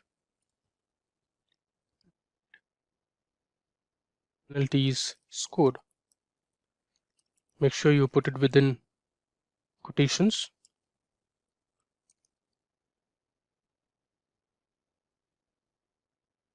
We are going to give color to the pie chart. So for that, I'm going to use my Seaborn library. I'll say sns dot color underscore palette. Say I'll set my color palette to set 2. You can check for different color palettes. Just Google Seaborn color palette and click on the first link. If you scroll here, you can see the different color palettes. You can see tab 10. Then you also have HLS, HUSL, which is for hustle. You have set 2, paired, If I scroll down, you have rocket underscore r, rocket. You also have cube helix, then magma and others. All right, let me come back. So I'm using the set2 palette, and we'll say plt dot create the pie chart. We are going to use the pie function, and we'll pass in our data followed by the labels parameter, which is equal to the labels that we have declared above, which is this one. Okay, now I'll say the colors parameter should be equal to the color palette that we have defined in the above line. Next, we are going to use auto PCT. So this auto PCT enables you to display the percentage value using Python string formatting. So you can use the auto PCT to display your percentage values. Let me give a certain formatting, percent dot OF, which is for string. I'll give 2 percentage values. Finally, I'm going to say plt dot show to display my chart. Cool. Now let's run this.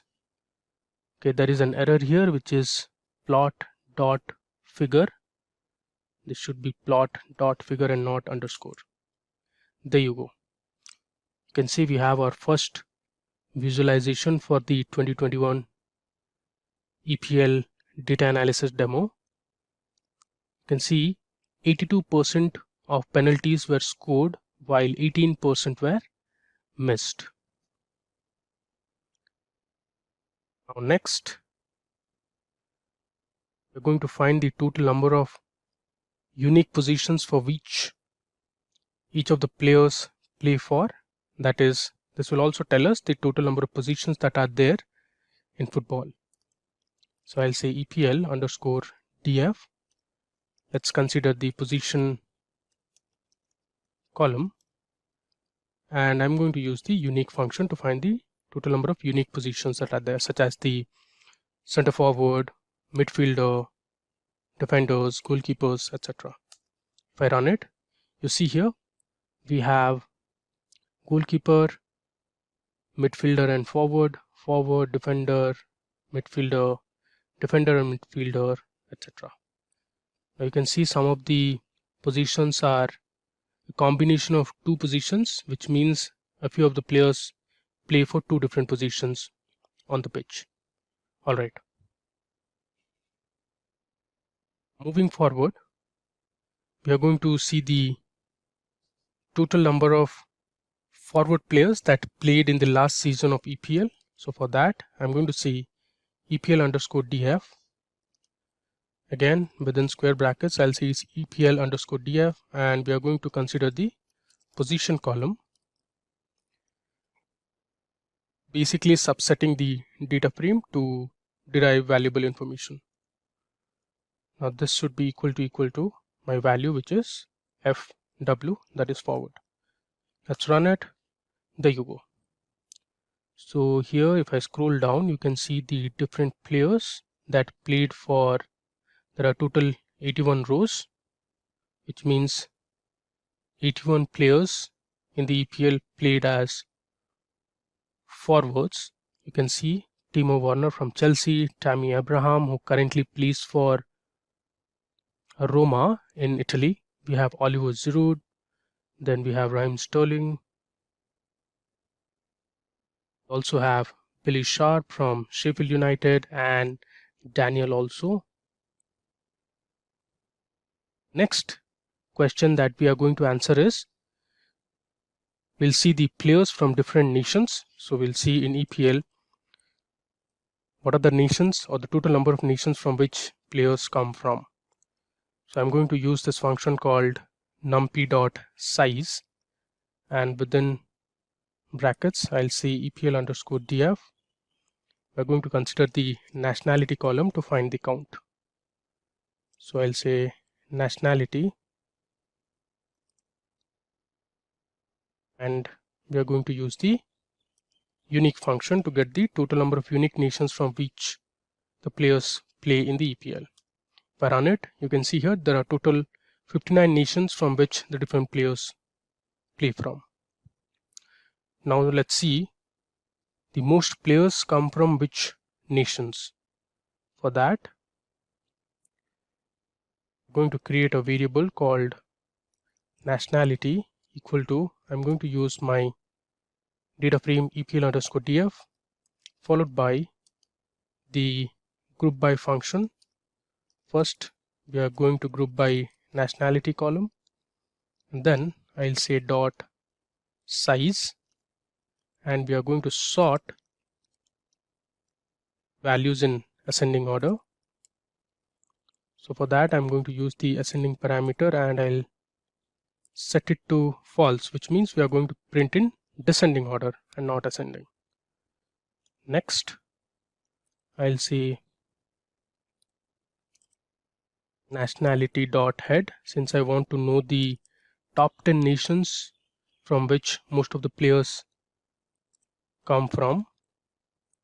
We're also going to plot it.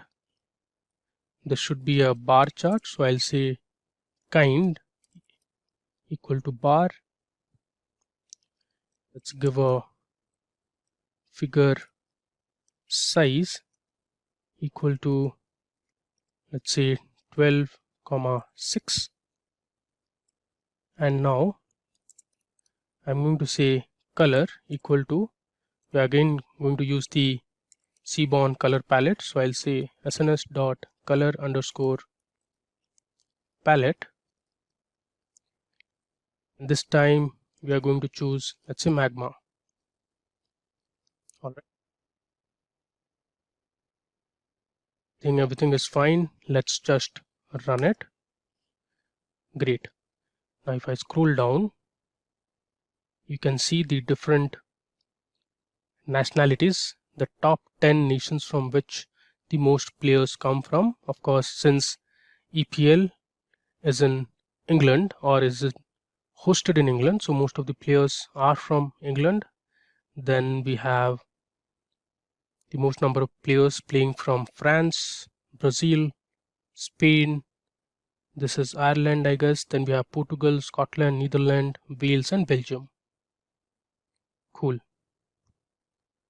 Now, moving forward, let's come to the next cell. We are going to see the clubs with maximum players in their squad. This will tell us the clubs, let's say the top 5 clubs which have the maximum players in their squad or had the maximum number of players in the 2020-2021 season. We're going to consider the club column and we are going to count the total number of players. So I'll say value underscore counts.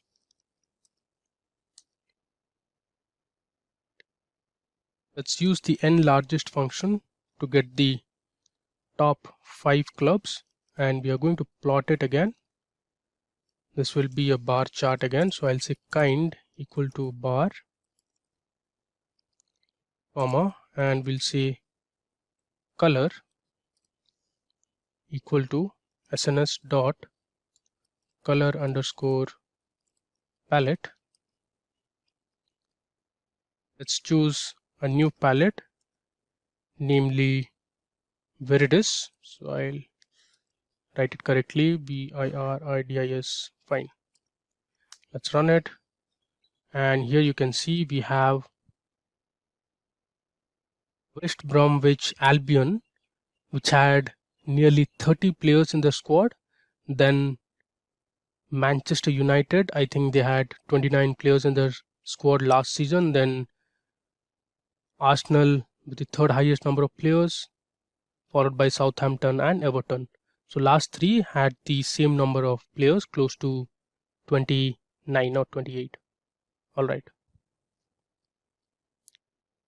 Now, similarly, if you want to check the clubs with the least players in their squad, we just need to use the n smallest function.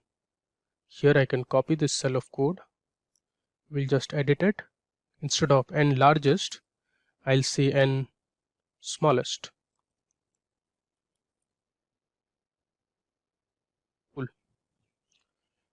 Rest everything remains the same. Run it. You can see here Leeds United had the least number of players in their squad, followed by Manchester City, Crystal Palace, Tottenham Hotspur and West Ham United. Cool. Now in the next analysis, we are going to see the players based on age groups. So we are going to define 4 age groups. Let's say players less than 20 years of age, then players between 20 to 25 years of age, then we have players from 25 and 30, that is 25 between 25 and 30, and finally we have the different players who are above 30 years of age. For that, I'll create my first variable, which is under 20. This should be equal to EPL underscore df. I'll say EPL underscore df. We'll consider the age column. Again, we are subsetting the data frame, so I'll say less than equal to 20.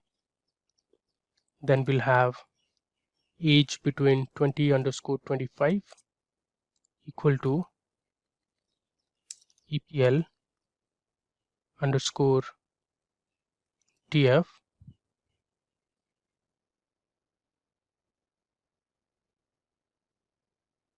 subset as EPL underscore df. Consider the age column. It should be greater than 20. I'll say ampersand and EPL underscore df. Use the age column should be less than equal to 25.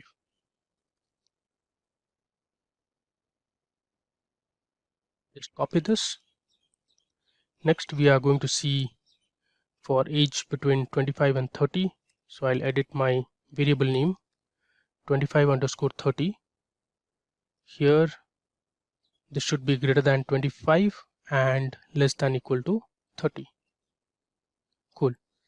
Finally, we'll have players above 30 equal to, I'll say EPL underscore df within square brackets. I'll say EPL underscore df.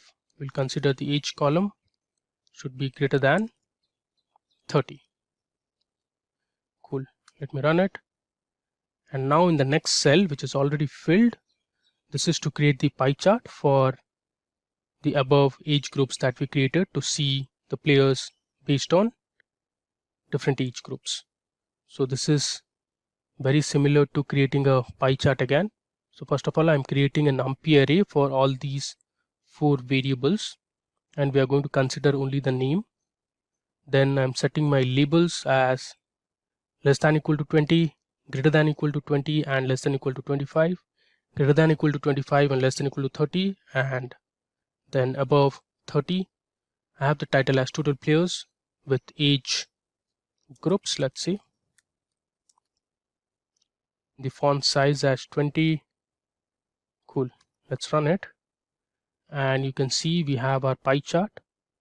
So from the pie chart, you can see in the last season of English Premier League, at least 37% of the players were aged between 25 and 30.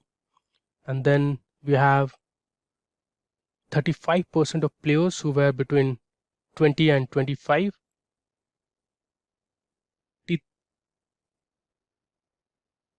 13.3% of players were above 30 years of age, and we had 14.7% players less than equal to 20 years of age.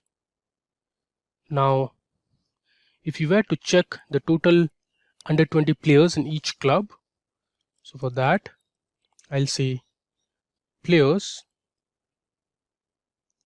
under 20 equal to, again we are going to subset our original data frame, EPL underscore df. I'll say EPL underscore df.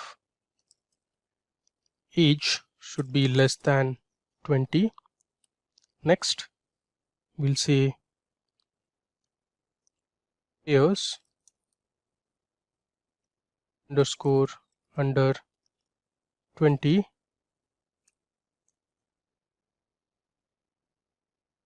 Consider the club column, then values underscore count. Let's plot. I'll say kind equal to bar.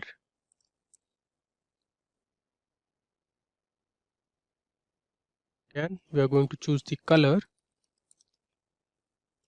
equal to SNS dot color palette. Let's say we'll go with cube helix. Cool. Okay, let's debug the error. There are some errors. It says series object no attribute values underscore count. This should be value underscore counts. Now let me run it.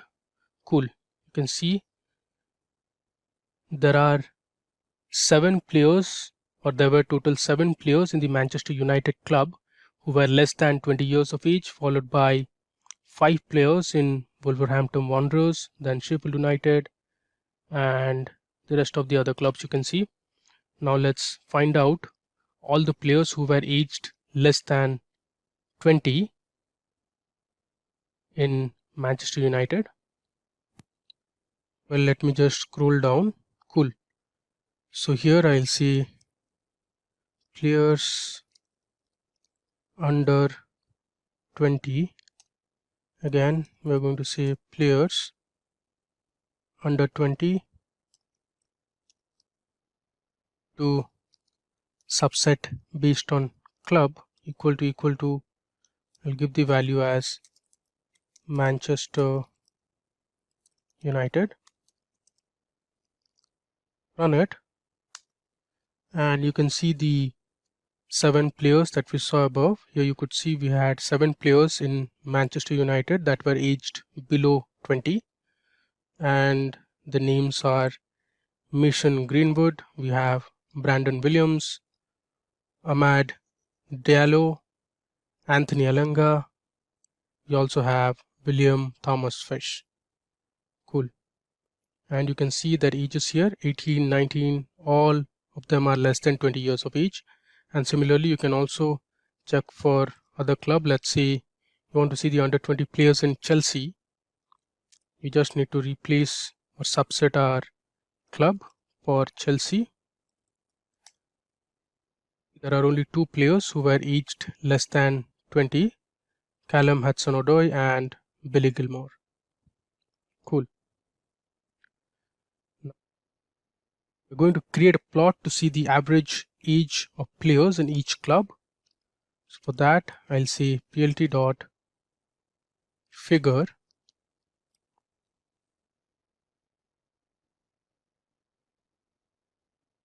Take the figure size as, let's say, 12,6.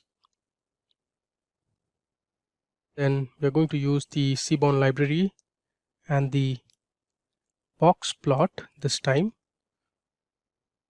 So the box plot is a good way of finding the variability in your data. It will give us the mean, the median, the 25th percentile, the 50th percentile, the 75th percentile, the maximum value and the minimum value. And the box plot will also show if there are any outliers in the data. So my X will be club, my Y value would be age, and my data will be my original data frame, that is EPL underscore DF. I'll say plt.x ticks, and we are going to say rotation equal to 90 degrees. Let's run it. If I scroll down, here you can see we have the box plot. So for Chelsea, you can see the minimum age value, the maximum age value, and then you also have an outlier here. I'm assuming this is someone who's aged above 36 or 37. And then here you can see the median, and similarly you can see for the rest of the other clubs. Now if you notice, I can see here that Crystal Palace has the highest average age. If you see this line, now this line is the maximum for Crystal Palace. Now to verify the clubs with the average age of players, I'll say, let's say num underscore player equal to EPL. Let me just scroll down. Score df dot, we'll use the group by function on club, and I'll say size. To that I'll say data equal to EPL underscore df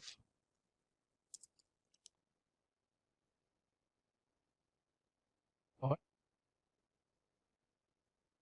and I'll group it by club.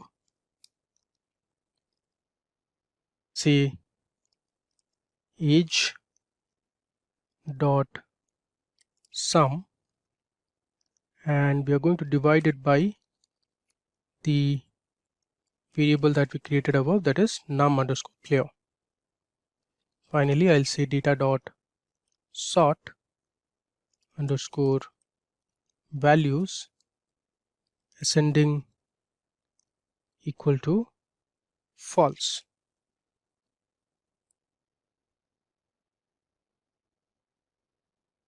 Let's run it.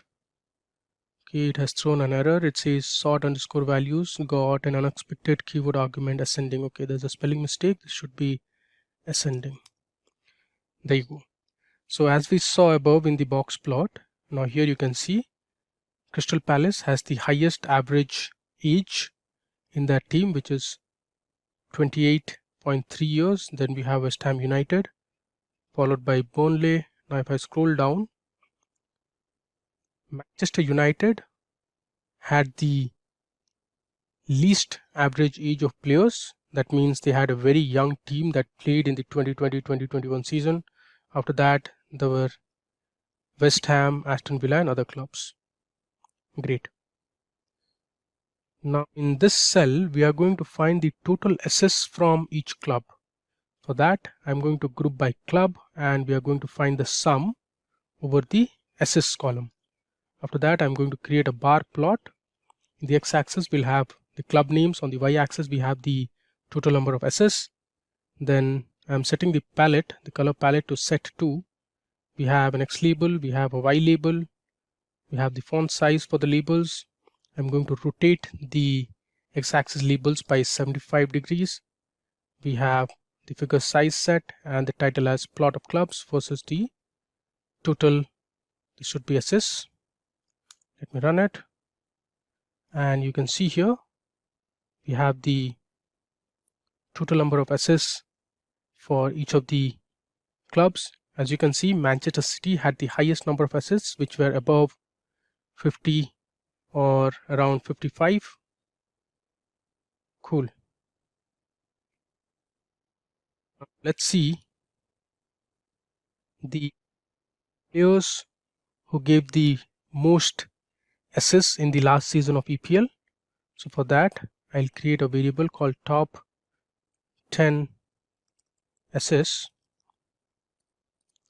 equal to, I'll use my data frame name EPL underscore df, followed by name, then club, then this column, and I also want the matches column. And I'm going to use the n largest function to find the top 10 players. So I'll say n equal to 10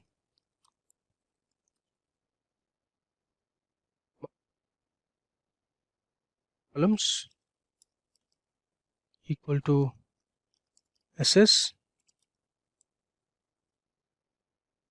Let's print the top 10 assists. Let's run it. Okay, again there is an error. Let's debug it. says invalid syntax. Let me check. Club, assist, matches. Then we have n largest equal to n equal to 10, columns equal to assist, and this should be a comma. Cool. And here you can see we have Harry Kane from the last season of EPL who gave the maximum assist, that is 14, followed by Kevin De Bruyne from Manchester City who gave 12 assists, followed by Bruno Fernandes from Manchester United. He's a Portugal player and he gave 12 assists. Song Heung-min from Tottenham Hotspur, he plays for South Korea and he also gave 10 assists. Jack Grealish gave 10 assists. Then we have Marcus Rashford, Jimmy Vardy, Timo Werner and other players. Alright.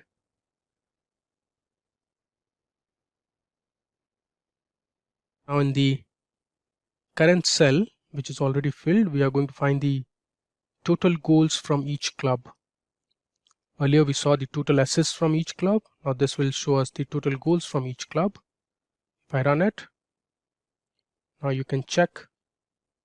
We have Manchester City, which scored above 80 goals last season, followed by United, that is close to 70 or exactly 70 goals they had scored, followed by Tottenham Hotspur. We have Liverpool, Leicester, while Sheffield United and Fulham as well as Burnley had close to 30 or less than 30 goals. In fact, Sheffield United scored less than 20 goals. Cool.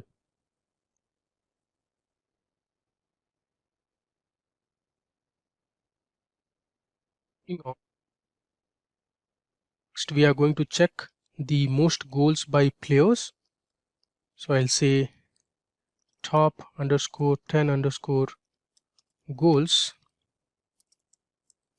equal to, I'll say EPL underscore DF. Again, we are going to take the name column followed by the club. By this time we are going to consider the goals column. Also take the matches column. Say n largest, make sure there are no spelling mistakes. Say n equal to 10, columns equal to goals, and let's print players with the most number of goals. You can see here Harry Kane played 35 matches in the last season of EPL and scored the maximum number of goals, so he should have won the Golden Boot as well. So he had scored 23 goals, and if you see the above table that we created, he also gave the most number of assists. So he's a brilliant player from England, plays as a striker and currently the captain of England as well. After that we had Mohamed Salah, who scored 22 goals, followed by Bruno Fernandes, who scored 18 goals from 37 matches. Then we have Song Heung-min, we have Patrick Bamford from Leeds United, who scored 17 goals, etc. Cool. Now in the next cell, we are going to find out the top 10 goals per match. That is the goals scored in each of the matches. We are going to find the percentage. I'll create a variable called top 10 goals per match equal to EPL underscore DF. Calculate the name and also take the goals per match column. If you remember, we had created this goals per match column above. Let me just show you in case you forgot. Here you can see we had created this extra column called goals per match. This is the last column that we have in our data frame. is basically the total number of goals divided by the total number of matches the player had played. If I scroll down,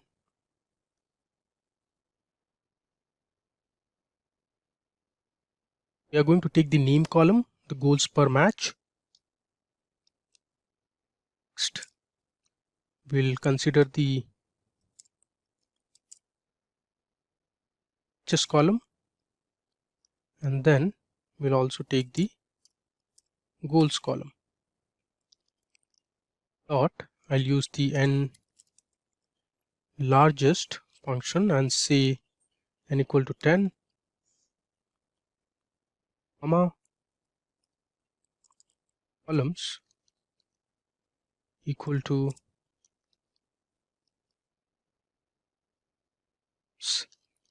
per match.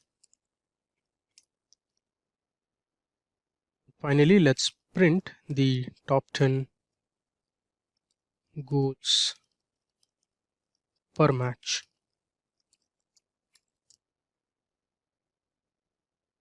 Here you can see we have Kane scored 0.6 goals in a match. Then we have Mohamed Salah with 0.59, Joe Willock with 0.5, Jesse Lingard scored 9 goals in 16 matches, so his goals per match stands at 0.5. Basically, it is the total number of goals divided by the total number of matches. Cool.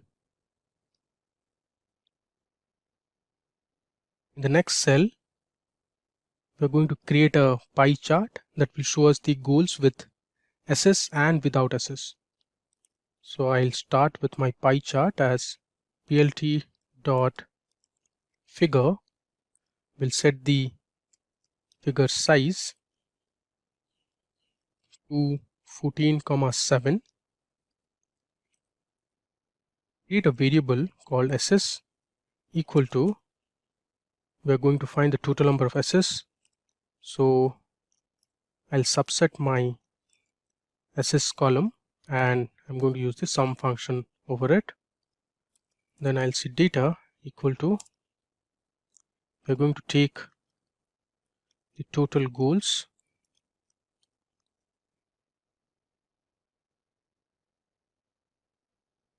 minus SS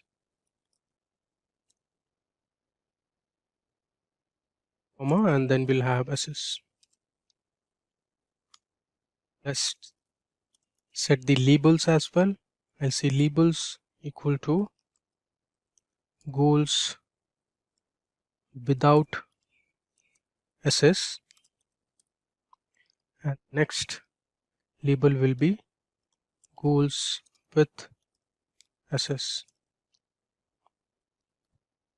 Next we'll say color equal to SNS dot color palette.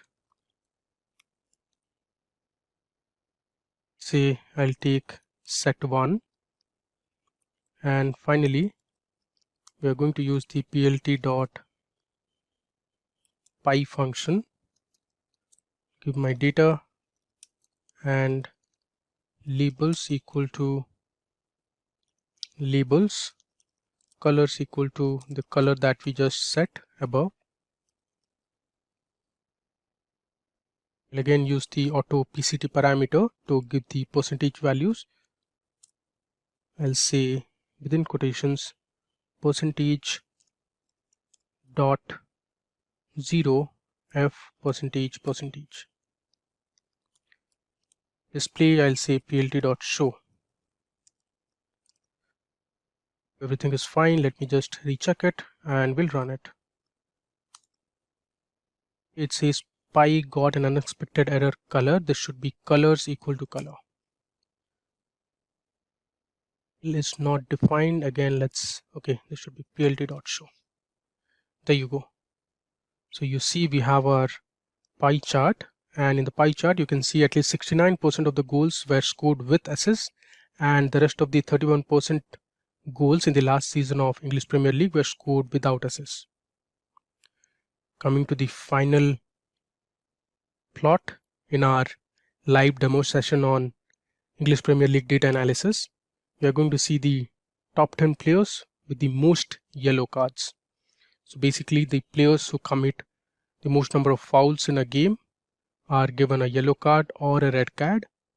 So for here, I'm using the yellow cards column and I am going to find out the first 10 players with the most number of yellow cards received in the last season of EPL.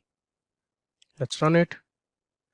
And if you see, we have John McGinn, who plays for, I guess, Aston Villa, received the most number of yellow cards, that is 12, followed by the captain of Manchester United. This is very surprising.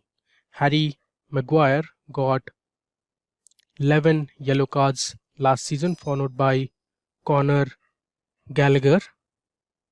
And we have Douglas Luiz, Kevin Phillips, Mason Holgate as well in this, as well as Ruben Neves.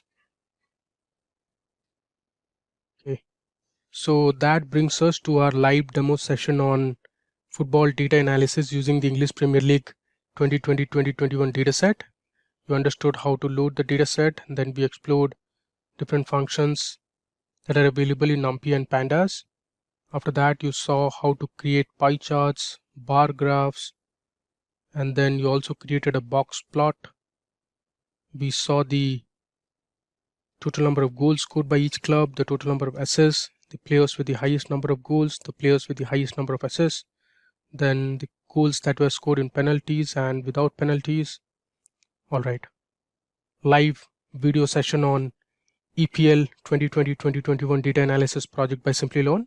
I hope it was useful and informative. If you have any queries, please feel free to put them in the comment section of the video. In this tutorial, we will learn to create a Discord bot and add it to our Discord channel.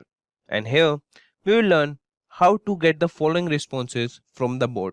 The responses would be text, image, video, document, or audio. And before starting, let us have a simple question to brush up on our knowledge. And it's related to Discord. And your question is, what is the minimum age to use Discord? And your options are, the first option is 18, the second option is 13, and the third option is 15, and the fourth option you get is none of these.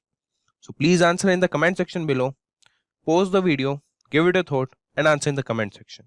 And I have an insightful for you guys. If you are focused on building strong foundational skills for career growth, in that case you can check out a free course to learn Python basics with a completion certificate from SkillUp by Simplilearn. You can check this course with the link in the description box below. And now, first we'll see the demo of our Discord bot and then we'll start to create our project. And for that, we'll move to our Visual Studio Code. So this is our Visual Studio Code and this is the code for the simple Discord bot. We'll also create the music Discord bot, but first we'll create the simple Discord bot to just get the responses from the bot as text, image, files, or video. So we'll save this and run this. So it shows that we have logged in as Simplilearn bot. So we will move to Discord and I have created the Simplilearn server, and in that I have the Simplilearn bot. We will go step by step and I will show you how to create a server. And you can see the Simplilearn bot, it's active. It's showing the green sign or the green dot. And here we'll see what were the commands. If we just write hi, so we are in the general channel, and if we write hi, we get the response from the Simplilearn bot as hello. And if we write image, we'll get the image, that is rewind.png, and this image is stored in the same folder as of the project. And if we write video, we'll get the python.mp4. This file is also stored in the same folder. And the audio will get this song, and this file is also stored in the same folder. And if we write file, we'll get the same file, that is python.pdf, and that is stored in the same folder. So I'll show you some commands. I will write image and the bot responds me with the rewind.png that is stored in the folder. I will show you guys. So this is the rewind.png what I got when I wrote image. So moving on, now we'll start with our bot, and I will show you the demo of music bot before creating that. Now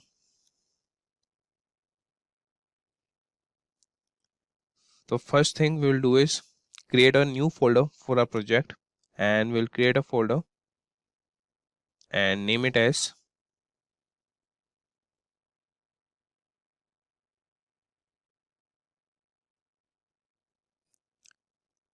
Discord bot using Python. And in this folder, we'll open the command prompt and we'll open our IDLE, that is Visual Studio Code. You can use any IDLE that you have hands on. We will be using the Visual Studio Code. And here we will create a file and name it as main.py. And before starting, the first thing we should do is install and import the libraries. And before starting, let us have a simple discussion about what is a Discord. So, Discord is a voice and text communication platform for gamers. Players, streamers, and developers use Discord to discuss games, answer questions, chat while they play, and much more. It even has a game store complete with critical reviews and a subscription service. It is nearly a one-stop shop for game communities. I'll show you. I have downloaded the desktop version of Discord. So this is a Discord, and while there are many things you can build using Discord APIs, this tutorial will focus on a particular learning outcome: how to make a Discord bot in Python. And if I tell you what is a bot, so automated programs that look and act like users and automatically respond to events and commands on Discord are called bot users. So this was the brief about the Discord and what is a bot. Now we'll start with how to create a Discord bot.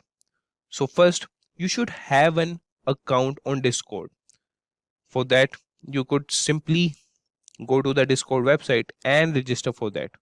And you can, if you're on desktop, you can download the desktop app, or you can access the Discord within the browser. Now you should have an account on Discord, and you should create a server in that. To create a server, you can see this plus sign, just click on that, that is add a server, and now you can see for whom you want to create the server. I want to create a server for my friends, and that would be for me and my friends, and he's asking for the server's name, so we will write project server and we'll click on the create button. So we have created a server, and it has channels, that is general, games, music, and voice channels, that is lounge and stream room. Now we have created a server. Now we will move to Discord development website. For that, we will write Discord developer portal, and this is the website, that is http://discord.com developers talks intro. So in this website, we will create a new application. So first we have to go to the applications, and I've created 3 applications, and here we will create a new application and name it as project. We will tick all the permissions and click on the create, and now you could see the general information about the Discord bot. So if you want to upload any icon, you can do that for your bot, and we have named it as project, and we can tag it as bot and chatbot.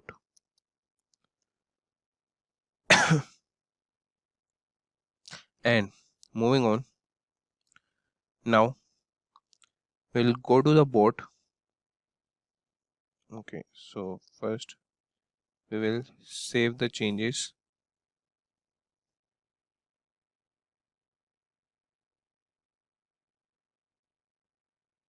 And now we'll go to the bot and click on add bot. And now we have to confirm by clicking yes, do it. Now after the bot is added, now we'll copy the bot token. And before that, we'll just give the bot permissions. And before giving the bot permissions, we'll go to the authorization tool. And here we'll select in-app authorization and we'll select the scope as bot and give the permissions add administrator permissions. And here we'll save the change. And in the URL generator, we will select the scope as bot and the bot permissions will set it as administrator, and we'll copy this URL and paste it here just to store that, and we'll open that in the browser. We have to open this in the browser, and here we'll see the server. We have created the project server. We'll select that and we'll click on continue, and it has the administrator. We'll authorize it and it's asking if we are a human or not, so we'll just fill its captcha. And you can see that our both is authorized. So we will see in the Discord that project just showed up, that is the project bot. So it has showed up but it's offline. So now we have to make it online. We'll do it by writing a code, and before that we have to generate the token of our bot. So in the authorization tool we have done the things, and here we have generated the link and authorized our bot. Now here we'll give the permissions, that is requires authorization to code grant, parents intent, server member intent. Okay, we will give all the permissions as we would be creating the music bot also. So for that we would be requiring the administrator permissions. And that is all these permissions: send messages, create private threads, attach files, so all that. So here we'll save the changes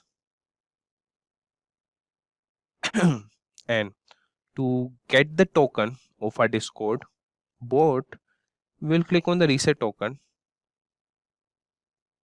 and click on the yes, do it. So we'll copy this token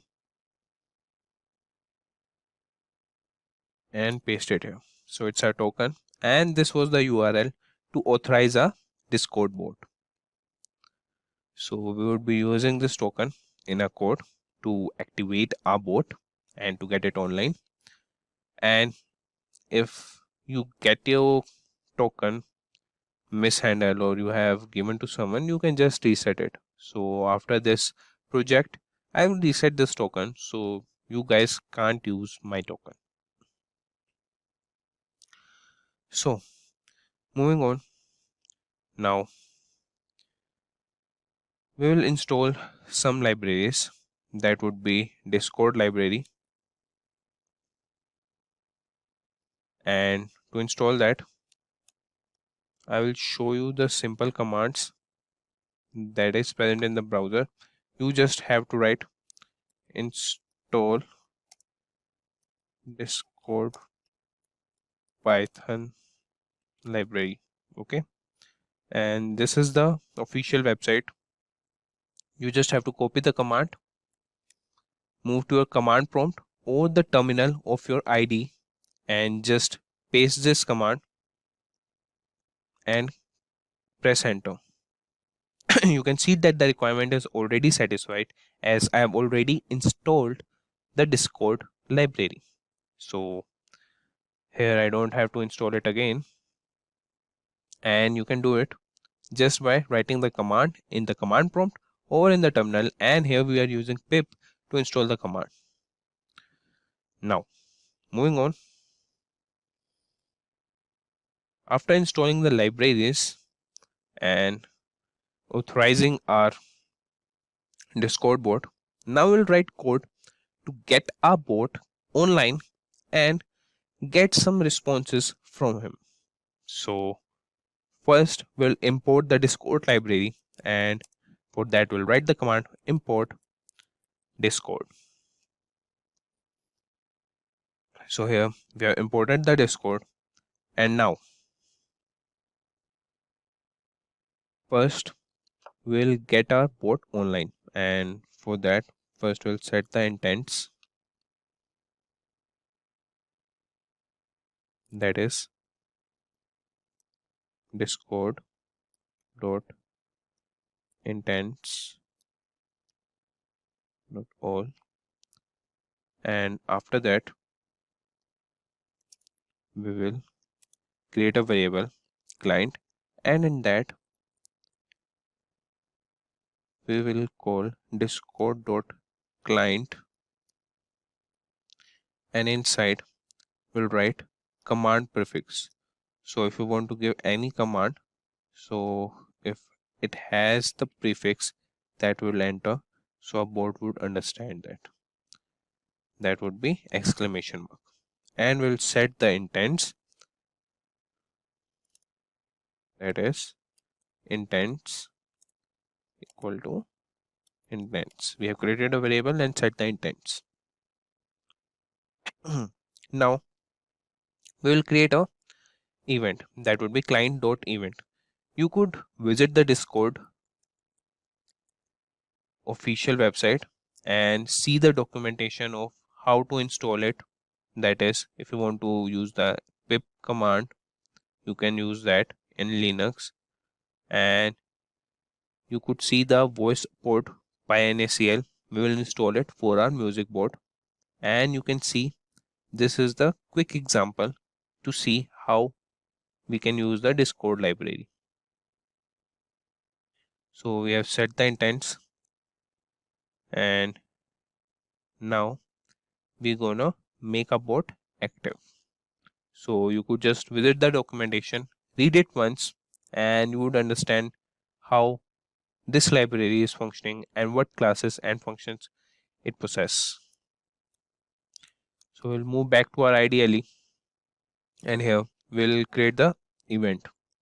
For that we'll write @ client, that the variable we have created, dot event,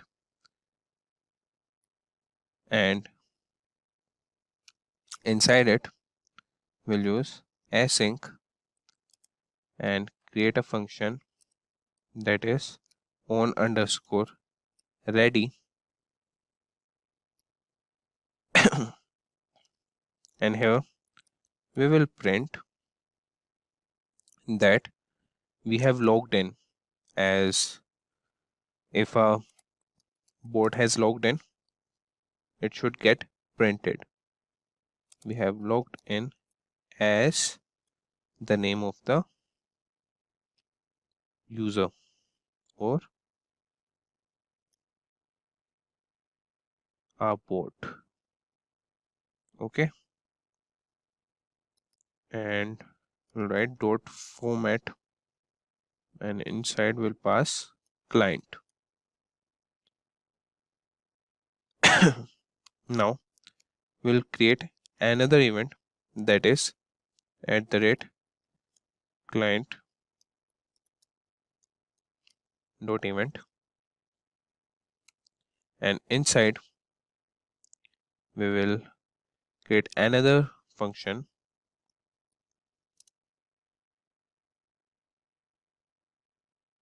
that is on underscore message. So if we give any message to our bot, he will reply to us. So message, and if message dot author, so who is writing the message, is equal to client dot user, then we'll just return. And if message dot content dot starts with, that is if the message starts with hi, or we can write hello, so our bot should respond with something. So if our message starts with hi, so we will await, and message dot channel dot send will send hello.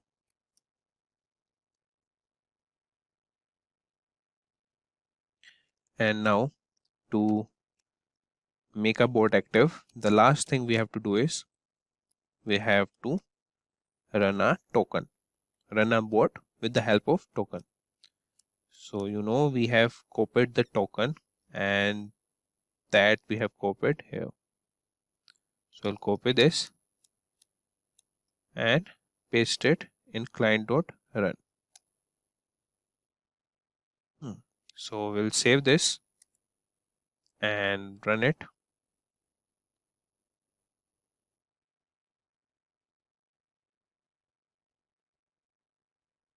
So you could see that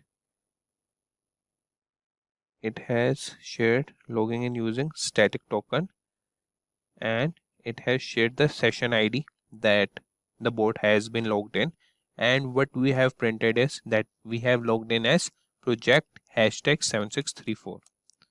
So here we will move to our Discord, and here you can see that a bot has been online after we have run the code. That is, we can see the green symbol for that, and we have written the commands.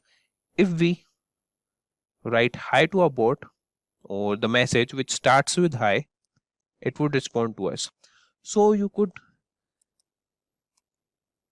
directly chat with the bot here, that is just click on its symbol and you can message at the rate project, that is your bot. So we'll just write hi here, and you could see that our bot responds with hello. And if we go back to our project server, so this is a project server, and if we write hi in any channel, that is we are writing in general channel, and press enter, so here also our bot will respond, that is hello. So now we'll add other functionalities so that a bot could respond to us in different ways. So now we will ask our bot to send an image. So the image could be sent through the bot in the form of file. We need to give the name to it, and the file should be in the same directory where our code is.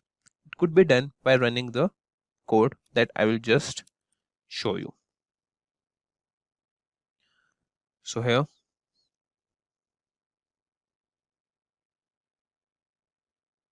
now we'll start with if message dot content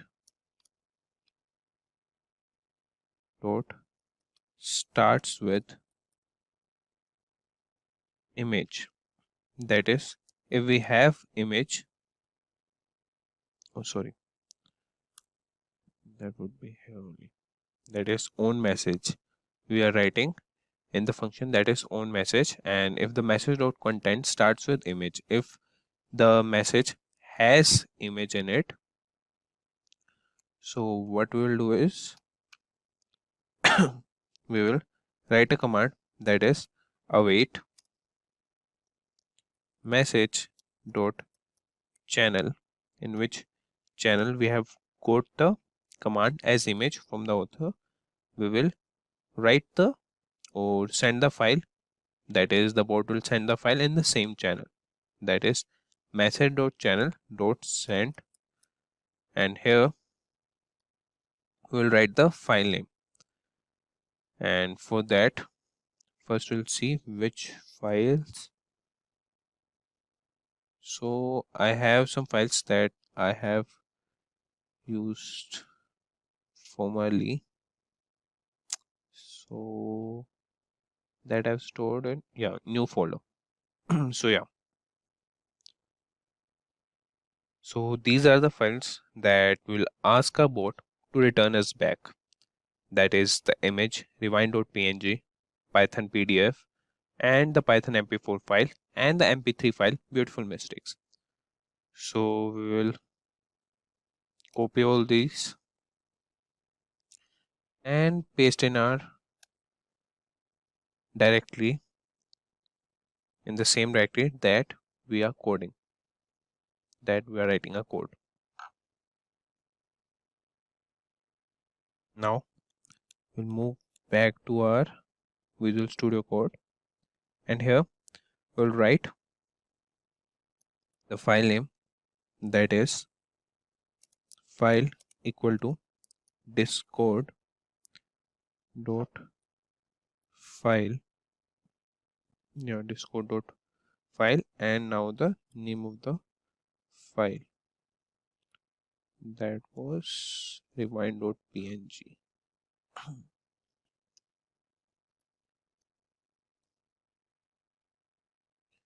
So we'll save this and first run it to check if this command is working or not.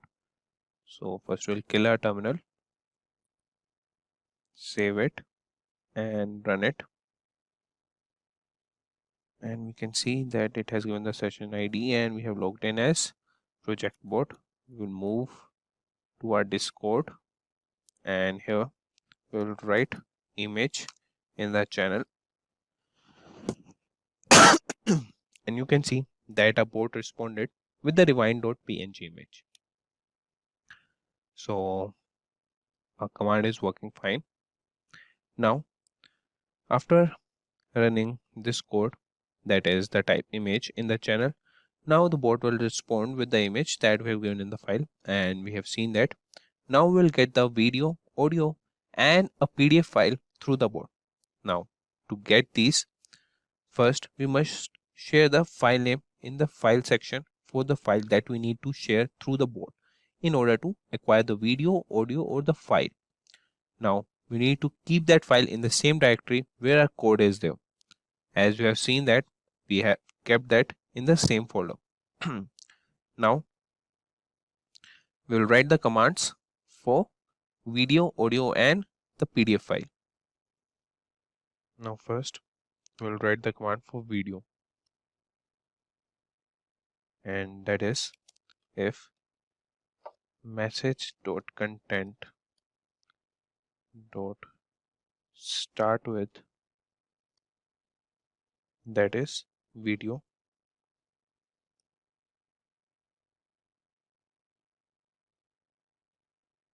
await message dot channel dot send. Here we'll write the file name, that is file equal to discord dot file, and inside we'll pass python.mp4,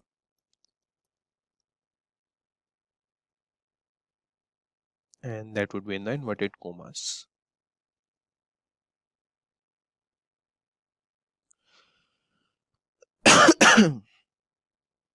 Sorry for coughing. Oh, I have a little cough.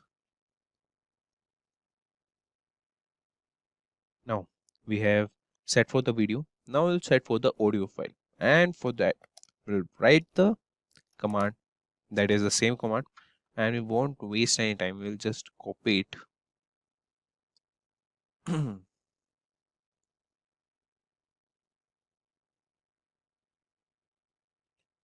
We should code as fast as we can, and if the message contains the audio, so what we'll pass, we'll just see what we have. the name of the audio file, that is beautiful underscore mistakes and that is mp3. Beautiful underscore the M was capital, I think. Just check it.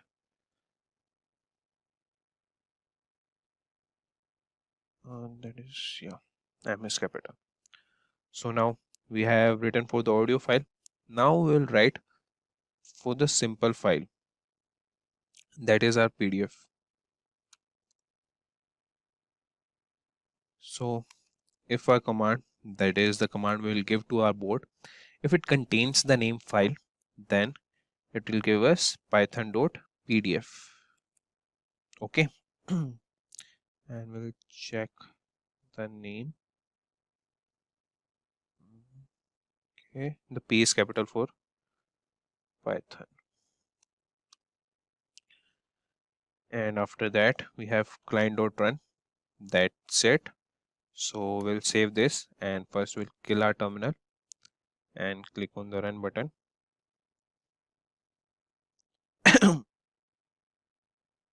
So you can see that we have logged in as project, and now we'll move back to our board. So our board is active and we'll start with the hi command. So it says hello, and if we write hi board, then also it says hello. That is, if our message contains hi, then the bot will respond with hello.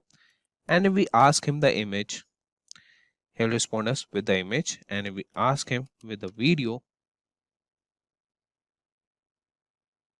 it takes time, like as the video is a bit larger in size. Okay, so it doesn't have any attribute video, that is python.mp4. We got an error here. Start with video file python.mp4. Just check. Yeah, this is the same file. The error should not have been occurred. Okay. We have asked for the video. Yeah.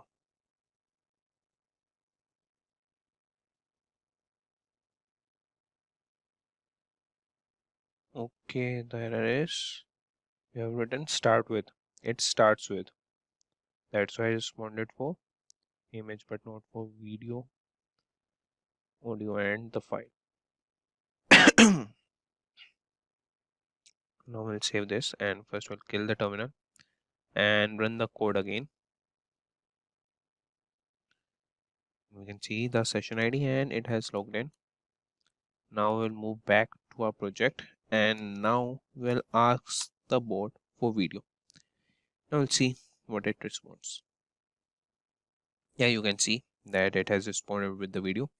You can also play it here. And if we ask for image, it gives us the rewind image. And if we ask for the audio,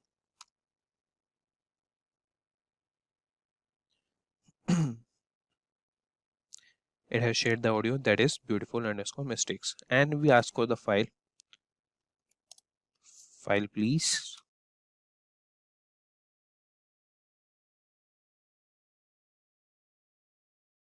So I think we got any error. That is content starts with file, and we have python.pdf, and the error is payload too large. Okay, the request entity is too large. So we have not subscribed with the Nitro version, so we can just send the 8 MB files. We'll just check what is the size. Okay, it's of 9 MB, so it won't share. So you can place any file that is less than 8 MB. Your bot would respond for that. And with that, we are done with our bot and we are ready with our bot. And with that, we have come to the end of this session. That's a wrap on our Python projects for beginners. I hope you found these projects not only informative but also enjoyable to work on. A big thank you for watching and following along. Your support means the world to us, and it's what keeps this channel growing. If you enjoyed this video and learned something new, please give it a thumbs up and share it with your friends. It really helps the channel. And if you have got questions or did you create something cool from these projects, drop a comment below. We will love seeing your creations and hearing your thoughts. Until next time, keep coding, keep creating, and never stop learning. See you in the next video. Staying ahead in your career requires continuous learning and upskilling. Whether you're a student aiming to learn today's top skills or a working professional looking to advance your career, we've got you covered. Explore our impressive catalog of certification programs in cutting-edge domains, including data science, cloud computing, cybersecurity, AI, machine learning, or digital marketing.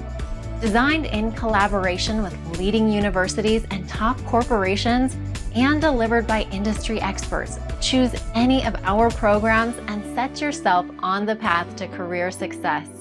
Click the link in the description to know more.